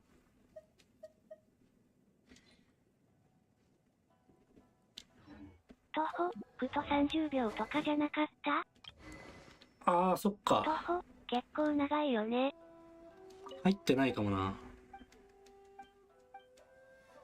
いや、攻撃力上がったとこ、いや、でもダメバフが入ってるから、その分か。お主でこの方の運命なるほどが水面に映るのです。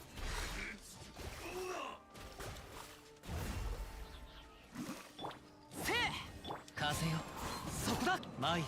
はっ水中玄関。徒歩20秒だったわ。小賢しい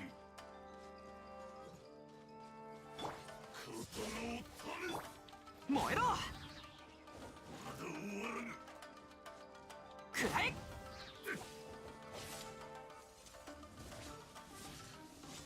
せいそろそろいいんじゃない？次で決めます。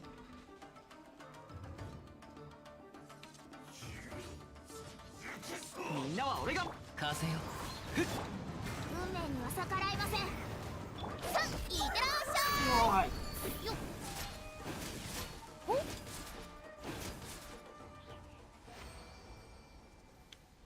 HP が半分切ってませんでした。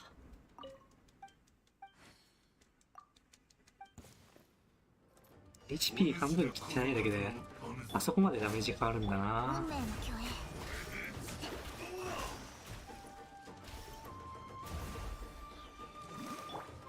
くらえ。はっはっ行こう。燃えろ。成熟した金具、爆発波ダメージの倍率変わりましたよね、ハプで。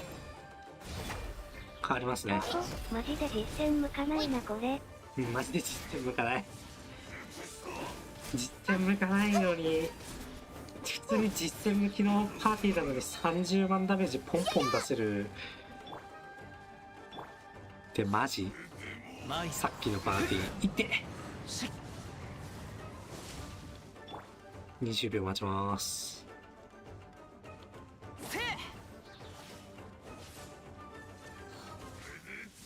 よし、出発だ。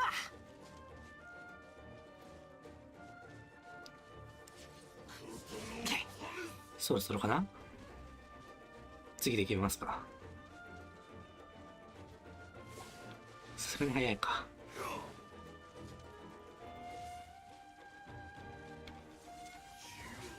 成熟した金具、結局夜行が強いんじゃないんです。運命よ、ここにいでよ。さあ、さよなら。 HP 調整ミスってるっつってんだろ。やっぱ夜行だわ。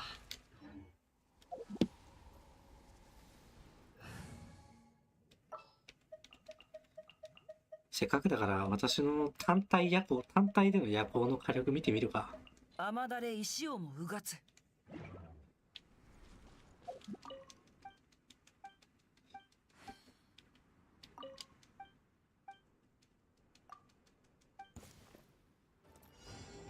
雨描きがたし、さいさゆる。終わりね。岩山八九天道、ここにあり。7万6000か。あ、8万いったわ。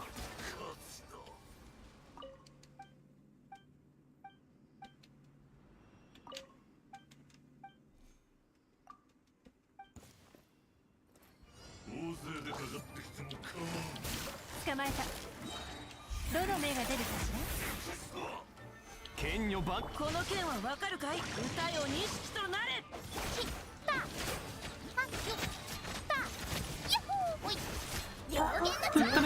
たら鍵とセットで引いてね。鍵も引くか。いやー、鍵か。ちょっと待って。今、行く上げの回復、えらい回復したから。えらい回復したわ。回復してるこれ。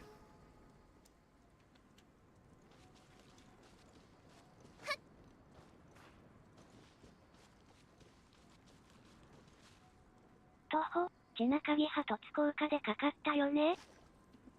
4000回復してるわ。鍵。ハプ盛りのままだったりしない？ HP 盛りのままだったかな。いや、戻ってるわ。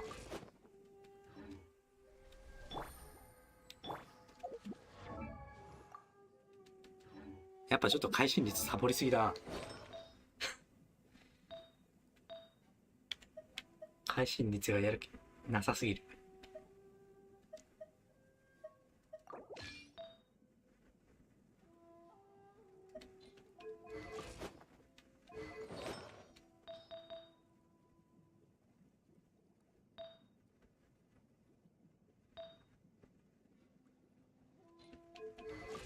まあ50あればいいか。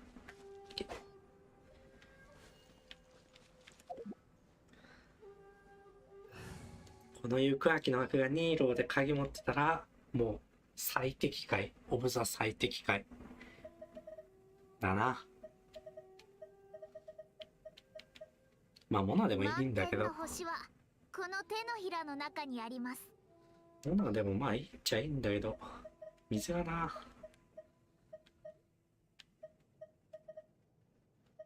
あ、てかそうだ、レイラ。はあ、頭が空っぽ。レイラずっと欲しかったんだよな。片方にね、この、片方にさ、そうだな、どうだっけ。まあこういう編成を入れるとするじゃん。こんな感じの編成を入れて、で、もう片方にそうフーターを入れたいってなった時に勝利が勝ち合っちゃったね。勝利の代わりにレイラ派いけるの？そう、レイラ入れたかったんだよね。ずっと。で、それでね、レイラ逃してたのめっちゃ、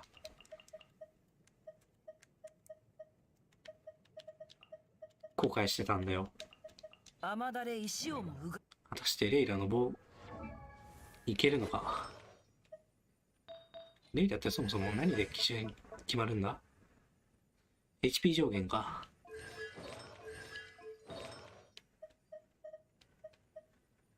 HP 上限だから。北条夜行の最後にレイラをぶち込んでみましょうか。試しに。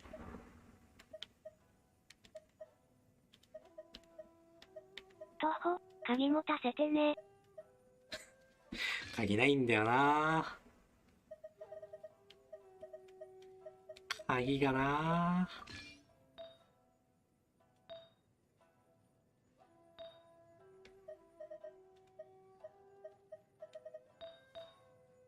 これ何にしたらいいんだ？絶縁か。絶縁なの？マクラス何族？40族だから絶縁いらないじゃん。あんなに可愛いのに。40族なの？っていうか、さらっと流れてたけど。40族なんだ。じゃあ9貴族とかでいいのか？なんだ？レイラの、あ、洗顔か。洗顔だわ。洗顔しかねえわ。絶対洗顔じゃん。洗顔以外ありえない。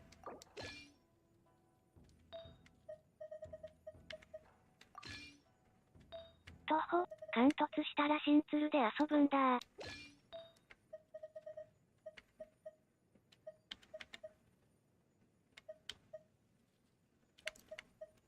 洗顔の花がない。あ、いや、これで4セット揃ってるわ。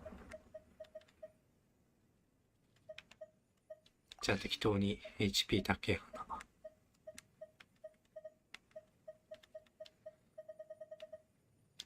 つけて、これで HP が低く。これしばくか。足が棒みたい。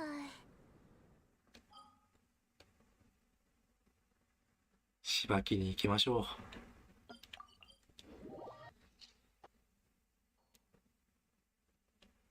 てかレイラ配れるんだよね。そうそうそう、まずさ、レイラ食われるんだよ。バリア。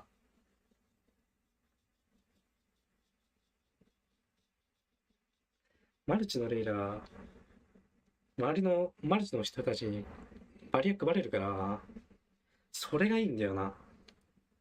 封筒を出してる人とか見ると、あ、じゃあレイラ使おうっつって、なれなかったからさ。で、ディオナ出そうとしてもさ、ディオナの爆発ってさ、ベネットと違ってさ、位置調整不可能だから、勝手に敵の方のど真ん中に飛んでって、ライデンとかさ、ど真ん中に飛んでてさ、あれ、ロード早くなれ。ライデンのさ、早くなれ。周囲全部ディオナの爆発で折っちゃって回復しちゃうみたいなのがさ、稀にあったからさ、もう、誰ですか。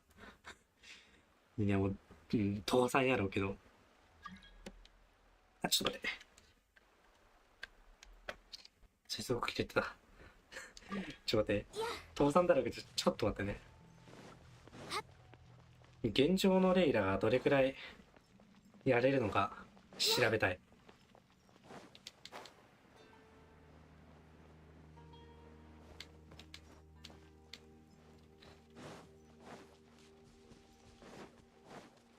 10万解けたからな。10万解けるからな、これから。5万プラス5万で。PC 買うのはまた先になるんやろな。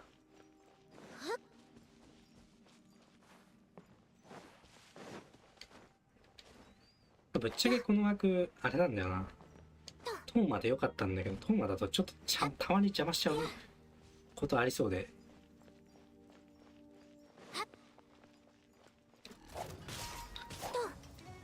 なんだこの武器。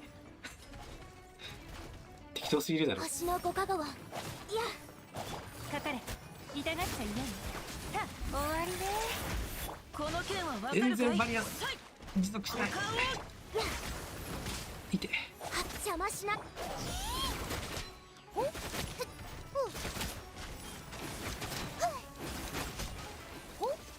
あ、死んだ。あ、でもバリア持続は十分だね。ぴったり。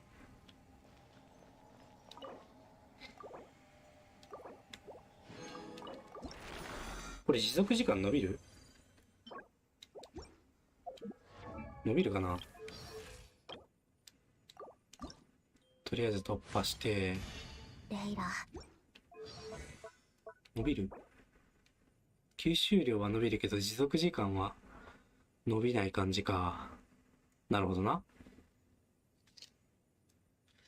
いや、ちょっとギリギリだな、持続時間的に。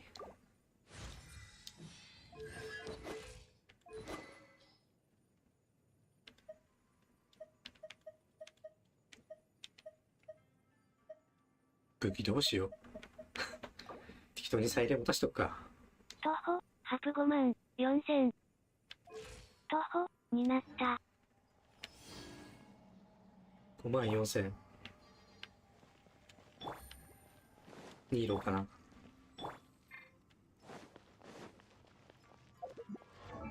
いや違うからレイラか。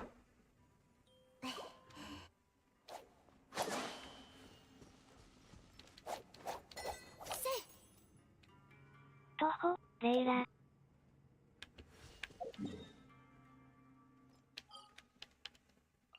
よし、じゃあ試してみるか。持続時間てか持続時間じゃなくてあれだ、マルチで使えるのかどうかを調べるか。私は普通にタオイ選んでいきます。本場のレイラならてか周りに配る分の持続か。周りの配る分の持続時間を知りたいから。封筒タイマーで調べて。いきましょう。書いてあるっけ？書いてなかった気がするけど。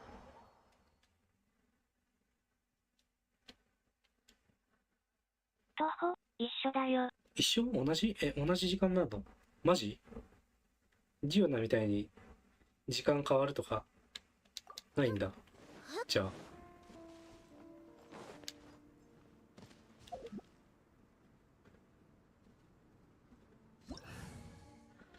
そっか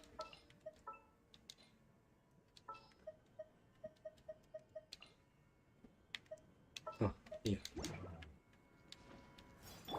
邪魔しない。もう永久ループできるんだね。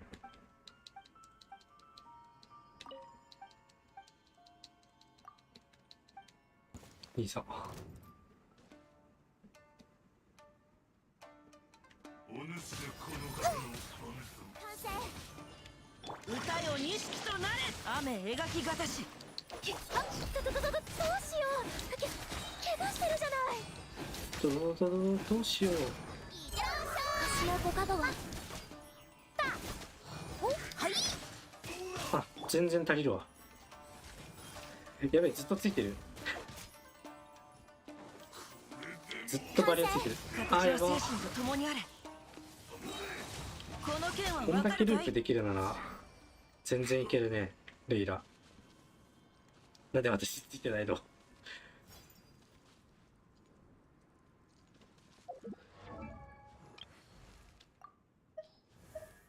なるほどね。結構マジでそのまんまなんだな、時間。徒歩、くるみ使うといつでもドドドどうしようが聞けるの？聞けるっぽいね。あ、戦闘中じゃないとダメだ俺。橋のご加護は。どうしよう、聞くか。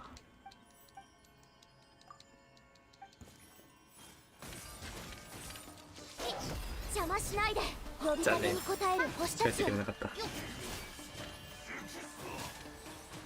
よ。左右ルコ雨描きがたし。とにかく凍結でさ、さらにダメージ上がるんじゃね？往生野望。あれ 1.5 倍でしょ？効率いって外れ。はい。股間奥義。形は精神と共にあれ。動くべきだ。 1.5 倍が2倍になるから。呼びかけに応える星たち。頑張るよ。おい。めちゃめちゃ相性いいのでは？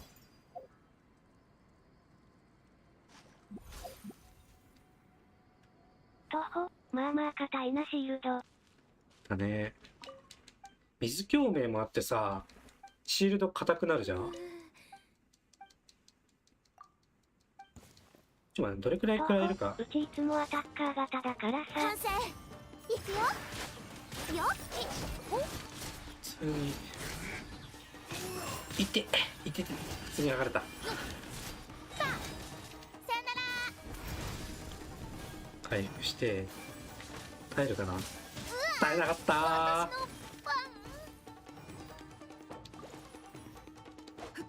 歌よ錦となれ。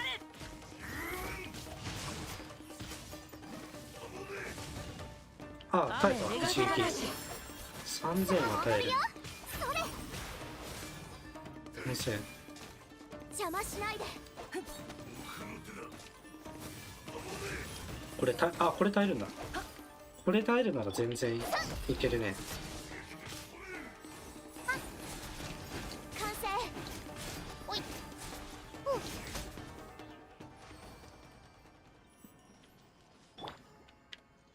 まあ一撃二撃耐えてくれる。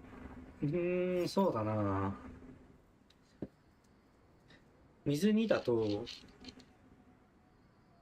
水に入ってるから。徒歩、予防しついてると結構硬い。あ、予防しついてるとかあるの？徒歩、ついてないとちょっと弱いかも。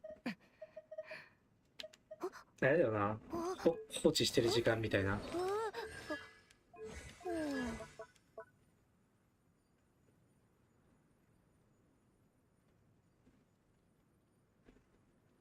ああ、なるほどね。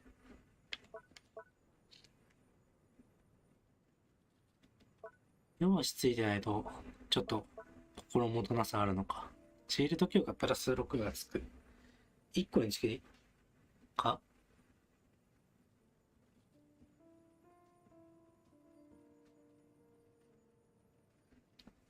1個につきか。1個につき6だから。4つあると 24% 硬い。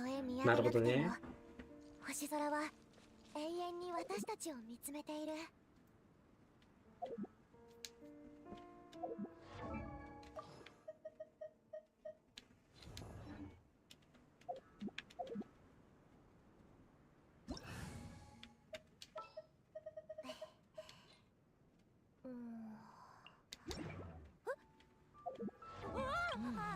徒歩、これ。次回お楽しみに。徒歩、添付6だから。添付 6？ 嘘。添付6であそこまで硬いんだ。あ、じゃあ。徒歩、9まで上げれば多分バリ方。バリ方だね。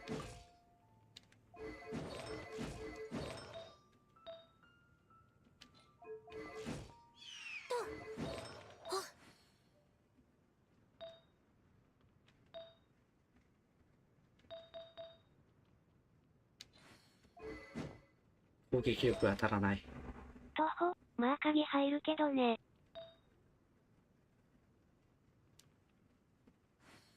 徒歩、これだけでハプ1万、ハ増えるし。どうして星の5角を。いや、これレベルで上がるか。レベルで上がって。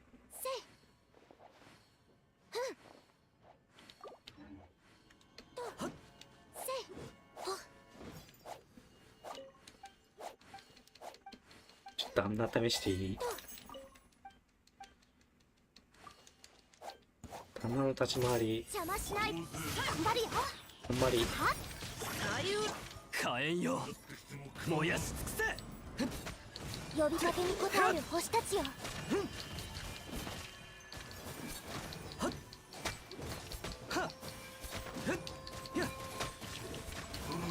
行くよ。めっちゃガードされる。裁きを受けよ。歌よ錦となれ。果たしてこれで正しいのが。あ、引っ込んでてもあれなんだね。星の解除されないのは偉い。さあ踊るよ。火炎よ、極寒。燃やし尽くせ。私の意のままに。完成。雨描きがたし、この剣はわかるか。火力ちょっと足らんね。1万出てくれるのは妖怪とはいえ。判決を見逃さないで。抜けられてる。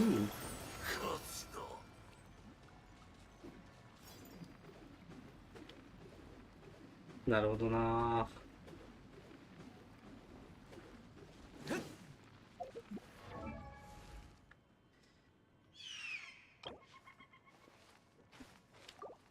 あ、てか添付上げてねえな。そうだ、添付上げてねえから、添付上げればあれ普通にこれ3万6万いくんじゃね。6万はいかないわ。あ、でも3万4万いったところでか。いったところでだな。ね、普通に6万、さっきの6万9万6万9万銃撃で10万みたいな減らしてるところ見るとなんか霞んで見えちゃう。さすがに。まあでも安定した立ち回りはできると。うんうん。なるほどね。まあまあコツコツ育てるとするわ。レイラはね、もうささっと育てたいね。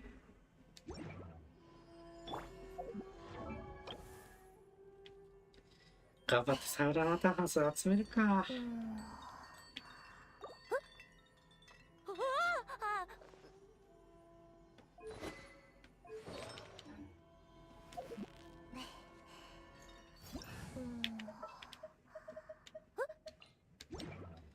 もうやることないんじゃない？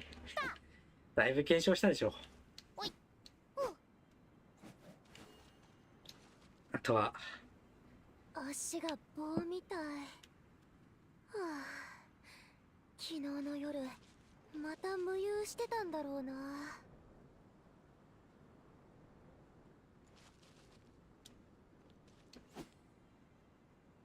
雨描きがたし。もうすることないよ。なんかあったか？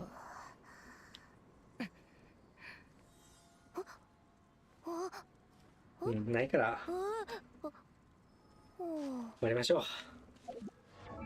自身も使ったしね。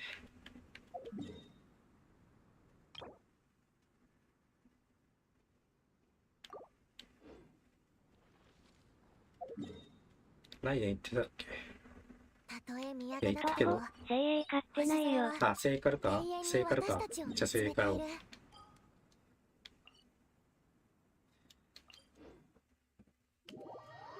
ちょっと待ってね。まあいっか。別にタイトル変えなくて。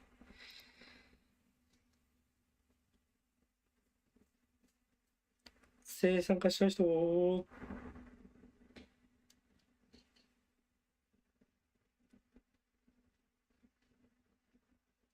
ねえな。よし。じゃあ、コツコツやるか。実践を使っていこうかね。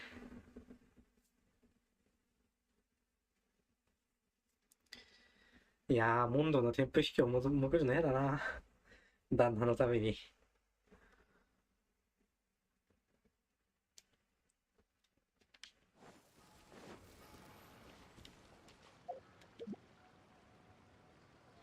せっかく出したを使っていこう。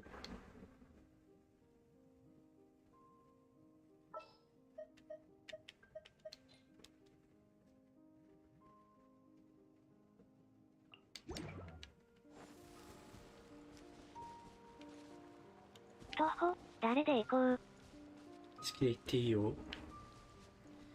正直燃焼してもね、もうデフォで3万入るようになったんで、蒸発なしで。ヒルチャールのお兄さ蒸ん発なしで3万入るようになったのね、マジで偉い。蒸発なくても普通に出せるようになったな。もうほんと素晴らしい。素晴らしくて素晴らしい。まあ、どでかいダメージはその分見れなくなっちゃうけど。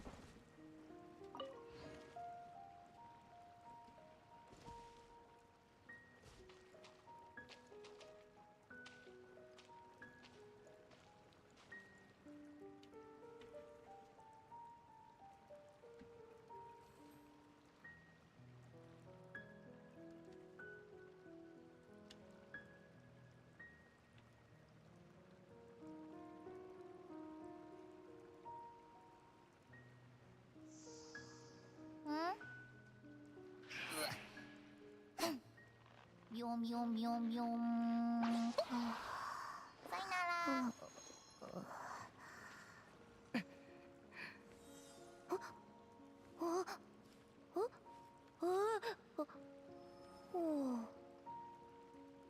オッケー。オ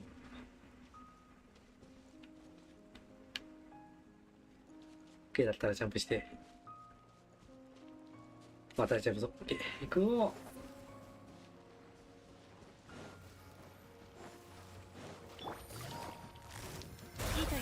邪魔しないで。かかれ。頑張るよ。よっ。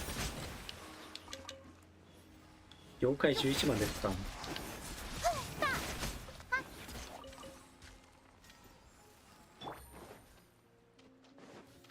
や、鍵の恩恵でかすぎる。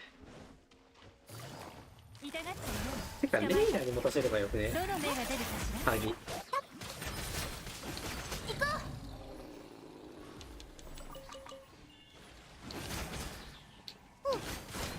う勝利外すことになるのか、結局。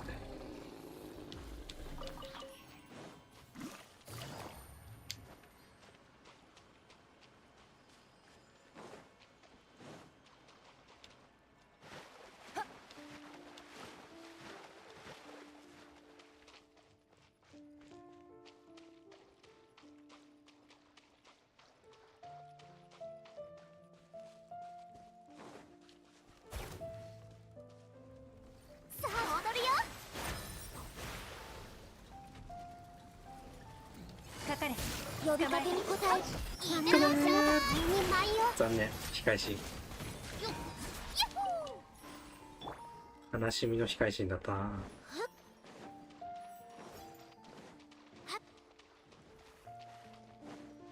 急がなくてもいいのよ。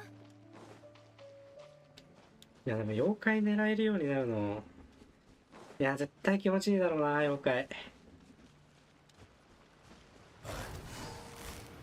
かかれ、糸よ、工作せよ。捕まえた。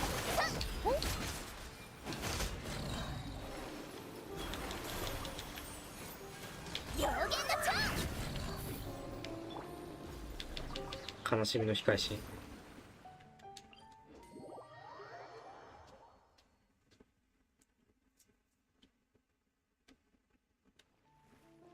よし。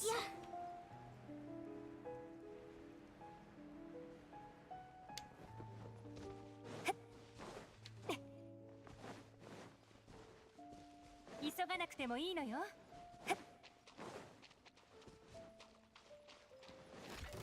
星。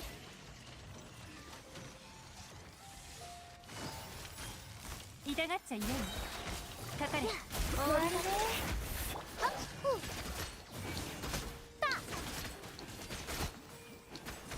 おい。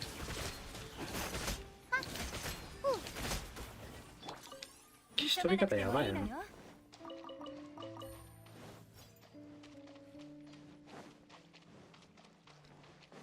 銃撃2発で焦点って感じなんだけど。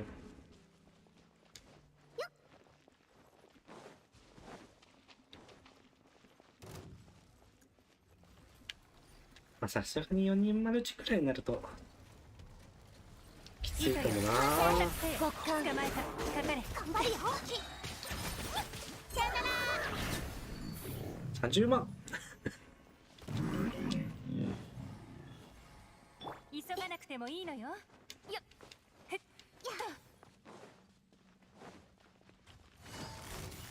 捕まえた。どの目が出るかしら。おい、行こう。怖がらないで。見逃さないでね。行こう。よっ。おい。えげつね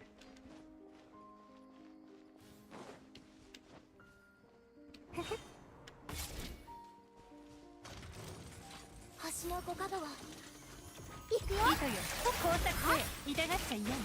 月間いってらっしゃい。私の意のままに。波の花坂に舞を。共感だ。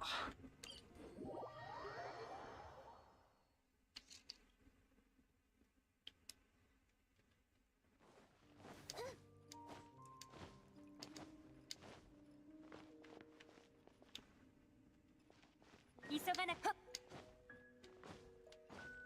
っ。捕まえた。どの目が出るかしら。かかれ。さあ踊るよ。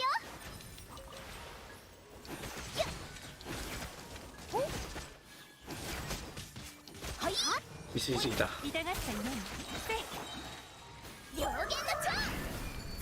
ここ。邪魔しないで。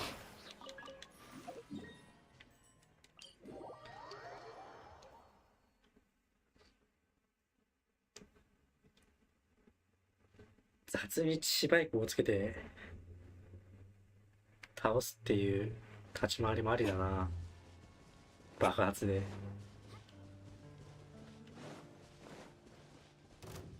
倒すっていうか行くよ。それ。回復させ回復してさ。工作せよ。かか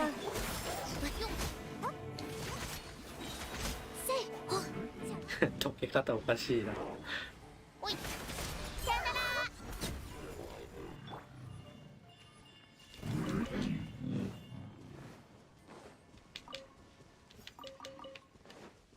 急がなくてもいいのよ。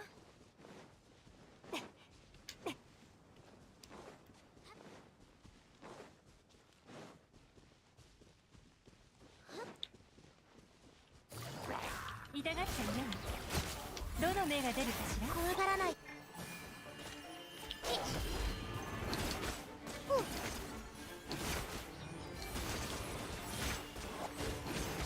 邪魔しないで。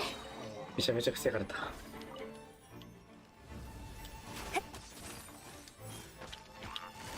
のダンスをあなた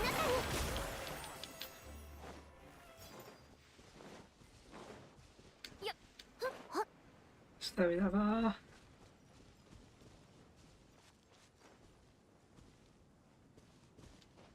それ。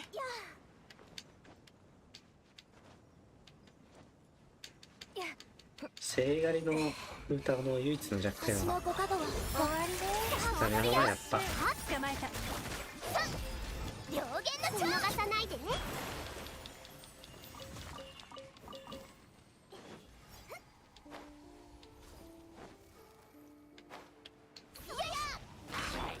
かかれ。やっ。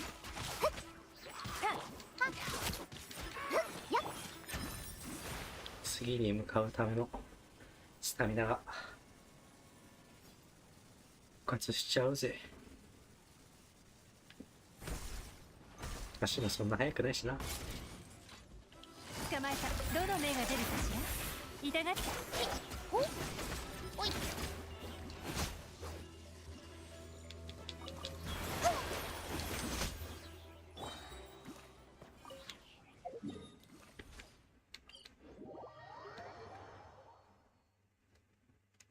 もうちょっと疲れてきたかな。口が回らなくなってきた。終わりね。撤収完成。極寒。さよなら。私の意のままに。いいね、この編成。凍結で殺せるわ。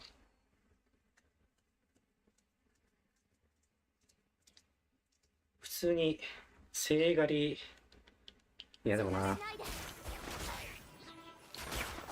さすがにないよ。風共鳴がないから。捕まえた。糸よ。工作せ。風共鳴考えないなら呼びかけに応え。全然ありかもな。そこ。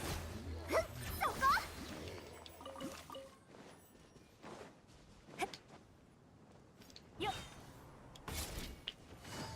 痛がって。人間ランかかれ。どの目が出るか。歌をレイラ見逃さないでね。で凍結しつつってやつ。全然あり。星のご加護。さあ踊るよ。そこ。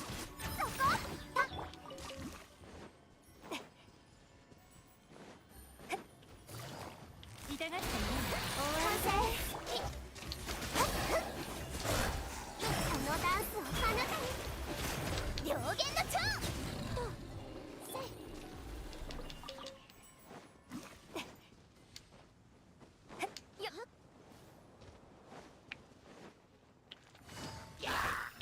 捕まえた。極どの目が出るかしいくよ。それ。透明シャキシャ急がなくてもいいのよ。フレッチ。痛がってね。邪魔しないで。波の花が君に舞いよ。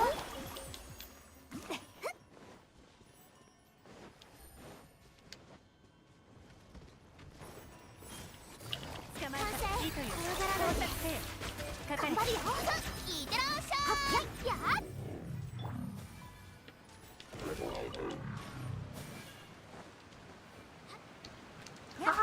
あっぶね。極寒。おい。死にかけた。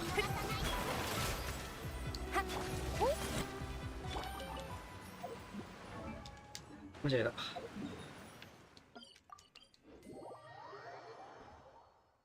羽広げられなかった。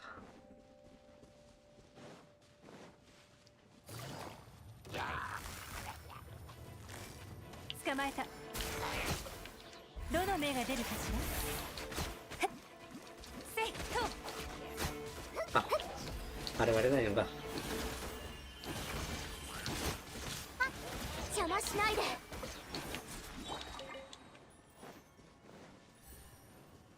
急がなくてもいいのよ。痛がってね。かかれ。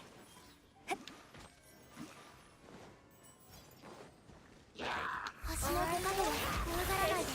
波の花が君に舞いよ。はっ。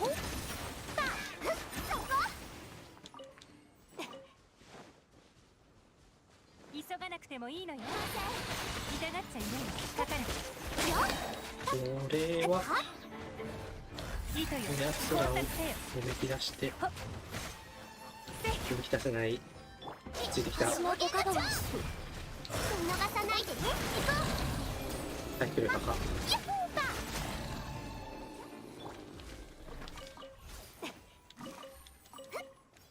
いや、言うほど高くねえや。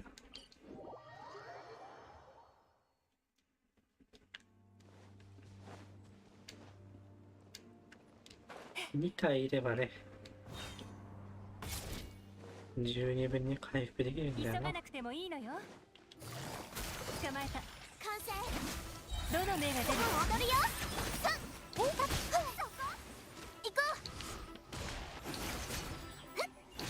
や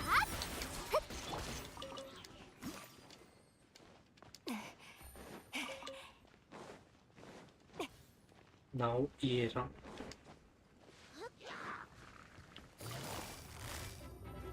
星のご加護は怖がらないで。みんなが平気すぎなんだよな。亡命者クリッチー。生物がよく出るね。完成。いて。よっ。いってらっしゃい。これは雑につける。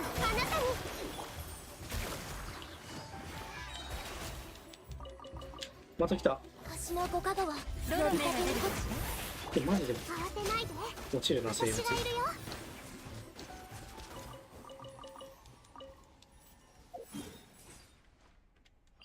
素晴らしい。慰めかな。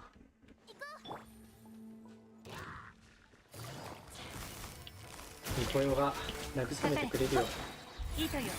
それに繰り返したんだな。こんなあいつってニコヨが慰めてきてくれる。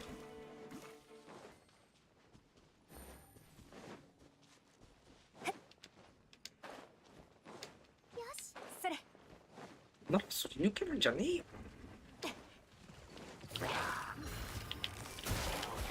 ごっくん、私の意のままに聞くよ。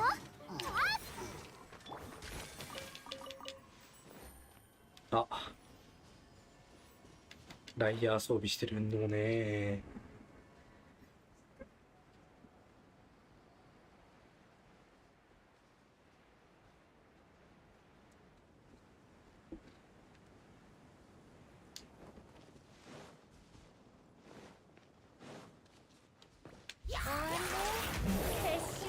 星のご加護かかれ。のダンスをあなたに。さあ踊るよ。よっ、そこ。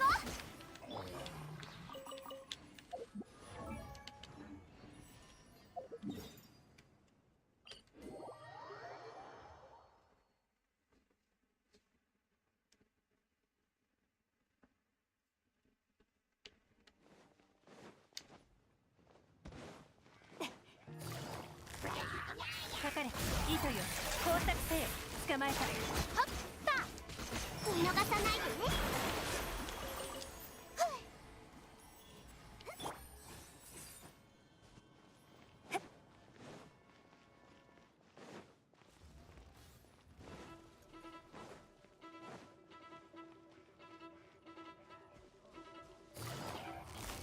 痛がっちゃいない。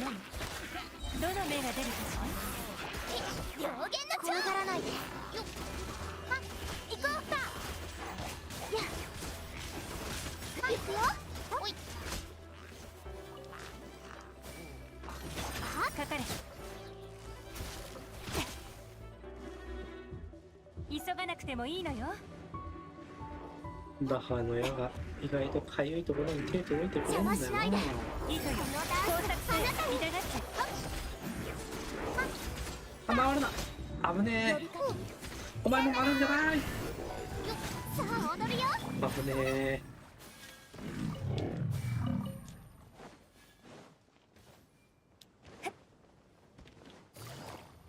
かかれ。捕まえた。どの目が出るかしら。おい。さあ見逃さないでね。行こう。あ、水じゃ削れない。行く？水じゃ削れないけど。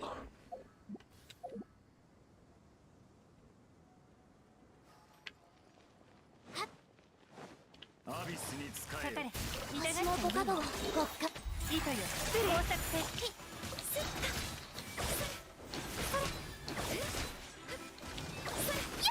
妖言の蝶。捕まえた。急がなくてもいいのよ。踊りなさい。どの目が出るかしら。痛がった。雪を前。おい。星のご加護。やっ。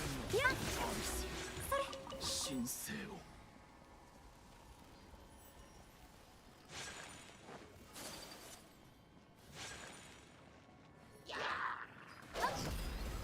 落下攻撃。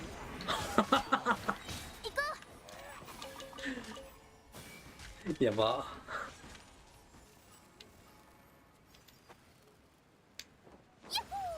めちゃめちゃ気持ちよかったわ今。終わりで強がらないで撤収。神様や。遠目さよなら。失礼。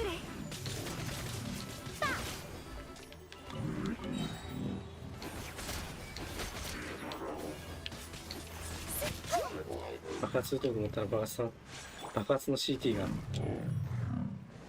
これがマルチの弊害。か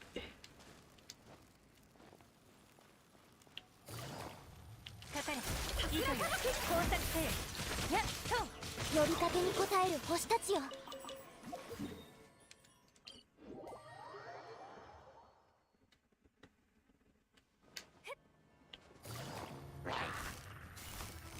痛がっちゃいないの。捕まえた。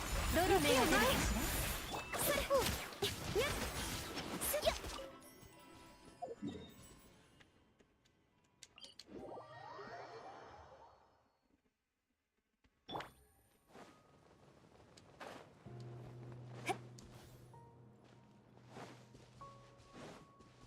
ナフィーダーになった。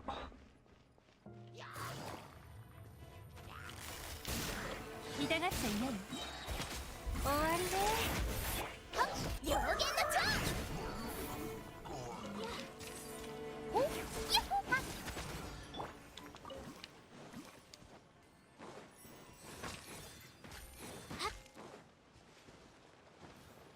はっ。星の子。急がなくてもいいのよ。捕まえた。かかれ。どの目が出るかしら。痛え。私がなんとかイエランが死ぬ。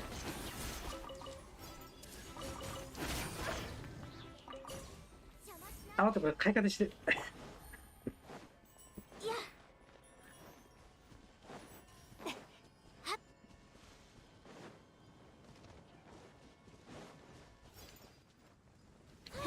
ヒリヒリしてきたな。痛がっちゃいないの。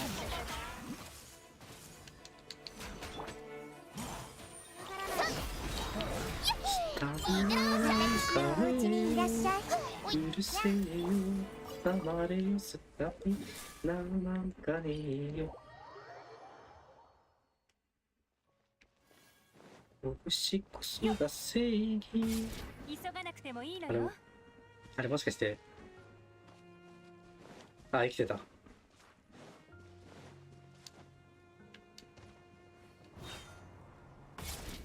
ワンチャン私がやらかしたかなと思った。終わりで。撤収。私が何とかするわ。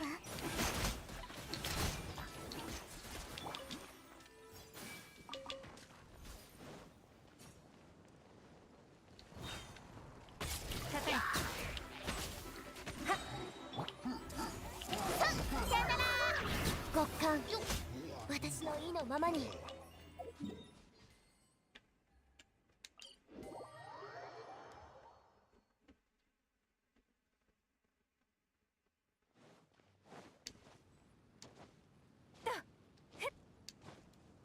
4人マルチだとどれくらい削れるようになるかな。完成。どの目が出る。それは貫突した時に体験するとしますか。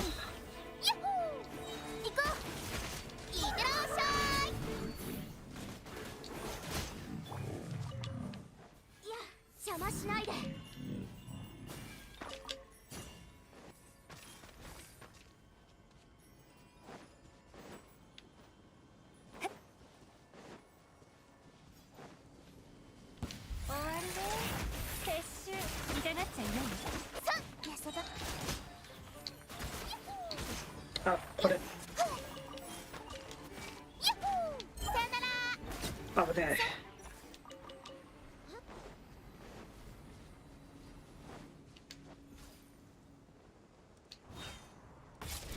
マジ一歩間違えば死ねるな。侵食。捕まえた。どの目が出るかしら。おい、これこそが知恵の伝道。はっ、ほっ、かかれ。はびこりなさい。はっ、せ、完成。せい。はっ、おい。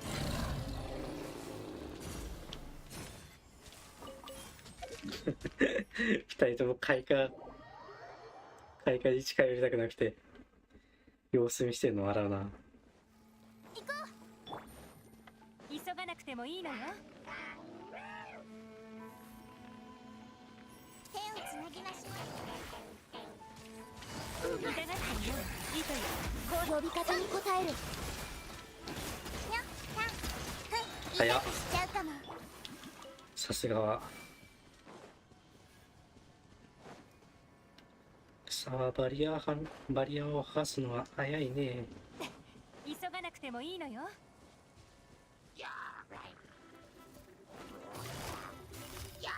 かかれ。痛がっちゃいよう。どの目が出るかしら。早く行き過ぎちゃったかなこれ。両弦のチャンス。さあ、星の五角は。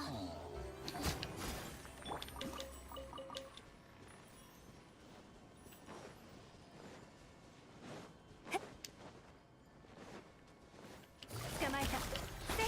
はっ。かかれ。いいとよ。工作せよ。あなたにも。せ。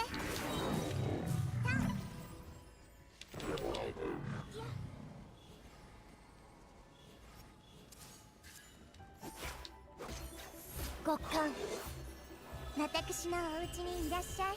た、た、痛がっちゃい。き、さよなら。や、や。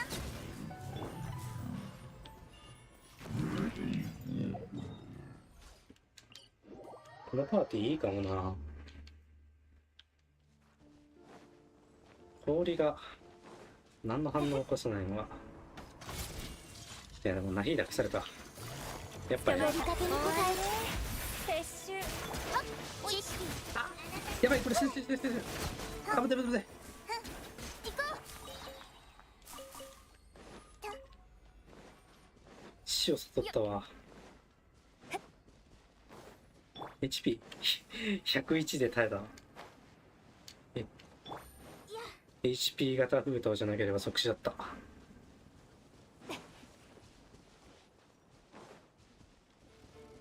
急がなくてもいいのよ。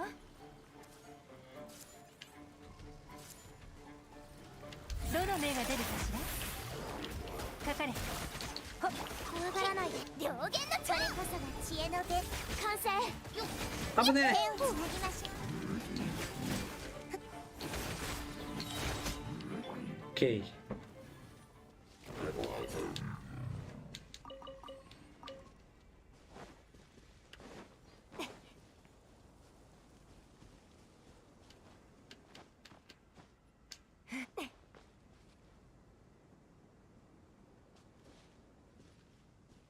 コミになった。熟知型かな。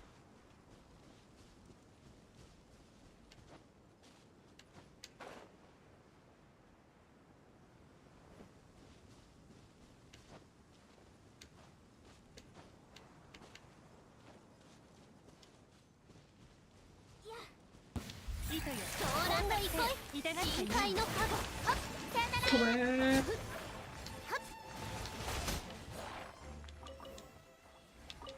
わすっげえ回復した相変わらずえげつないなその回復力。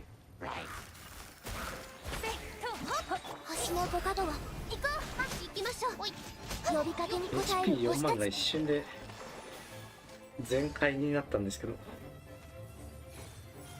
捕まえた。せい。かかれ。さすがすぎるわ。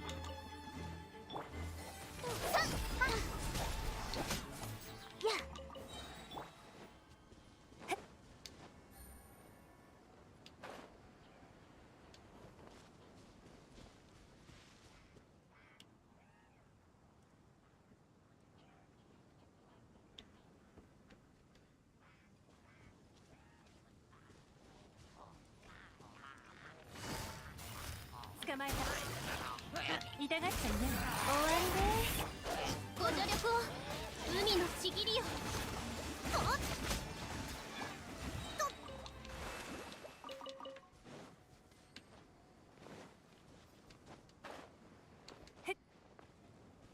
HP ワンパンだとどれくらいなんだろうな。2万出るか出ないか。2万出てるな。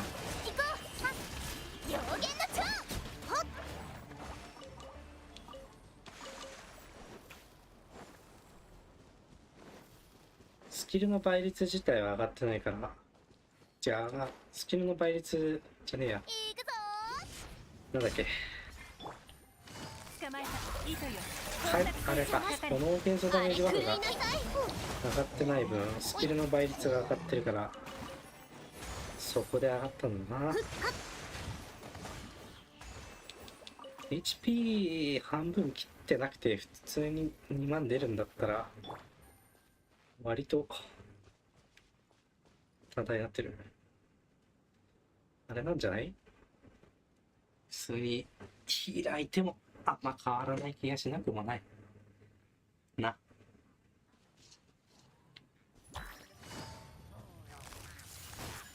どの目が出るか捕まえた。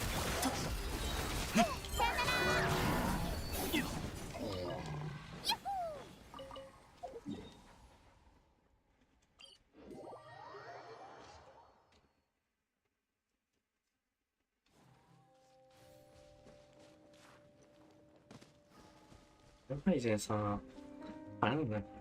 英語版だと発音わからなすぎて。痛がっちゃいない。終わりね。俺がよ。一体どこに名前入ってるんだって思ったら、アルファみたいな呼び方になってやってるっぽくて、それでアルハイゼンの名前全然聞き取れなかったんで。そういうの発見あると楽しい。私のお家にいらっしゃい。すげえ列会が思った。覚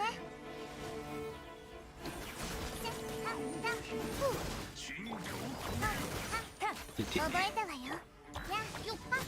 あ、待って、これ追加で。あ、痛い痛い痛い痛い痛い。2回とも当たってるかな。当たりに行ったわ。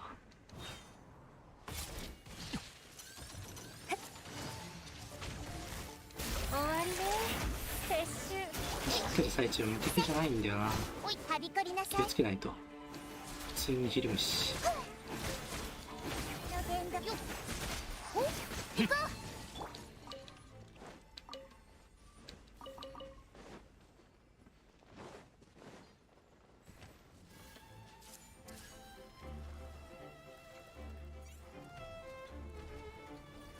糸よ、工作せよ。かかれ。捕まえた。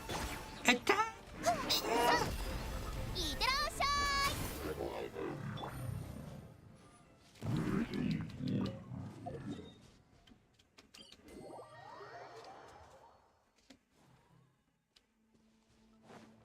い。よっ。痛がっちゃいない。終わりね。撤収。おい。あ、これか。別回下で飛ぶ。撃ってみな。飛ぶぞ。間違えたの。は？え？目玉焼きないんだけど。嘘じゃん。目玉焼きないの？あ、目玉焼き使っちゃった。ご助力。復活できません。いや、どうしよう。ちょっと待って、こんな時のために、私は、ある程度、こんなものを用意してるんだ。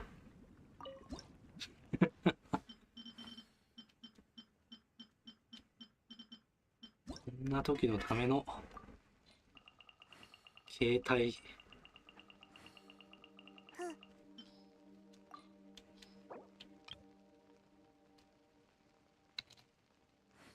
お客さんがオッケー。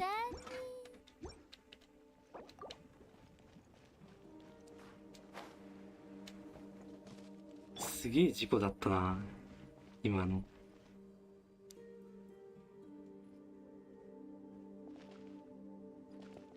リサ。真実はまだ明かされていない。避けられませんでした。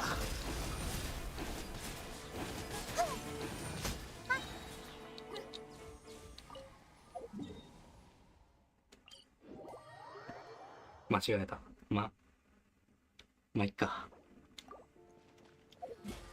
お？ウィークリー達成した。何が達成したのかわかんないけど達成した。い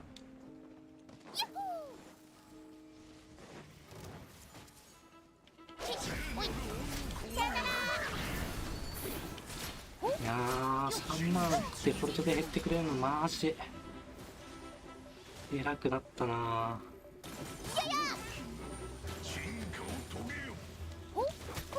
2万5000円減るのがいいとこだったんだよな。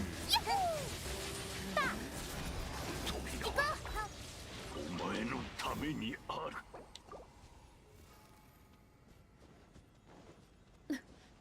足早っ。私風だろそれ。私風リサ。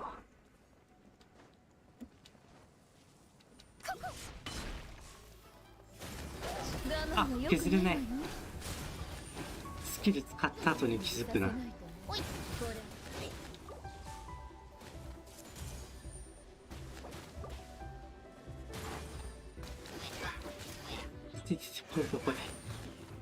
カフカが怖え。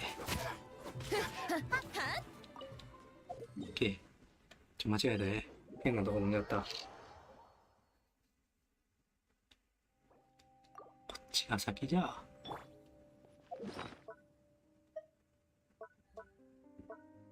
回復しとこう。捕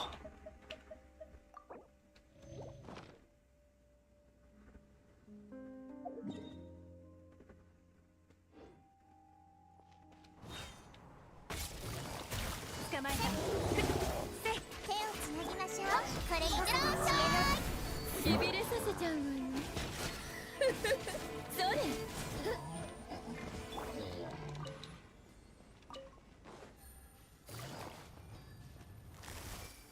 どの目が出るかしら。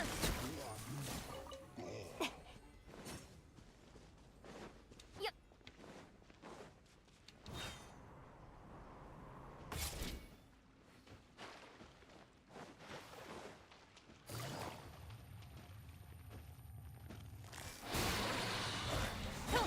かかれ。終わりね。止めー。やみつきよ。さあ。お。さあ。や。は。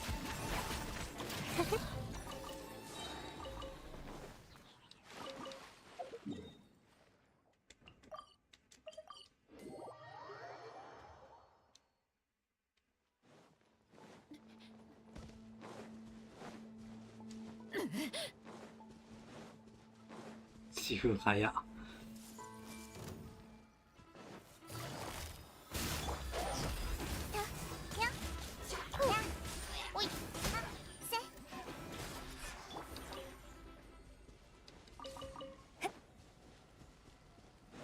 あー、身投げしてるー。残念。糸よ、工作せよ。痛がっちゃいや。やっぱあっち行っちゃうと身投げしちゃってるのかな。お姉さんが手伝ってあげようか。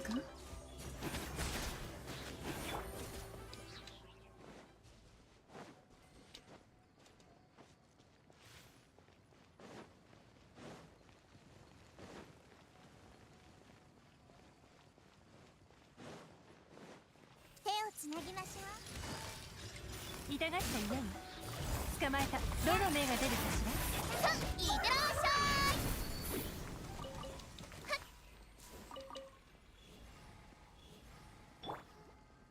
い。急がなくてなんかもいいわよ。ねショックやってる。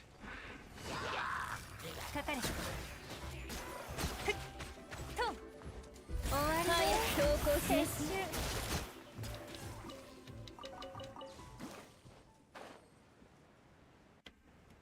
え、ッケー。あ、ね。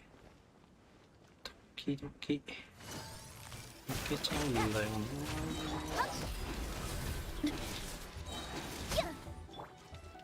どこ消えた？え？あれ？あれ？どこ行った？もしかして落ちた？落ちましたかお前。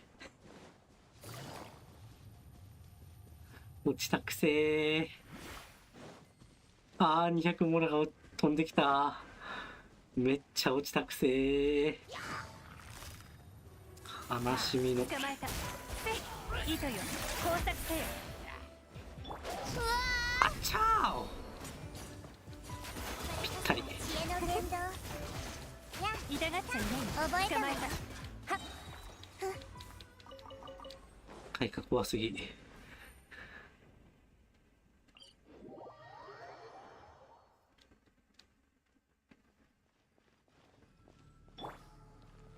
はい。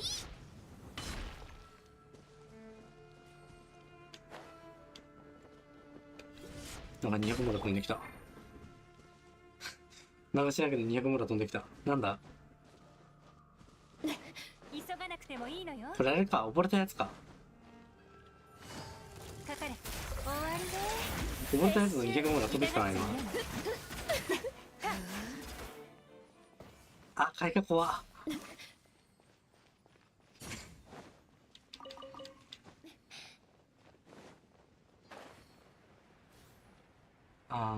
そう、さっき飛んできたやろ、これだな。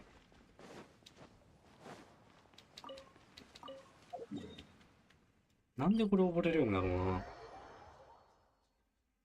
水に落ちてるのはまあわかるにしても、なぜ水に落ちるのか不明。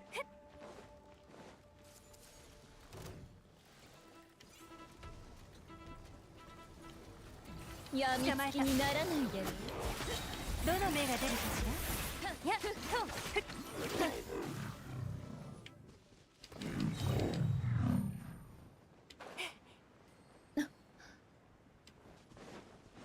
アビスに使えよ。かかれ。さよなら。さあ、行こう。うら、あちょい。フレーム回避できませんでした。痛がっちゃいて、開花で死ぬ。世界は必ず燃え盛る。それ怖っ。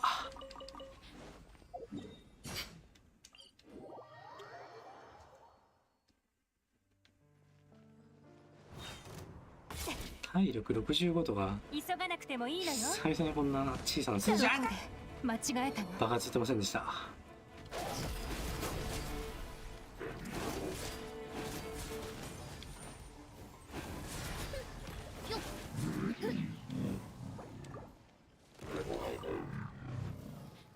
弓で撃ち落としたいよー。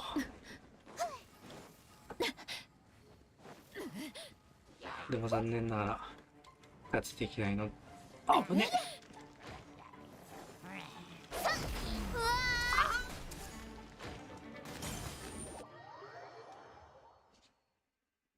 急がなくてもいいのよ。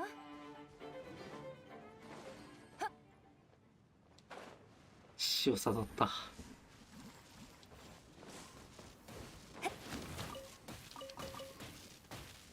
終わり。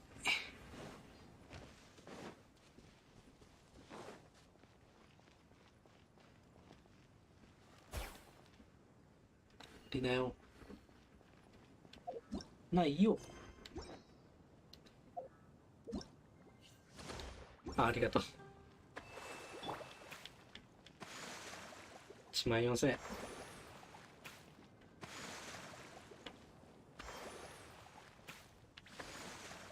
すげえ回復する。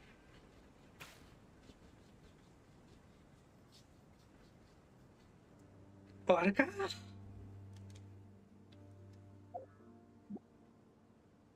ご安心を。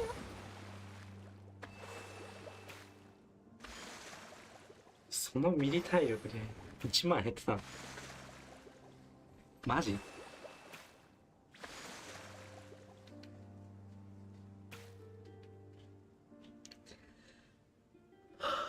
あれ徒歩、まだ参る。まだ参る。ビョンビョンビョンビョン。何を舞うんだ。上限があります。徒歩、しません。うちの手つかずだよ。行きません。徒歩、サソリ派。サソリはまだ温度足が棒みたい。ね。徒歩、ちょっとお花摘み。また無遊してたんだろうな。いや、まあ終わるんですけどね。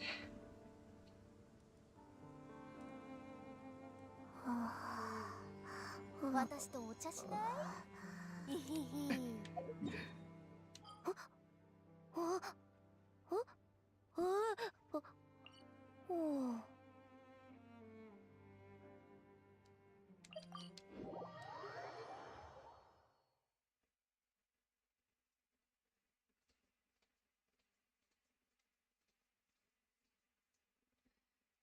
7花200連してたんだよな。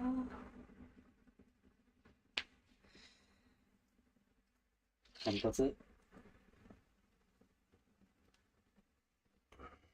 あさってかな、配信するなら。いや、どうだろう。もう欲望が我慢できなかったら明日行くわ。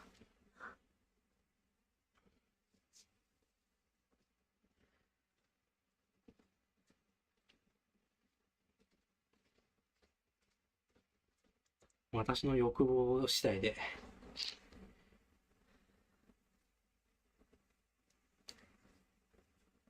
いやでも欲望の貫突、結局欲望、もう貫突させること決定事項になっちゃったじゃん。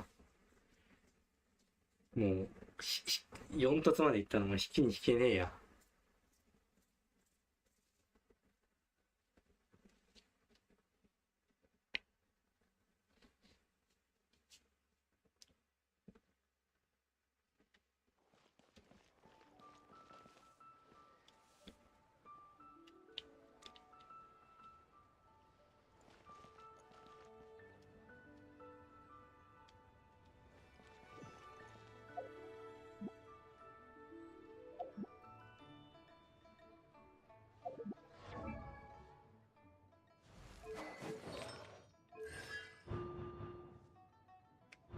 あとこの2つを開ける配信をいやもうちょっと心の安泰取り戻したいな。いやもう安泰取り戻すならもうさっさと貫突した方がいいんだよな。もう意味わからんけど。お客さんが一人。多分明日やると思う。我慢できなくなって明日やると思うわ。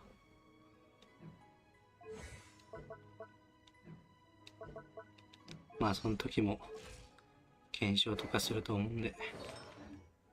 ヒルチャールのお兄さんが病気になった。その時はよろしくということで。お疲れ様でした。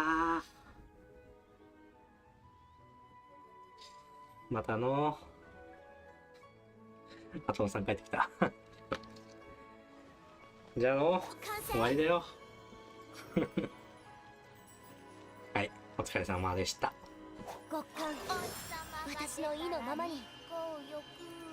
お月様が出たら月光浴。